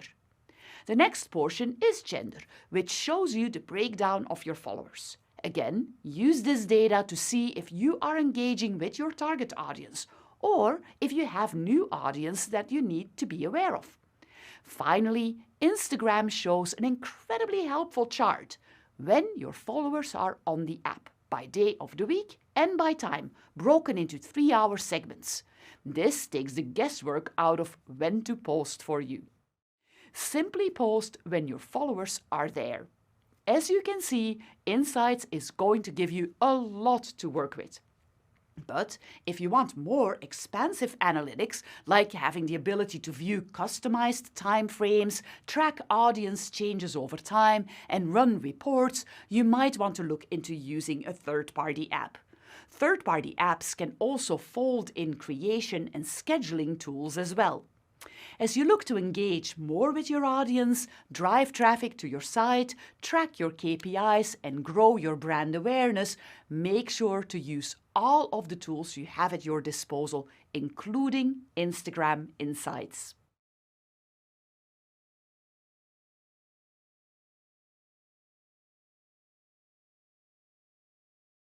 We've covered a lot of ground already on how to create great content, how to create a content calendar so that you can anticipate where and when your content will post, how to track your metrics, and what analyzing your key performance indicators can do to help you plan content for the future. Now, let's put it all together as we help our friends at Inu and Neko iterate on their content calendar. In a previous lesson, we created a content calendar for Inu and Neko, where we planned out posts to create based around holidays and events, which internal initiatives we wanted to highlight to our audience, video and stories we could create, and content we wanted to share. We made a plan of what to post on which platform and when. Then we created our content using a mix of text, images and video, good storytelling, shared links, and calls to action, as well as curated content from around the web and from our customers. Then we posted that content to our social media platforms on the dates and times we planned out in our calendar. Remember, we also kept track of all our content on different social media platforms in our content audit. Fantastic job so far, but now we need to see how we're doing with that content and if our strategy is paying off. We've gone through our metrics dashboards and analyzed our data, and across our platforms, our reach and engagement has gone up overall. Our efforts are working, but we need to know more about how our individual posts are performing in order to make adjustments and plans for new content. We can learn a lot by just tracking engagement and total reach for each one of our posts. Here's what we found for Inu and Neko. When we looked at our Instagram Insights, we found that our new weekly Throwback Thursday posts, where we showcase photos of the Inu and Neko staff and community as kids with their first pets, got a lot of engagement, especially in the comments section, where our audience shared memories of their first pets. Because of the high engagement and the feel-goodness about these posts, we'll continue. We scheduled out a series of reminders for our services on Facebook, which were posts designed to get our audience to click through the link to learn more about our grooming services at our website, and hopefully book an appointment. But in looking at our metrics, we found that those posts didn't do really well on engagement or conversions. Maybe we should think about bundling this call to action with a story. I think the audience reacts better to that. We can see that the end of summer sale promotions we posted received varied engagement. When we look further, we can see that the general posts got lower click-throughs than the posts about specific products. going forward, we'll know to post about specific products. Additionally, our summer sale product post got most clicks on Pinterest, possibly because due to Pinterest's shopping options, our audience there is much warmer and looking to make a purchase. We discovered that the tweets with the highest total reach were tweets that contained tips and advice on pet grooming and health. They achieved that level of reach because they were retweeted more than any other kind of tweet. If they're being shared by our audience, it means that they're valuable to them and they're seeing us as an authority in our industry. So let's keep sharing advice and tips. And let's make a note to start including a link to our services with those tweets. If our audience likes our advice, they may want to purchase our services. We can also check to see how our advice and tips-themed posts are doing on other platforms. We decided to post some tips and advice geared towards specific dog breeds, and when looking at those posts, we discovered a lot of comments and some good conversation going. But in looking closer at our metrics for those posts, our reach was really low. That actually tells us a lot that our niche posts targeted a niche audience and got them talking. We could say, oh, we didn't get much reach, so we won't post those kinds of posts again. But that's probably the wrong viewpoint. We should schedule these kinds of posts into our calendar again, because even though we only heard from a small audience, they were highly engaged and know we care about their interests. These are just a few ways in which you can use data to understand the effectiveness of your social media efforts. Hopefully, you now have a better sense of how much of an iterative process managing your social media content really is. Creating content and posting it is really only one part of it. Running social media involves using and understanding your metrics and constantly tweaking your content and format to continually discover what resonates best with your audience. And the discoveries we made in this video don't mean that we figured everything out in terms of our strategy. We'll make the adjustments we discussed and then we'll revisit them to see if we got better returns. If not, we'll make another plan and try something new.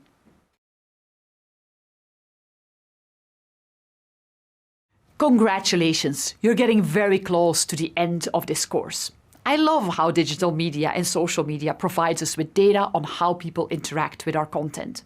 It's actually one of the parts I love the most about social media and digital marketing. I hope that you'll love that as much as I do.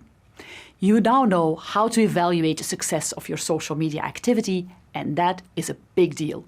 Congratulations. Congratulations! You completed this course on social media management. You covered a lot of ground here.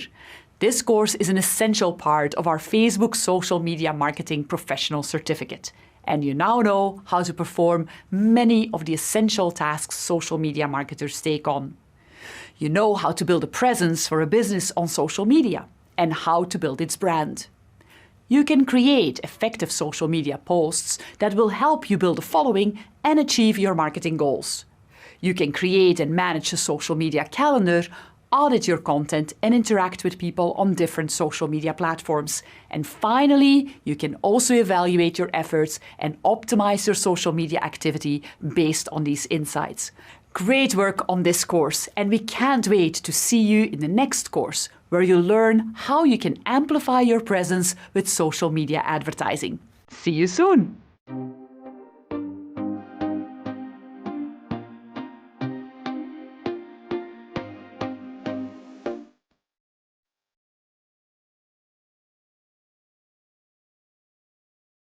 Now that you're ready with this course, what's next?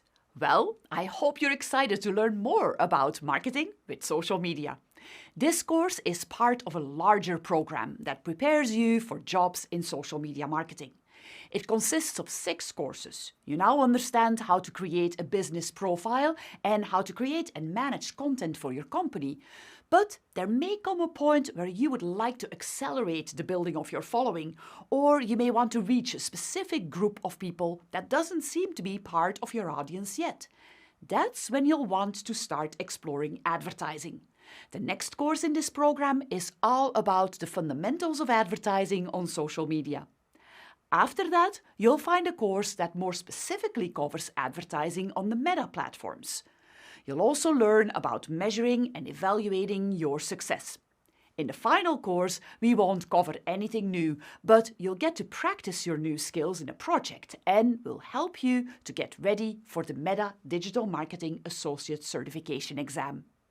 In the meantime, if you would like to get ready to apply for a job, we have created a course that will help you determine what you're looking for in a new job, write your resume and cover letter, and plan for networking and outreach to help you land your new role. You'll find all the links to the courses in the reading that follows. I'm looking forward to seeing you in the course you embark on next.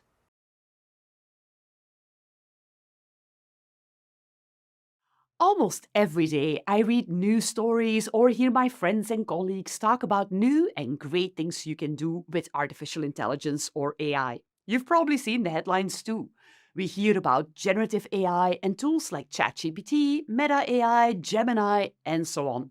We're told how AI will change how we work and interact with the digital world. I find it fascinating, and these developments have been incredibly helpful in making me more efficient in my day-to-day job. We'll look at some of these developments and their applications, but before we do that, I want to take a step back and walk through the rapid developments we've seen over the past few months and what it all means. While AI is the news of the day, AI isn't new. AI, or artificial intelligence, stands for the ability of machines to perform tasks that are typically performed by humans. Yes, we distinguish ourselves from other species because of our intelligence. We can think, reason, connect relevant facts together, and so on. Over the past few decades, engineers and data scientists have worked on different ways to make computers do similar tasks. And because computers are very good at connecting different data points and storing information in memory, they've succeeded at making machines do very complex tasks, like super complex math, data analysis, image recognition, and so on. You may have heard people talk about machine learning in the context of artificial intelligence.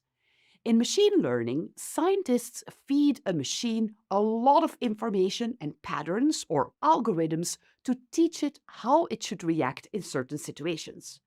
With that information, the machine can build models, and these models help it predict new outcomes based on what it learned.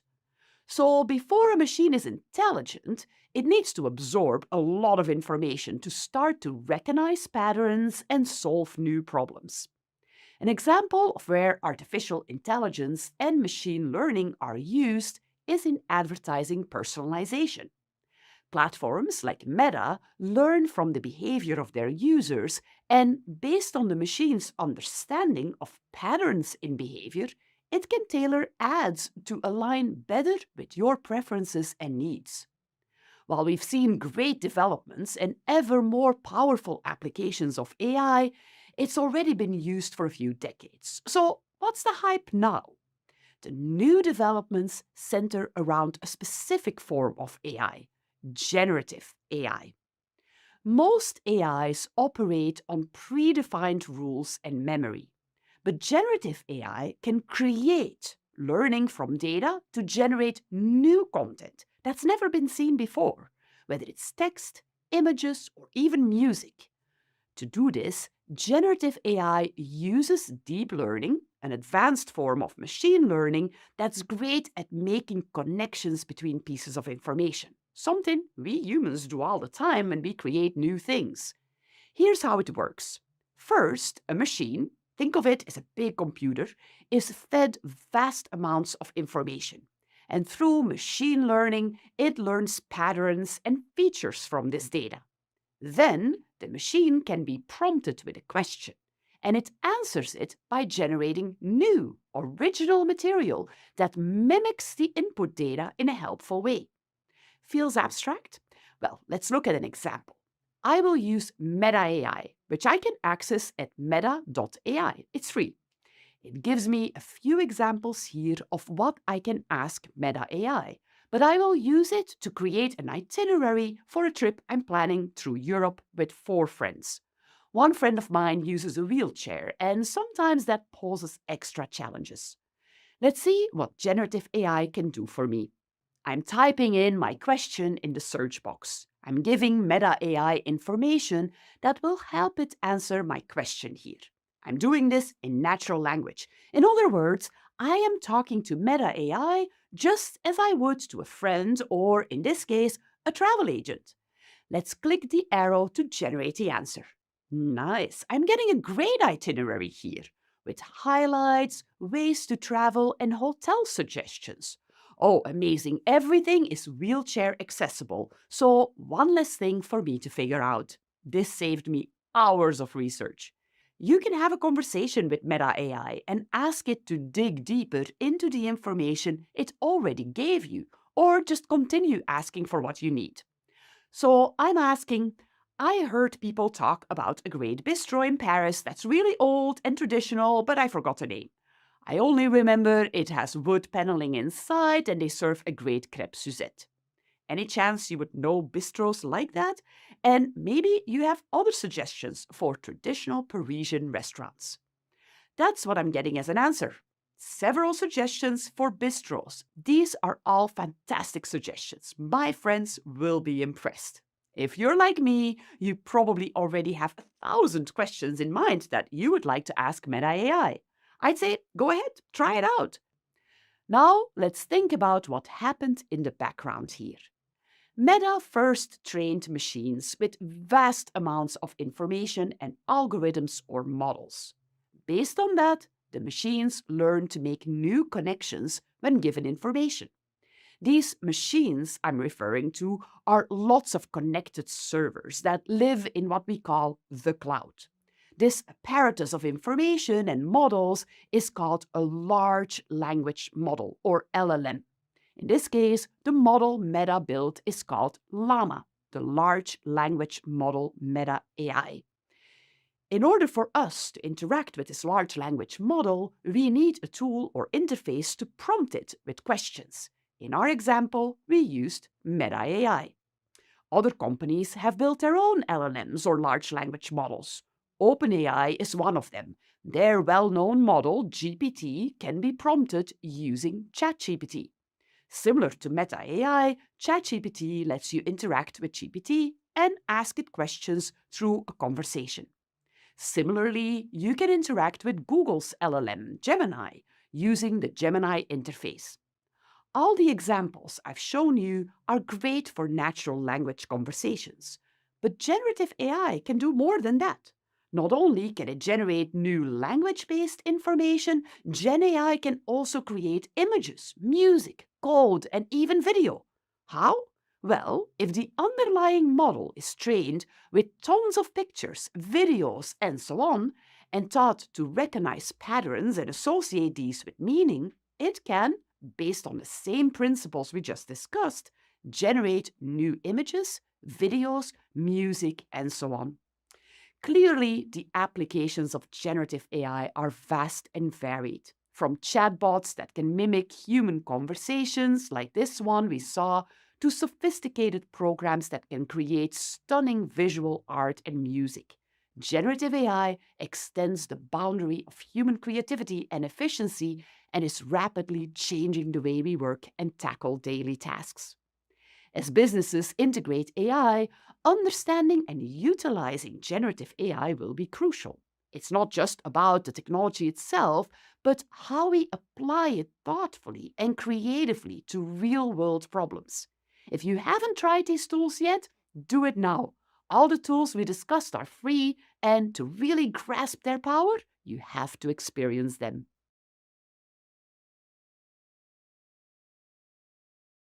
In this video, we'll take a closer look at the different Gen AI technologies that give us new ways to partner with machines to create anything from text content to images, audio, and video.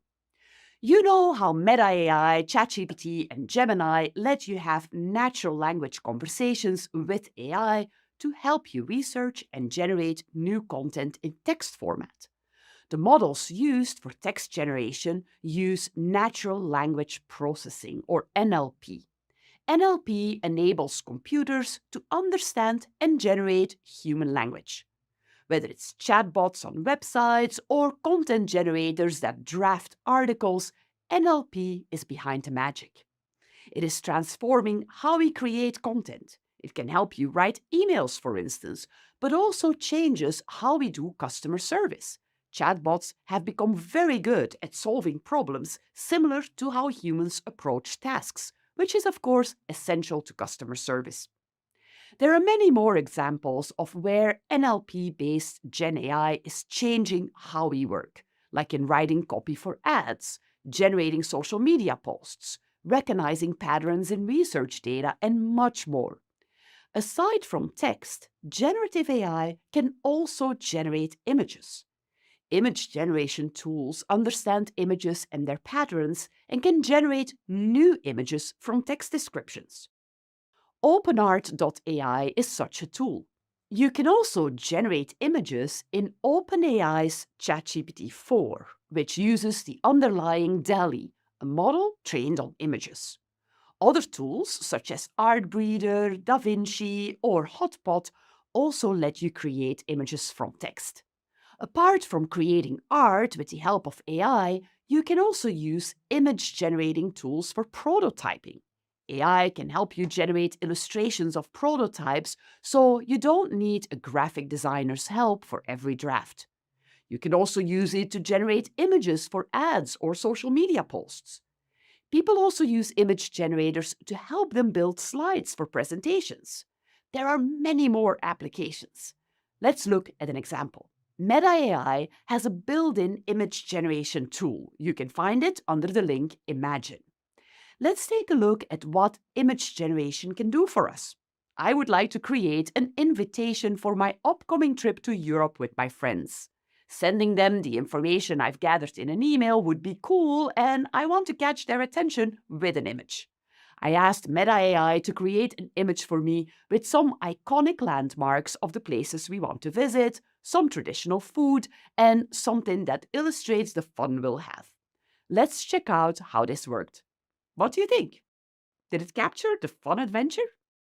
Next up, let's look at audio generating tools. With Gen AI, you can now generate music tracks or voiceovers without a studio, perfect for creating custom audio for videos or automated customer support lines.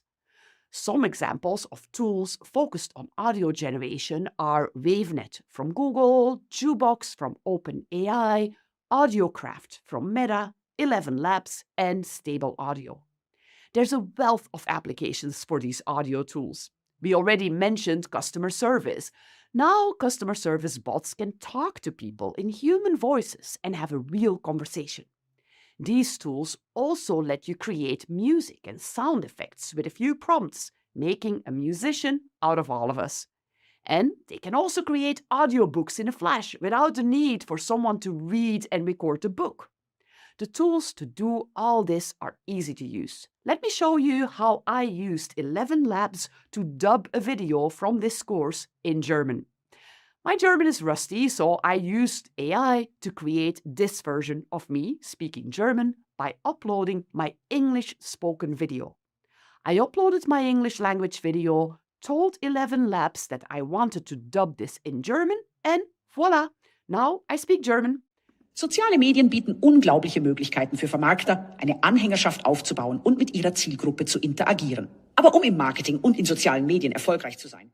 You can play around with this too. Most tools offer the option to get started for free, so absolutely worth exploring. Generative AI goes beyond images and audio. You can use it to generate video as well.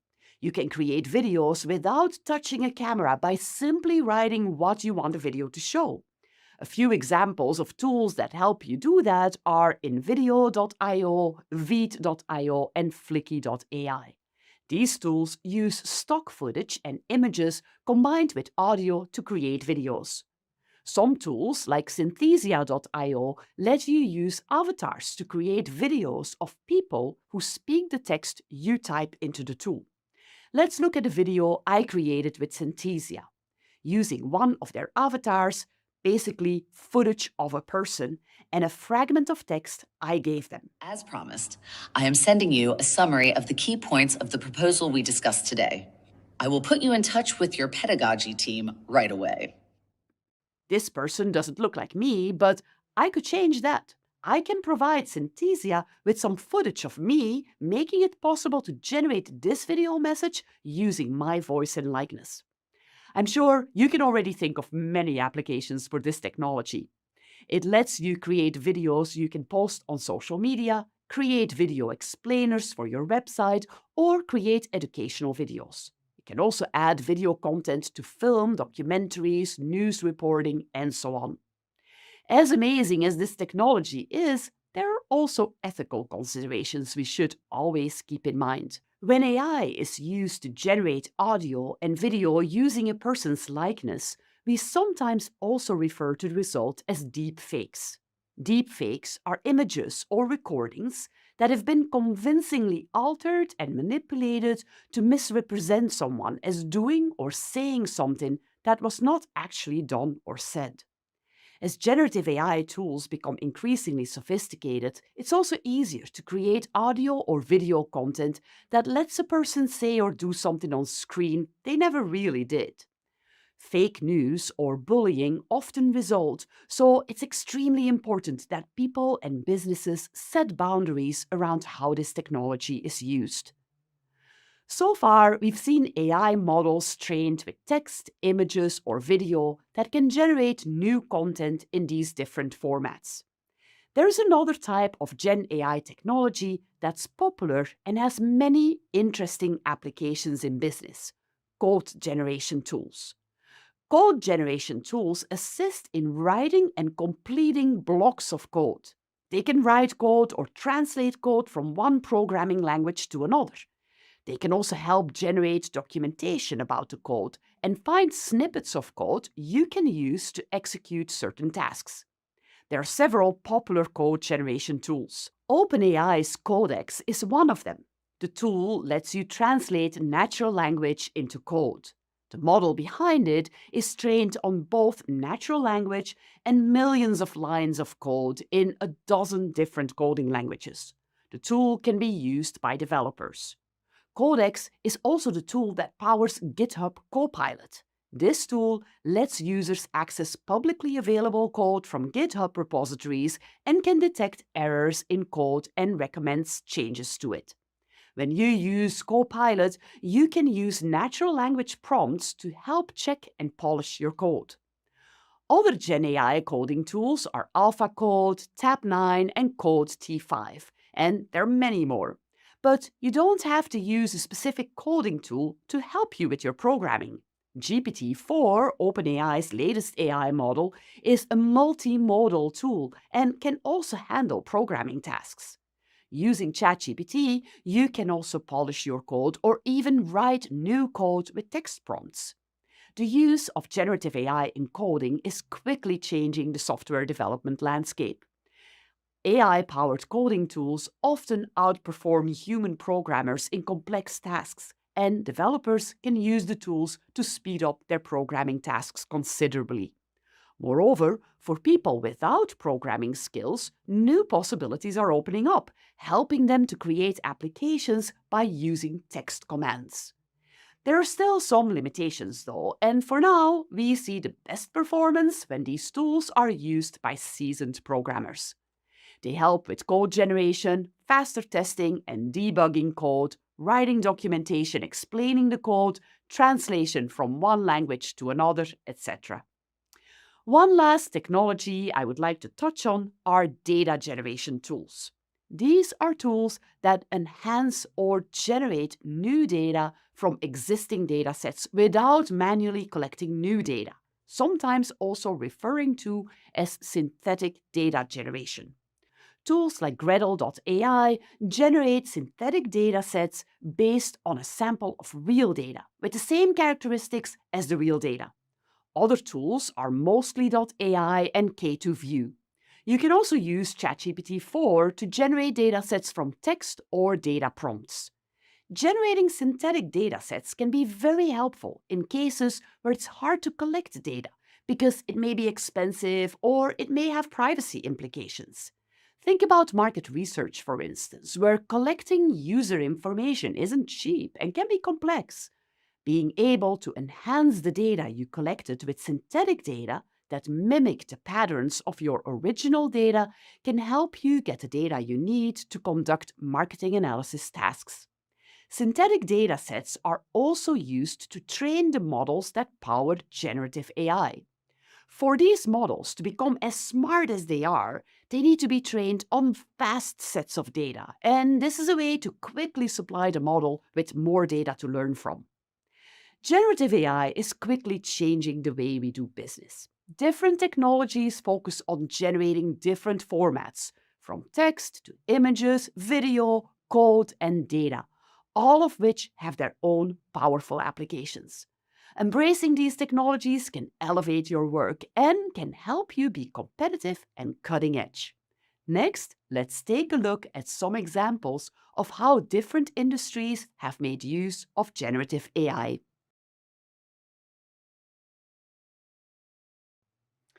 As the digital world evolves, so does the role of AI in business.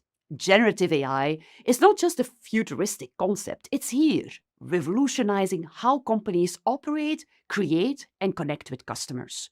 From text and image creation to innovative uses in video, data analysis, and coding, applications of Gen AI are reaching new levels of creativity and innovation. In this video, we'll explore some real-world examples. Before I do that, there's one important topic I want to point out. While there are many off-the-shelf Gen AI tools like Meta AI, ChatGPT, Gemini, and so on, businesses often build their own adaptations of these tools. This means that a business will use the underlying Gen AI model but customize it for its own environment and make it proprietary or only accessible to people in the company. They do that for several reasons. First, for privacy concerns. Businesses don't always like to feed their information into the Gen AI model.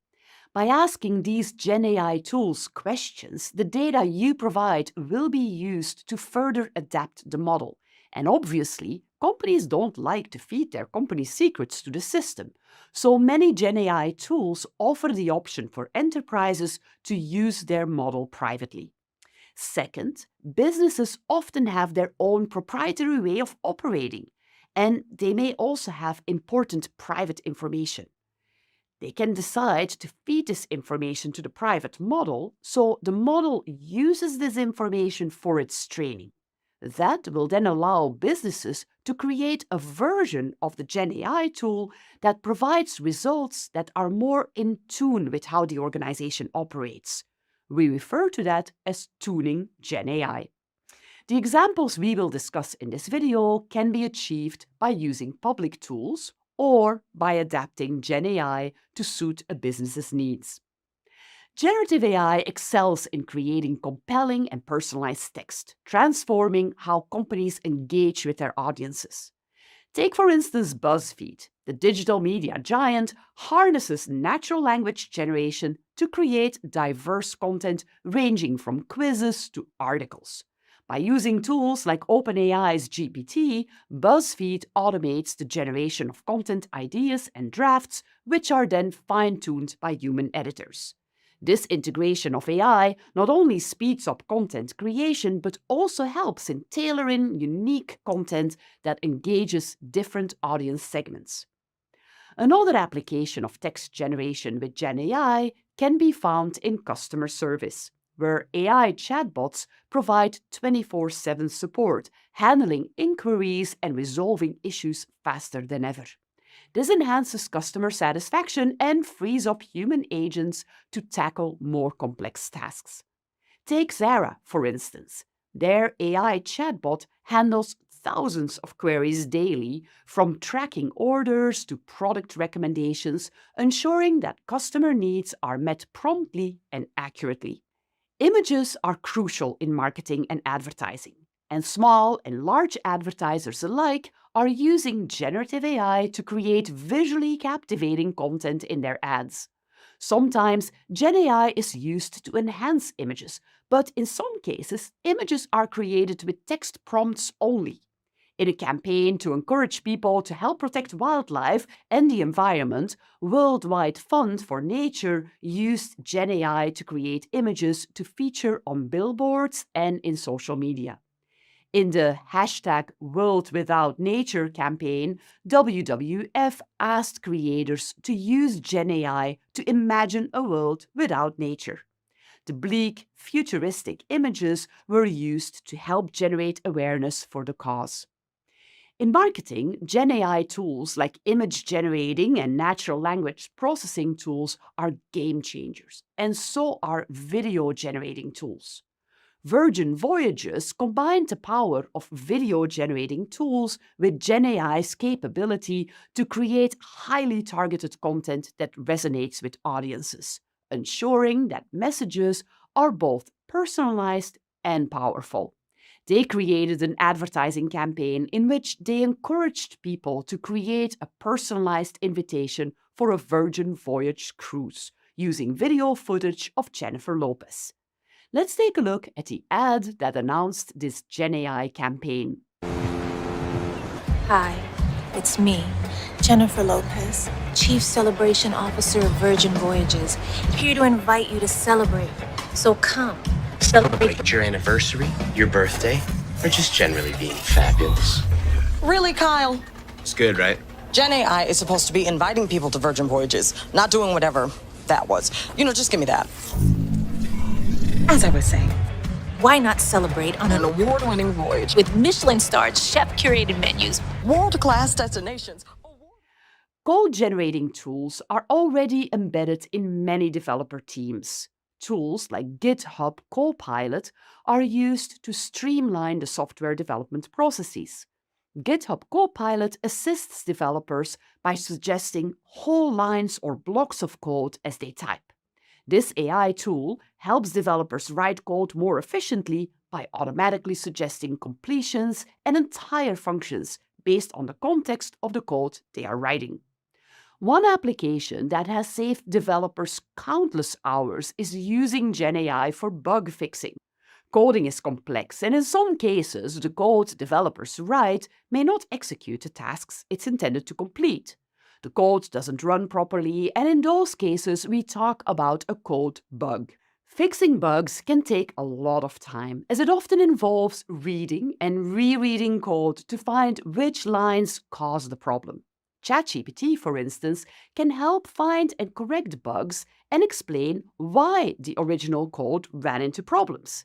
In this example, the original code did not work, and ChatGPT suggested new code and explained where the original code was problematic.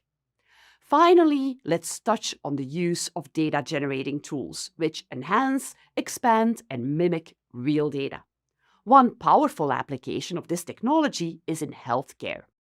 Synthetic data generation has the potential to revolutionize the way healthcare organizations handle sensitive patient data. Synthetic data generation involves creating artificial yet realistic data sets that mimic the statistical properties of real patient data. This approach offers several benefits, such as protecting patient privacy, since the data contains no real patient identifiers, and it allows for extensive data sharing and analysis without the risk of breaching confidentiality. This can lead to better disease modeling, more robust research studies, and enhanced healthcare services, as developers and researchers can work with large volumes of data without compromising individual privacy. These are just a handful of applications of generative AI in business. Of course, there are many more. Keep an eye on new applications and think about how you can use GenAI in your work environment.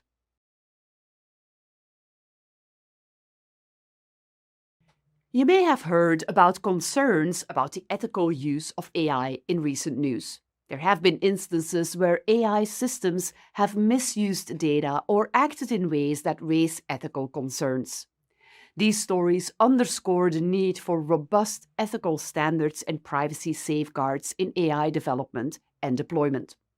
So, what does this all mean? And how do you ensure accuracy and ethical use of Gen AI? This video will focus on these questions. Generative AI processes vast amounts of data. Deep learning algorithms recognize patterns in the data, and large models are built that allow machines to make new connections and generate new content based on natural language prompts. The new content can be text, images, videos, music, or code. Gen AI is powerful, and it provides us with tools that can save a lot of time and resources. But with these powerful applications come some challenges. First, there are challenges related to the data input. Gen AI's ability to create new content is dependent on the data it was trained with. When that data includes biases, the results will be subject to those same biases. And sometimes AI may even amplify these biases in its outputs. For instance, AI may be trained with historical hiring data for people in engineering roles. The data may show more men than women in these roles. When the AI is asked to generate an image of an engineer, it may favor men over women in its depiction of people in this role. To avoid this problem, researchers are focusing on improving data diversity, implementing fairness-aware algorithms, and regularly auditing AI models for bias to mitigate this issue. Another challenge related to the data input concerns intellectual property and copyright infringement. By relying on existing data, generative AI can create content that may inadvertently infringe on intellectual property rights, including images, text, and code. An AI-generated artwork, for instance, might create pieces that are derivatives of a protected work, leading to copyright infringement claims. Companies are working to address this concern by implementing content filters and developing technologies that can recognize and avoid using copyrighted material as data input. Another way companies are working through this issue is by licensing the content to allow for its use in their models. Another set of concerns when working with AI have to do with processing of the data and the deep learning algorithms.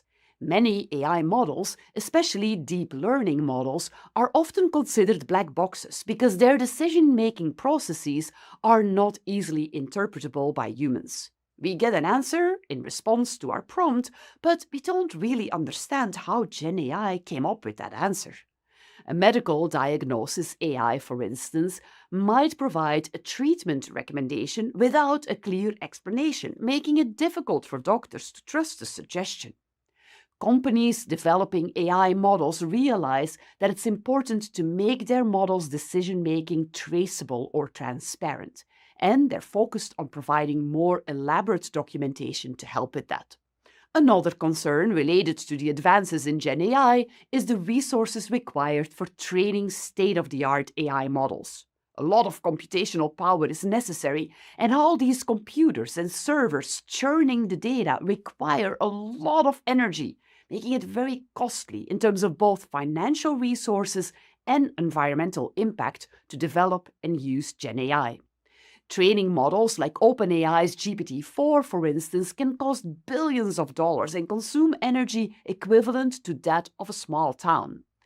Companies and researchers in the field are working on more efficient model architectures, improving algorithmic efficiency, and using techniques like transfer learning to reduce the need for training large models from scratch to help lessen the impact on the environment and reduce the costs. Finally, there's a group of challenges related to the output of the Gen AI models or the new content they generate. Sometimes AI can mimic language patterns and facts from its training data without genuine understanding or contextual awareness for its output. AI might generate text, for instance, that is factually incorrect or inappropriate if it's based on misleading or incomplete input data. We often refer to this as mindless parroting. Basically, AI just repeating something it learned without really understanding what it means. Developers working on AI models are including training models to help AI recognize when it's generating nonsensical or irrelevant outputs, and they are including mechanisms for feedback and correction. But it's good to know that these systems aren't fully reliable yet. For that reason, it's a good idea to use a human-in-the-loop approach when working with GenAI, where the GenAI output is critically evaluated by users and corrected when necessary. Another related problem is hallucination, which we can encounter when using GenAI.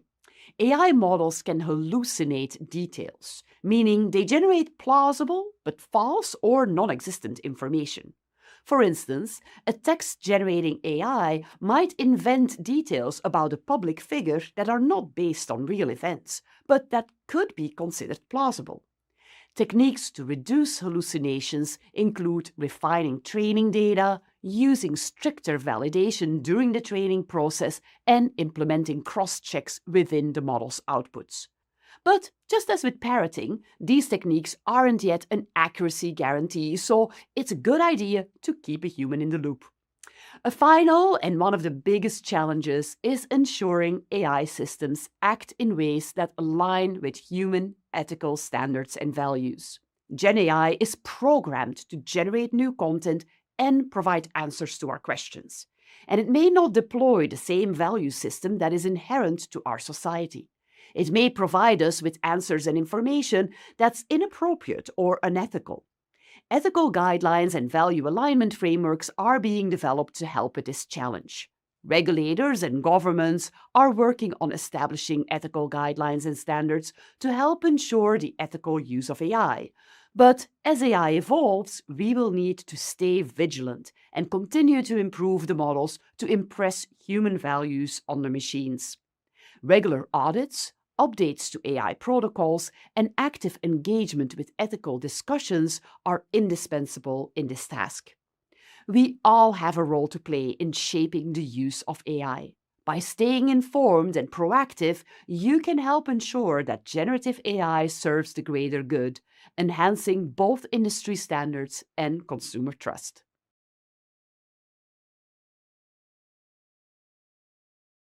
In today's fast-paced digital world, generative AI is not just an innovation, it's a vital tool that's reshaping social media marketing. Imagine an AI that analyzes trending topics and generates engaging posts that are likely to resonate with your audience. This is not the future, it's happening now. AI tools analyze vast amounts of data to predict and produce content that will perform best. In this lesson, I'll break down different parts of social media marketing and highlight how generative AI influences these areas. GenAI tools can help you define and understand your target audience. It can analyze large volumes of data from social media interactions to identify trends, preferences, and demographics. This helps marketers tailor their strategies to better match the needs and interests of their target audience. AI tools excel at creating content. They can generate creative content such as images, videos, and text based on trends and data insights. Given the amount of content creation involved in social media marketing, it's no wonder that GenAI has already transformed how social media marketers approach their jobs. Digital marketing lets you get the right message in front of the right people at the right time. This ability to target ads is what makes digital marketing so powerful. GenAI helps to increase the accuracy of targeting by predicting what specific content will resonate with different segments of an audience. This allows for more targeted advertising and can improve engagement rates. AI chatbots and automated response systems also make it easier to engage with your audience and enter into a dialogue. Chatbots can manage customer inquiries on social media, providing quick responses to users and maintaining engagement without the need for constant human oversight. Finally, AI tools can help analyze the effectiveness of different marketing campaigns in real time, providing insights into what strategies are working, which ones are not, and suggesting improvements. Integrating Gen AI in your approach to social media marketing will empower you to increase your marketing success. It's like harnessing the help of a very large team of researchers and marketers. I encourage you to keep asking yourself where AI can help you in your job as a social media marketer and embrace what it can do for you.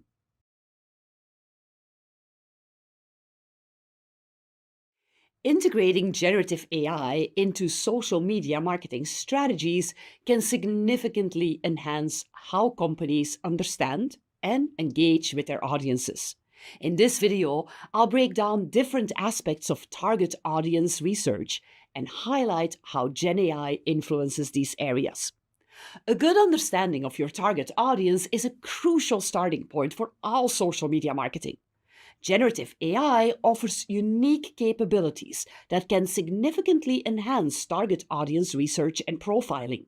Gen AI can help with data synthesis and analysis. Gen AI can analyze large datasets from various sources, such as social media, customer databases, and online behavior patterns, to identify common characteristics and preferences within a target audience. It can synthesize this information to create detailed audience profiles, highlighting interests, buying behaviors, demographic data, and more. While you could do an analysis of customer data before, Gen AI makes it easier to research and summarize large volumes of data in both numbers and text formats. And you can ask questions about your data in natural language, making it easier to extract the information you need. Gen AI can also help you with customer persona generation. Using the patterns and trends identified in data, Gen AI can generate detailed personas that represent your target audience.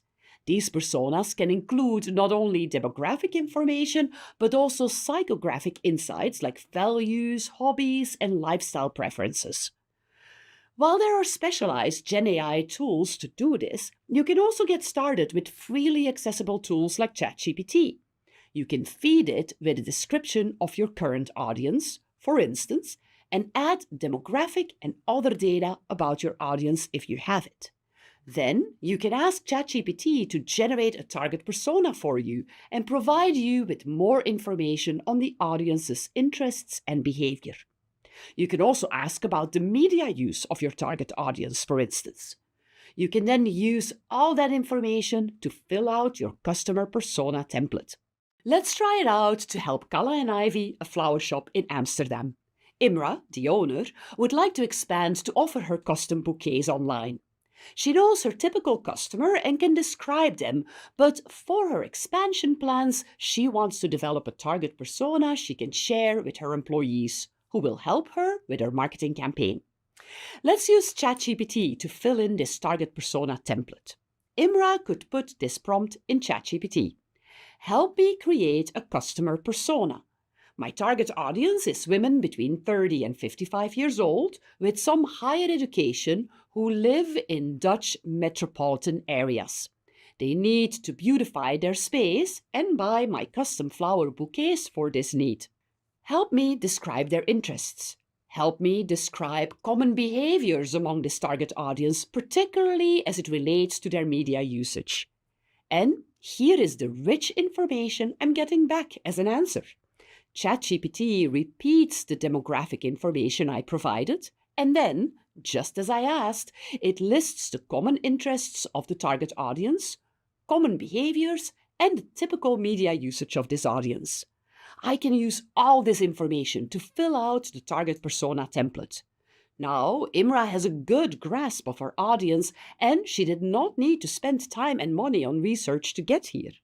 All she needed was a carefully created prompt. In other words, a clear question to ask ChatGPT. What's more, ChatGPT provides information here about how she can use these insights in her marketing. This information can help her kickstart her marketing campaign, and it will help her to communicate who her audience is to her team. I suggest you try this out. You can adapt the prompt to reflect your audience and use Gen AI to get richer insights about your target audience. Once your personas are developed, you can dig deeper into how they would behave in particular situations, or how they might react to your products, for instance. There are specialized tools that can help with that. Here's an example from a tool called Yabble that lets you chat with your personas. But you could also ask ChatGPT what it believes your target audience will think of a new product you are thinking about. I would like to highlight one more powerful aspect of GenAI in audience understanding. GenAI can help predict future trends and behaviors by modeling different scenarios. Since GenAI can very quickly analyze very large sets of data and recognize patterns, it can predict trends better than humans can. This allows marketers to anticipate market changes, adapt strategies, and personalize marketing efforts to meet the evolving needs of their audience. There are many custom trend watching tools that rely on GenAI to help marketers spot trends that could help them in their campaign approach. But that could also spur new product ideas. BrandWatch, for instance, is such a tool. To summarize, GenAI transforms target audience research by providing deeper, real-time, and predictive insights into consumer behaviors and market trends. Its capacity to synthesize and automate makes it a powerful tool that complements and surpasses traditional research methods. I suggest you try out some of the approaches described in this video for your own research. I'm sure you'll discover new ways in which GenAI can help you.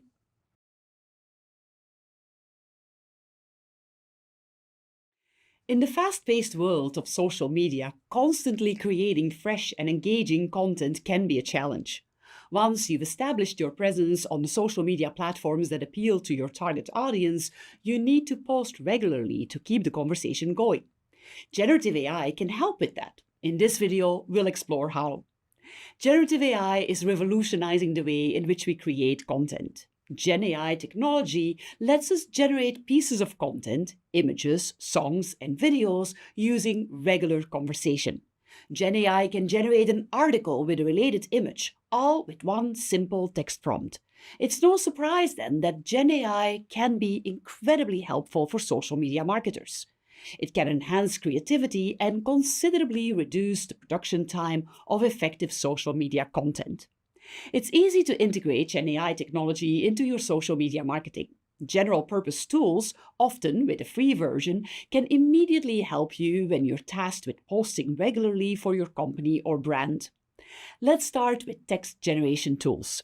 For instance, you can use ChatGPT from OpenAI or Meta AI to create engaging posts, captions, product descriptions, and even automated responses. You can also craft tweets, Facebook posts, or Instagram captions that engage users. You can tailor these posts to your company or brand by providing information about your brand and tone of voice in your prompt. You can also add information about your target audience, so GenAI has more information about who your message should appeal to. And you can use your content calendar to help you formulate the right question to put into ChatGPT or Meta AI. For instance, if you know you want a Mother's Day post, you can ask Meta AI to tailor the suggested post to that holiday.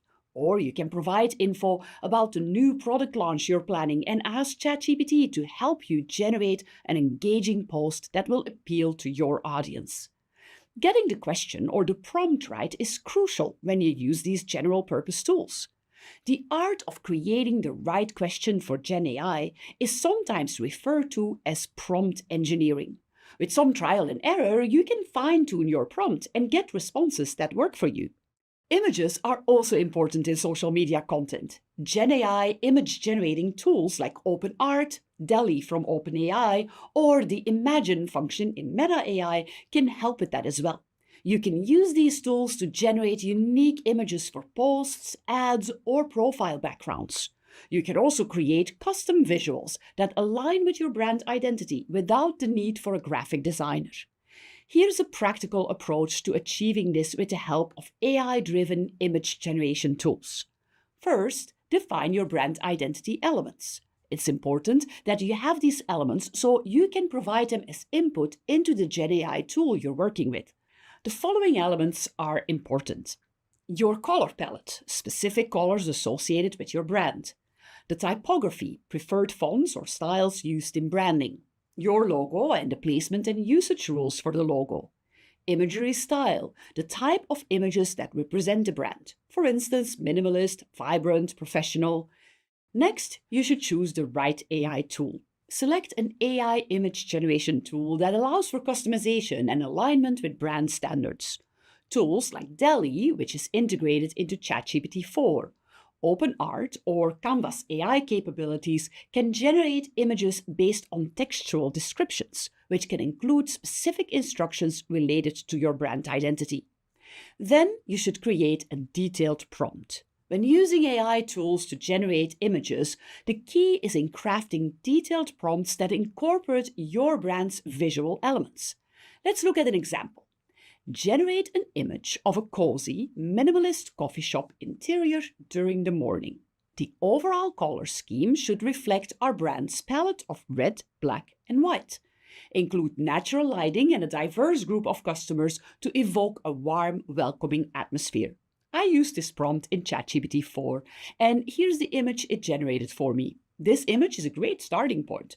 Now I can edit the image right in the ChatGPT interface to integrate my brand elements. You want to ensure that the generated images reflect your brand well by doing some color correction and editing and adding your logo and text. Some AI tools allow you to input logos or text directly in the creation process, or you can add these elements afterward using graphic design software. AI tools like ChatGPT can also assist in creating video and audio content. ChatGPT and similar AI models can help in the planning, scripting, and enhancement of multimedia content. It can outline the structure of a video or podcast episode, including key points to cover, ensuring a coherent narrative flow. GenAI can write scripts for video dialogues, podcast episodes, or voiceover text. It can also adapt the tone to suit different audiences or platforms. GenAI tools can help translate scripts into various languages, making content accessible to a global audience. It can also suggest modifications to ensure that content is culturally sensitive and relevant to different geographic locations. You can get really far with the general GenAI tools, and they can be a great help in your social media content creation process. There are also more specific GenAI tools focused on social media content creation. Tools like Lumen 5, Canva's Magic Write, and Jasper AI are at the forefront of this revolution. These platforms use AI to automate and assist in generating text, images, and videos specifically tailored for social media. Lumen 5 can transform ideas, blog posts, and other content into engaging videos in minutes. By analyzing the text, Lumen 5 uses AI to select relevant visuals and arranges your content into a storyboard format, making video creation accessible to everyone. Canva, the design toolkit, has several GenAI tools built into its suite of products. Let's take a look at Canva's Magic Write as an example. Imagine needing to craft a quick promotional post or an ad. Magic Write uses AI to generate compelling copy based on simple prompts you provide, ensuring your message is not only clear but also creatively presented. Jasper AI takes content creation further by helping generate full-length articles. You provide a topic and some keywords, and Jasper crafts detailed, original content that's ready to publish. This can help you maintain a steady stream of blog posts or articles. Many businesses, from startups to established brands, have successfully integrated these tools into their marketing strategies. I suggest you check them out to get a better understanding of how they can make your work as a social media marketer easier. Embracing generative AI tools for content creation not only boosts efficiency, but also enhances creativity. As future social media marketers, leveraging these tools can set you apart, allowing you to craft compelling narratives that resonate with your audience.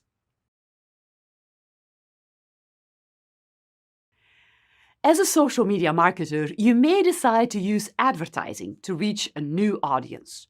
To create ad campaigns, you'll use tools like Meta's Ads Manager, a tool that guides you through the process of selecting your target audience, creating your ads, and managing when and where your ads run. In this video, I want to give you a glimpse at how AI-powered tools in Meta's advertising platform help you maximize the performance of your advertising campaigns. Advances in artificial intelligence, or AI, can help businesses create meaningful customer experiences and achieve greater performance.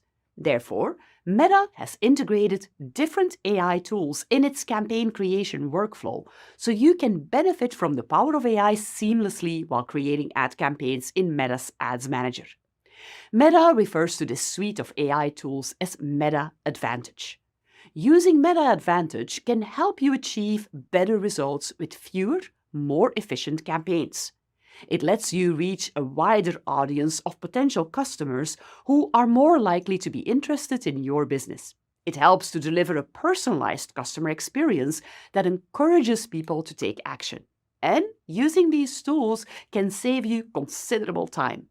Meta Advantage has two groups of AI-powered tools. First, you have the complete campaign solutions that automate your entire campaign setup and make it really efficient to create an ad campaign for your product. Advantage Plus shopping campaigns are one such complete solution. They are ideal for e-commerce advertisers and use new machine learning models to connect relevant ads to interested shoppers. It significantly simplifies the process of creating an effective shopping campaign by automatically adapting ads and matching them with the people most likely to buy. Manually setting up shopping campaigns can take considerable time and effort and often involves creating many different campaigns for different types of buyers. Having a tool that streamlines and automates this process saves a lot of time, but because it uses advanced algorithms, it also optimizes the effectiveness of the advertising campaign. Similarly, Advantage Plus app campaigns is an end-to-end automated solution to maximize app installs. Advantage Plus app campaigns specifically work to achieve the highest performance from app promotion campaigns. They can automatically adapt the ad creative to appeal to relevant audiences and help to maximize app installs. While these complete campaign solutions are very powerful and help you optimize the effectiveness of your advertising campaigns, they may not be the right solution for every advertiser. You may choose to go through the different steps of the ad creation process manually rather than take a more hands-off automated approach. But that doesn't mean you cannot take advantage of the AI integrations you will find in Meta's Ads Manager. With Meta Advantage Plus single-step solutions, you can leverage AI's performance power for specific parts of your campaign. Defining and finding your target audience is a core part of creating an ad campaign. Meta's Ads Manager offers advanced tools where AI enables you to expand your audience and find potential customers, either by expanding on customer data you already have, detailed targeting of new audiences you may not have thought about, or finding more people who are likely to become your customers. Meta Advantage Plus also leverages AI to put the right creative in front of the right person.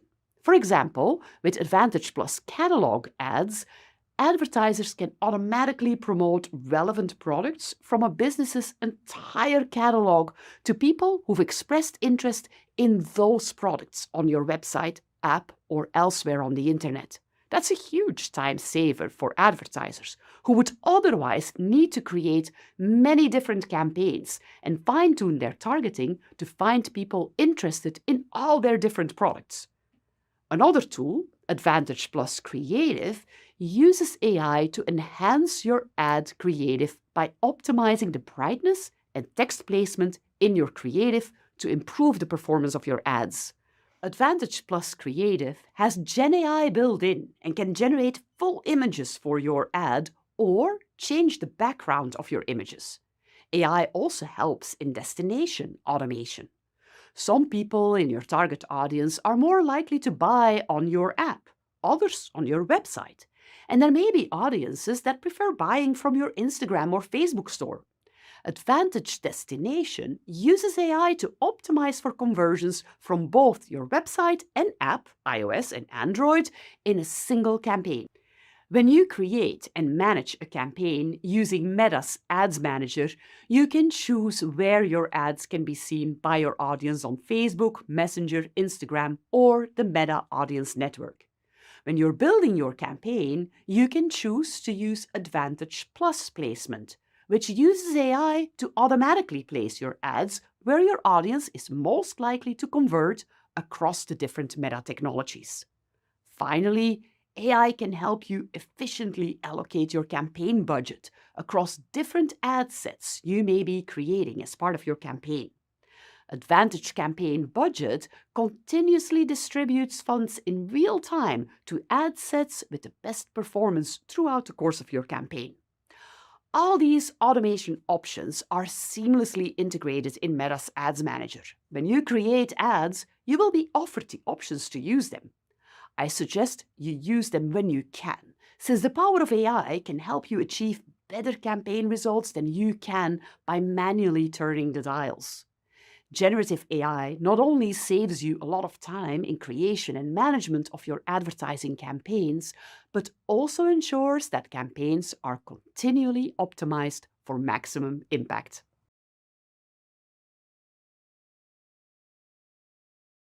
Congratulations! You reached the end of the introduction to the use of GenAI in social media marketing. Of course, there's a lot happening in this space, and the integrations of GenAI in marketing are evolving fast. But this module gave you a taste of what GenAI is and how it can help you in your role as a social media marketer. You now know how GenAI works, which different GenAI technologies exist, text, image, audio, video, and code generation, and we looked at some major business applications. You also have a better understanding of how you can use GenAI in your social media marketing strategy, from finding and defining your audience to creating content and optimizing your advertising using the power of AI. As you embark on your role as a social media marketer, I encourage you to explore the different GenAI tools and to read about the new and exciting developments in this space. GenAI will revolutionize how we work, and it will definitely impact how we manage social media.